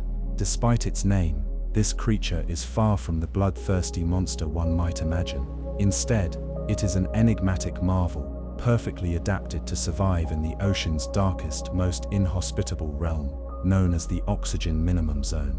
The vampire squid, scientifically named Vampiroteuth infernalis, literally vampire squid from hell, was first identified in the early 20th century and has since fascinated marine biologists and ocean explorers alike. It inhabits oceans between 2,000 and nearly 3,000 feet deep, but is rarely seen due to its remote habitat, making it a true oceanic phantom. At first glance, the vampire squid seems to belong to the realm of nightmare fiction. Its gelatinous body coated in a velvety dark red skin that almost seems to absorb light. Its large luminous eyes are disproportionately huge, helping it capture every photon in the faint glow of the abyss. Alongside its 8 arms lie 2 retractable filaments used for capturing detritus, the ocean's marine snow, the drifting organic matter settling through the water column. Unlike its squid cousins, the vampire squid doesn't use these filaments to hunt live prey. Instead, it survives by gathering bits of dead organic matter with one of the most energy-efficient feeding strategies known. In an environment sparse in oxygen and food alike, such adaptation is a marvel of survival.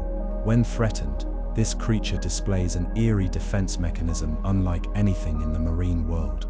Its webbed arms create an umbrella-like cloak, enveloping its body entirely. Then it rolls itself into a tight ball, hiding its soft underside and revealing spiny tiny hooked filaments that resemble the spikes of a mythical demon.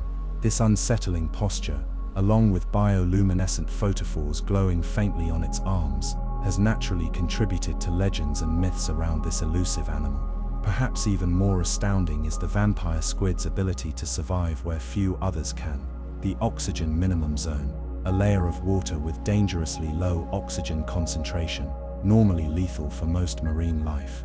Researchers initially assumed it would suffocate in such conditions, but later discovered specialized hemocyanin in its blood that can transport oxygen incredibly efficiently, even in these thin environments. This gives the vampire squid a unique ecological niche, allowing it to glide silently where predators and competitors dare not venture. Its slow, ethereal movements combined with these adaptations make the vampire squid a ghostly figure haunting the abyss, its existence challenging our understanding of life's resilience in the ocean's most extreme stretches. Despite years of study, much about this creature remains a mystery. The vampire squid's reproductive behaviors, for one, have been observed only a few times, adding to its elusive nature. How it navigates the darkness, how it communicates in pitches of sound seemingly impossible to detect, or whether it uses bioluminescence in subtle social signals, all these mysteries hint at complex lives deep below our surface. In these crushing depths where pressure surpasses anything humans can experience without specialized equipment, where the water is cold and lightless, the vampire squid thrives as a remarkably gentle guardian of the deep. Its story is a reminder that in the darkest corners of our planet, nature crafts strange, beautiful, and utterly unique forms of life that defy our expectations and spark our imagination. This phantom of the deeps is not just a creature but a symbol of survival, adaptation, and the unknown wonders that still await discovery far beyond the reach of sunlight and human eyes. As we think about the vampire squid, tucked away in its invisible twilight world, we are reminded of how much remains hidden in the ocean's abyss, quietly pulsing with life that challenges what we know about biology, evolution, and the resilience of life on Earth. The ocean holds secrets far more disturbing, astonishing, and beautiful than we can imagine, and the vampire squid is one of the strangest and perhaps most fitting custodians of those secrets. Part 37. The enigmatic goblin shark, a living fossil from the deep. Beneath the vast, seemingly endless expanse of the ocean lies a world so alien and mysterious that it challenges our very understanding of life on Earth. Among the many strange and disturbing creatures that inhabit these dark depths, one stands out with its ghostly appearance and elusive nature: the goblin shark. Often called a living fossil, the goblin shark is a rare and fascinating species whose discovery and biology continue to perplex scientists and thrill ocean enthusiasts alike. The goblin shark, with its pale pinkish skin, protruding jaw, and blade-like teeth, looks almost as if it came straight from the pages of a deep-sea nightmare. Its body is covered in a soft, flabby texture, and it moves with a sluggish, eerie grace that betrays its ancient origins. These sharks have been detected in deep waters worldwide, primarily between 100 and 1,200 meters beneath the surface, often near continental slopes and submarine canyons where other complex ecosystems thrive. Yet, encounters with the goblin shark remain extraordinarily rare, partly because of its preference for the utter darkness of the ocean's mesopelagic and bathypelagic zones. Perhaps the most unsettling feature of the goblin shark is its jaw. Unlike most sharks, the goblin shark's jaw is highly protrusible. It can snap forward to catch prey with terrifying speed and precision. Scientists have recorded it extending its jaw forward by as much as a third of its head length, revealing rows of slender nail-like teeth designed to snag soft-bodied prey, such as squid, deep-sea fish, and crustaceans. Watching footage of a goblin shark feeding is like witnessing an otherworldly mechanism in motion, a slow-moving creature suddenly transforming into an efficient, precise predator in an instant. The goblin shark's fossil record traces back nearly 125 million years to the early Cretaceous period, long before the time of the dinosaurs' reign. That these creatures have changed so little over such vast stretches of time sparks curiosity about their evolutionary journey. Why have they remained almost unchanged while countless species evolved around them? Some scientists theorize that the goblin shark's deep-sea habitat, where environmental conditions have been stable for millions of years, allowed it to retain these primitive characteristics. Their sluggish metabolism and low-energy lifestyle suit the deep-sea environment, which is both nutrient-poor and cold. In 2008, a remarkable event brought the goblin shark into sharper scientific focus. Off the coast of Japan, a country often at the forefront of deep-sea exploration, a live goblin shark was caught, but instead of being immediately harvested or discarded, researchers captured precious footage of its behavior. The video showed the eerie pinkish shark swimming slowly and unobtrusively, almost like a ghost drifting through a sunless world. What appeared most haunting was the unnatural quality of its movements and the sudden rapid extension of its jaw when feeding, a bizarre combination of lethargy and sudden violence. Further studies into the goblin shark's sensory capabilities uncovered even more disturbing aspects. Equipped with highly developed electroreceptors along its snout, it can detect the faintest electric fields emitted by its prey, an ability crucial in the pitch-black darkness where eyesight is limited. These electroreceptors, known as ampullae of Lorenzini, are so sensitive that they allow the goblin shark to locate prey buried beneath sediment or hidden within complex underwater terrain. Imagine a predator hunting not with eyes, but through an invisible field of energy, sensing the heartbeat and muscle twitches of distant prey, with an instinct as old as life itself. The goblin shark is also notable for its remarkable ability to survive in conditions that would crush most other animals. Its cartilage skeleton is flexible, its body soft, and its skin loose, adaptations critical for withstanding the crushing pressures of the deep sea. And yet, despite these specializations, many mysteries remain. For instance, the behavior and reproductive habits of goblin sharks are still largely unknown. Researchers suspect they give birth to live young after internal fertilization, but sightings of juvenile goblin sharks are exceedingly rare, leading to many unanswered questions about their life cycle. Even stranger are the reports from deep-sea fishermen and deep-diving submersible pilots, who occasionally recount encounters with goblin sharks that seem almost supernatural. Some say these creatures appear suddenly in illuminated waters, momentarily frozen, as if curious, then retreat silently back into darkness. Others describe a ghostly glow around the shark, a faint bioluminescence generated by bacteria on their skin, giving them an ethereal aura that perfectly matches the mysteries they represent. As our technology evolves and deep-sea exploration becomes more accessible, the goblin shark remains a symbol of the ocean's untamed and terrifying beauty. Its very existence, unchanged through eons, teaches us about survival in one of the planet's harshest environments, and about how much we have yet to discover.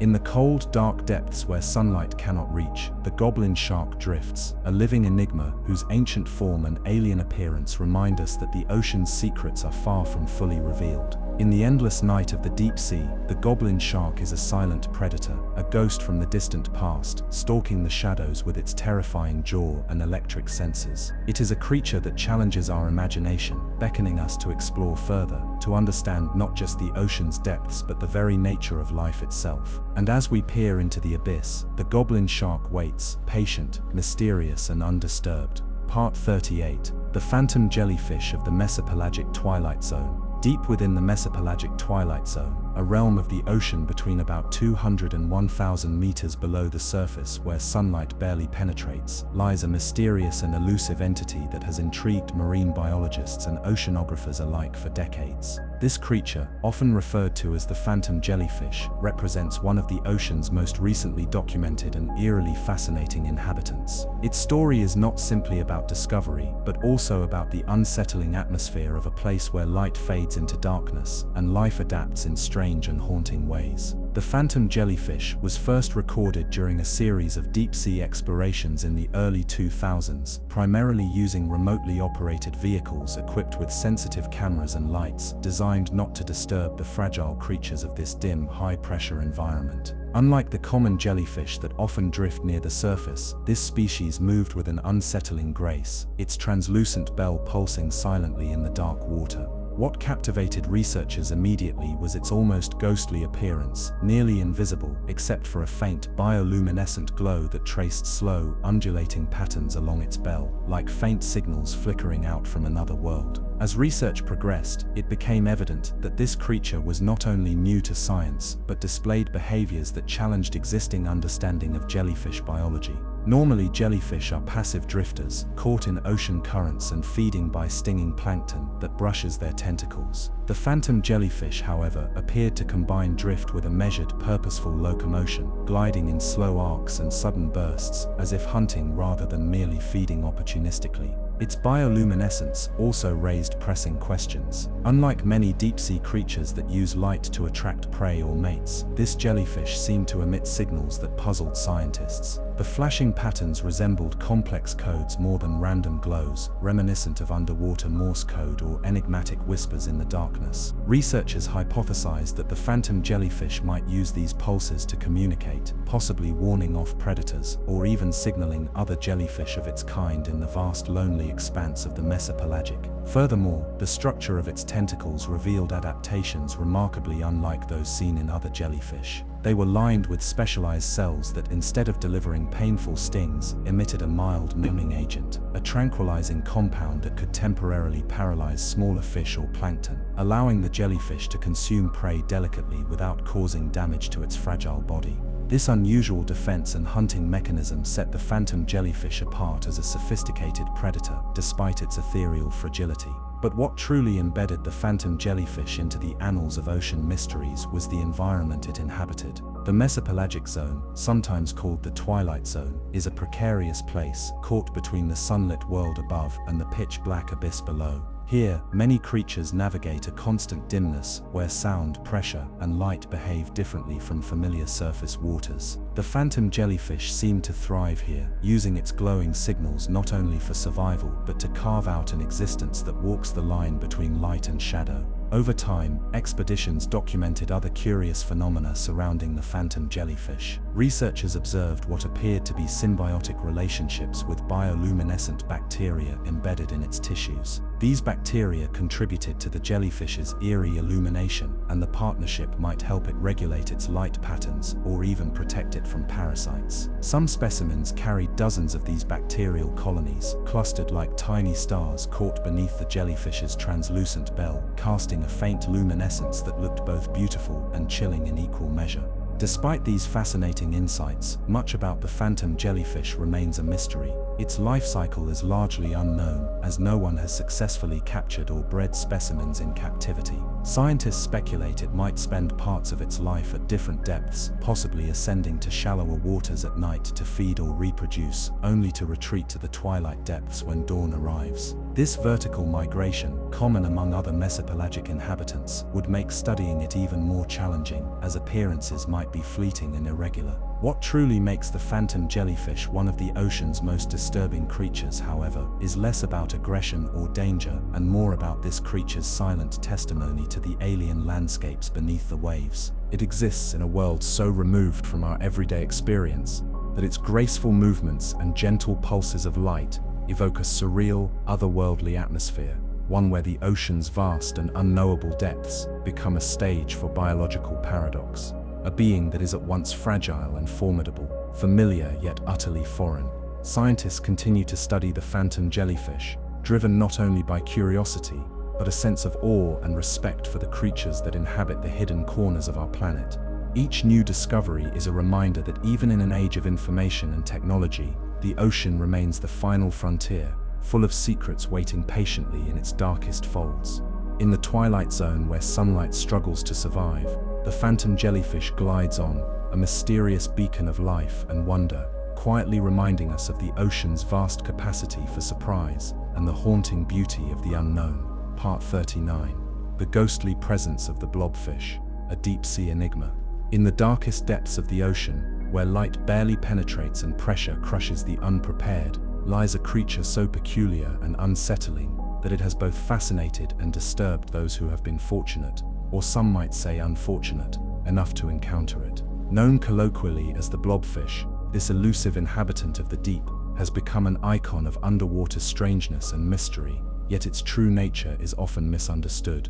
Today, we dive into the story of the blobfish's discovery, its unique biology, and the eerie aura that has earned it a place among the ocean's most disturbing creatures. The blobfish, scientifically named Cycrolutes marcidus, was first identified off the coast of Australia in the late 20th century, although its existence had been whispered about long before as fishermen reported bizarre, jelly-like masses caught in their deep-sea trawls. Early images of the blobfish, widely circulated on the internet and in documentaries, showed what appeared to be a sad, sagging face, almost human in its expression, leading many to view it as some horrifying underwater oddity, monstrous and alien. But appearances can be deceiving.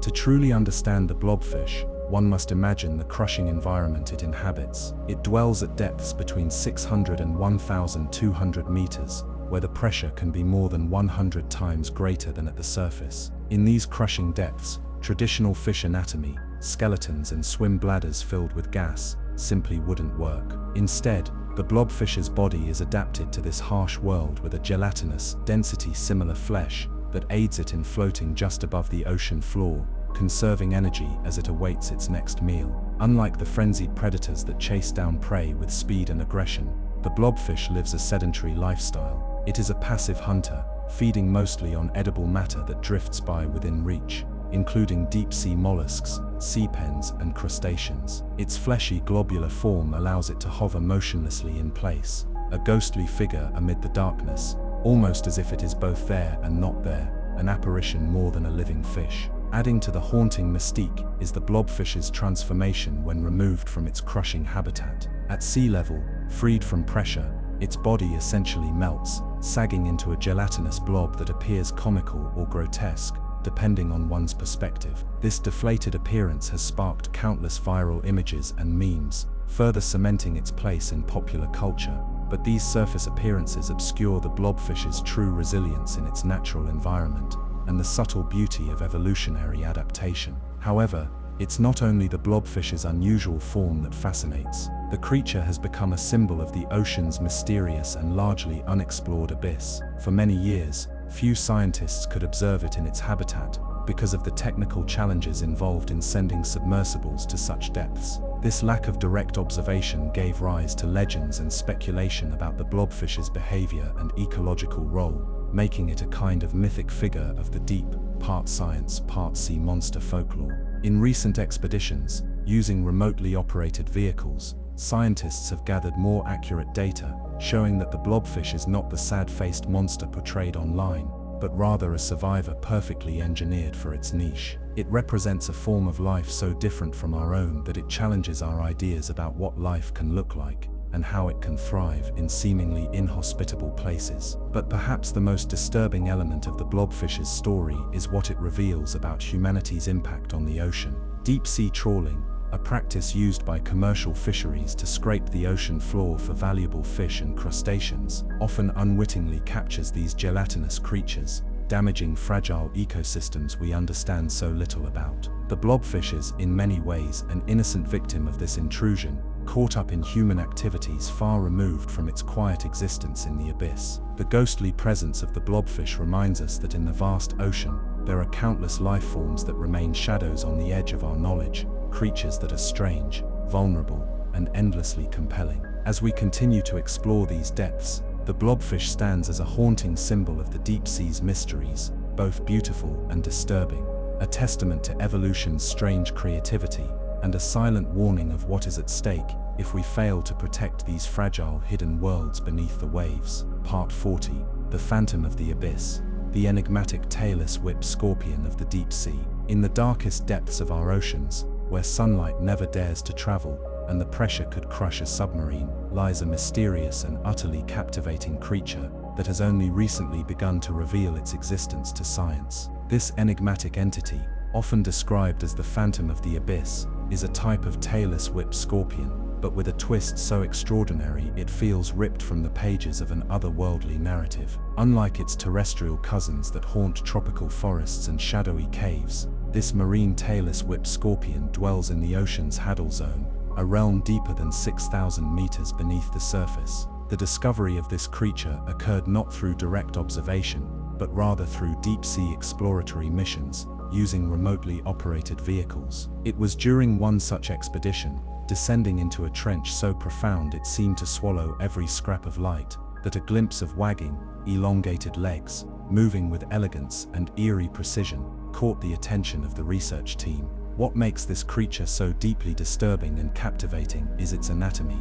It possesses no traditional eyes, relying instead on a network of highly sensitive sensory hairs that detect the faintest vibrations and chemical traces in the surrounding water. Its body is fragile yet precise, almost translucent, casting ghostly silhouettes in the murky abyss. The limbs, thin and whip-like, extend from its body like delicate antennae, moving almost hypnotically in the near-zero visibility of its surroundings. Though small in size, rarely exceeding a few inches, the tailless whip scorpion's hunting strategies are nothing short of remarkable. It patiently waits, motionless for long periods, sensing the approach of unsuspecting prey through microcurrents. When an opportunity arises, it strikes with astonishing speed, ensnaring tiny crustaceans and worms in its whip-like legs, before dragging them toward its mouthparts, sharp and equipped for piercing and consuming.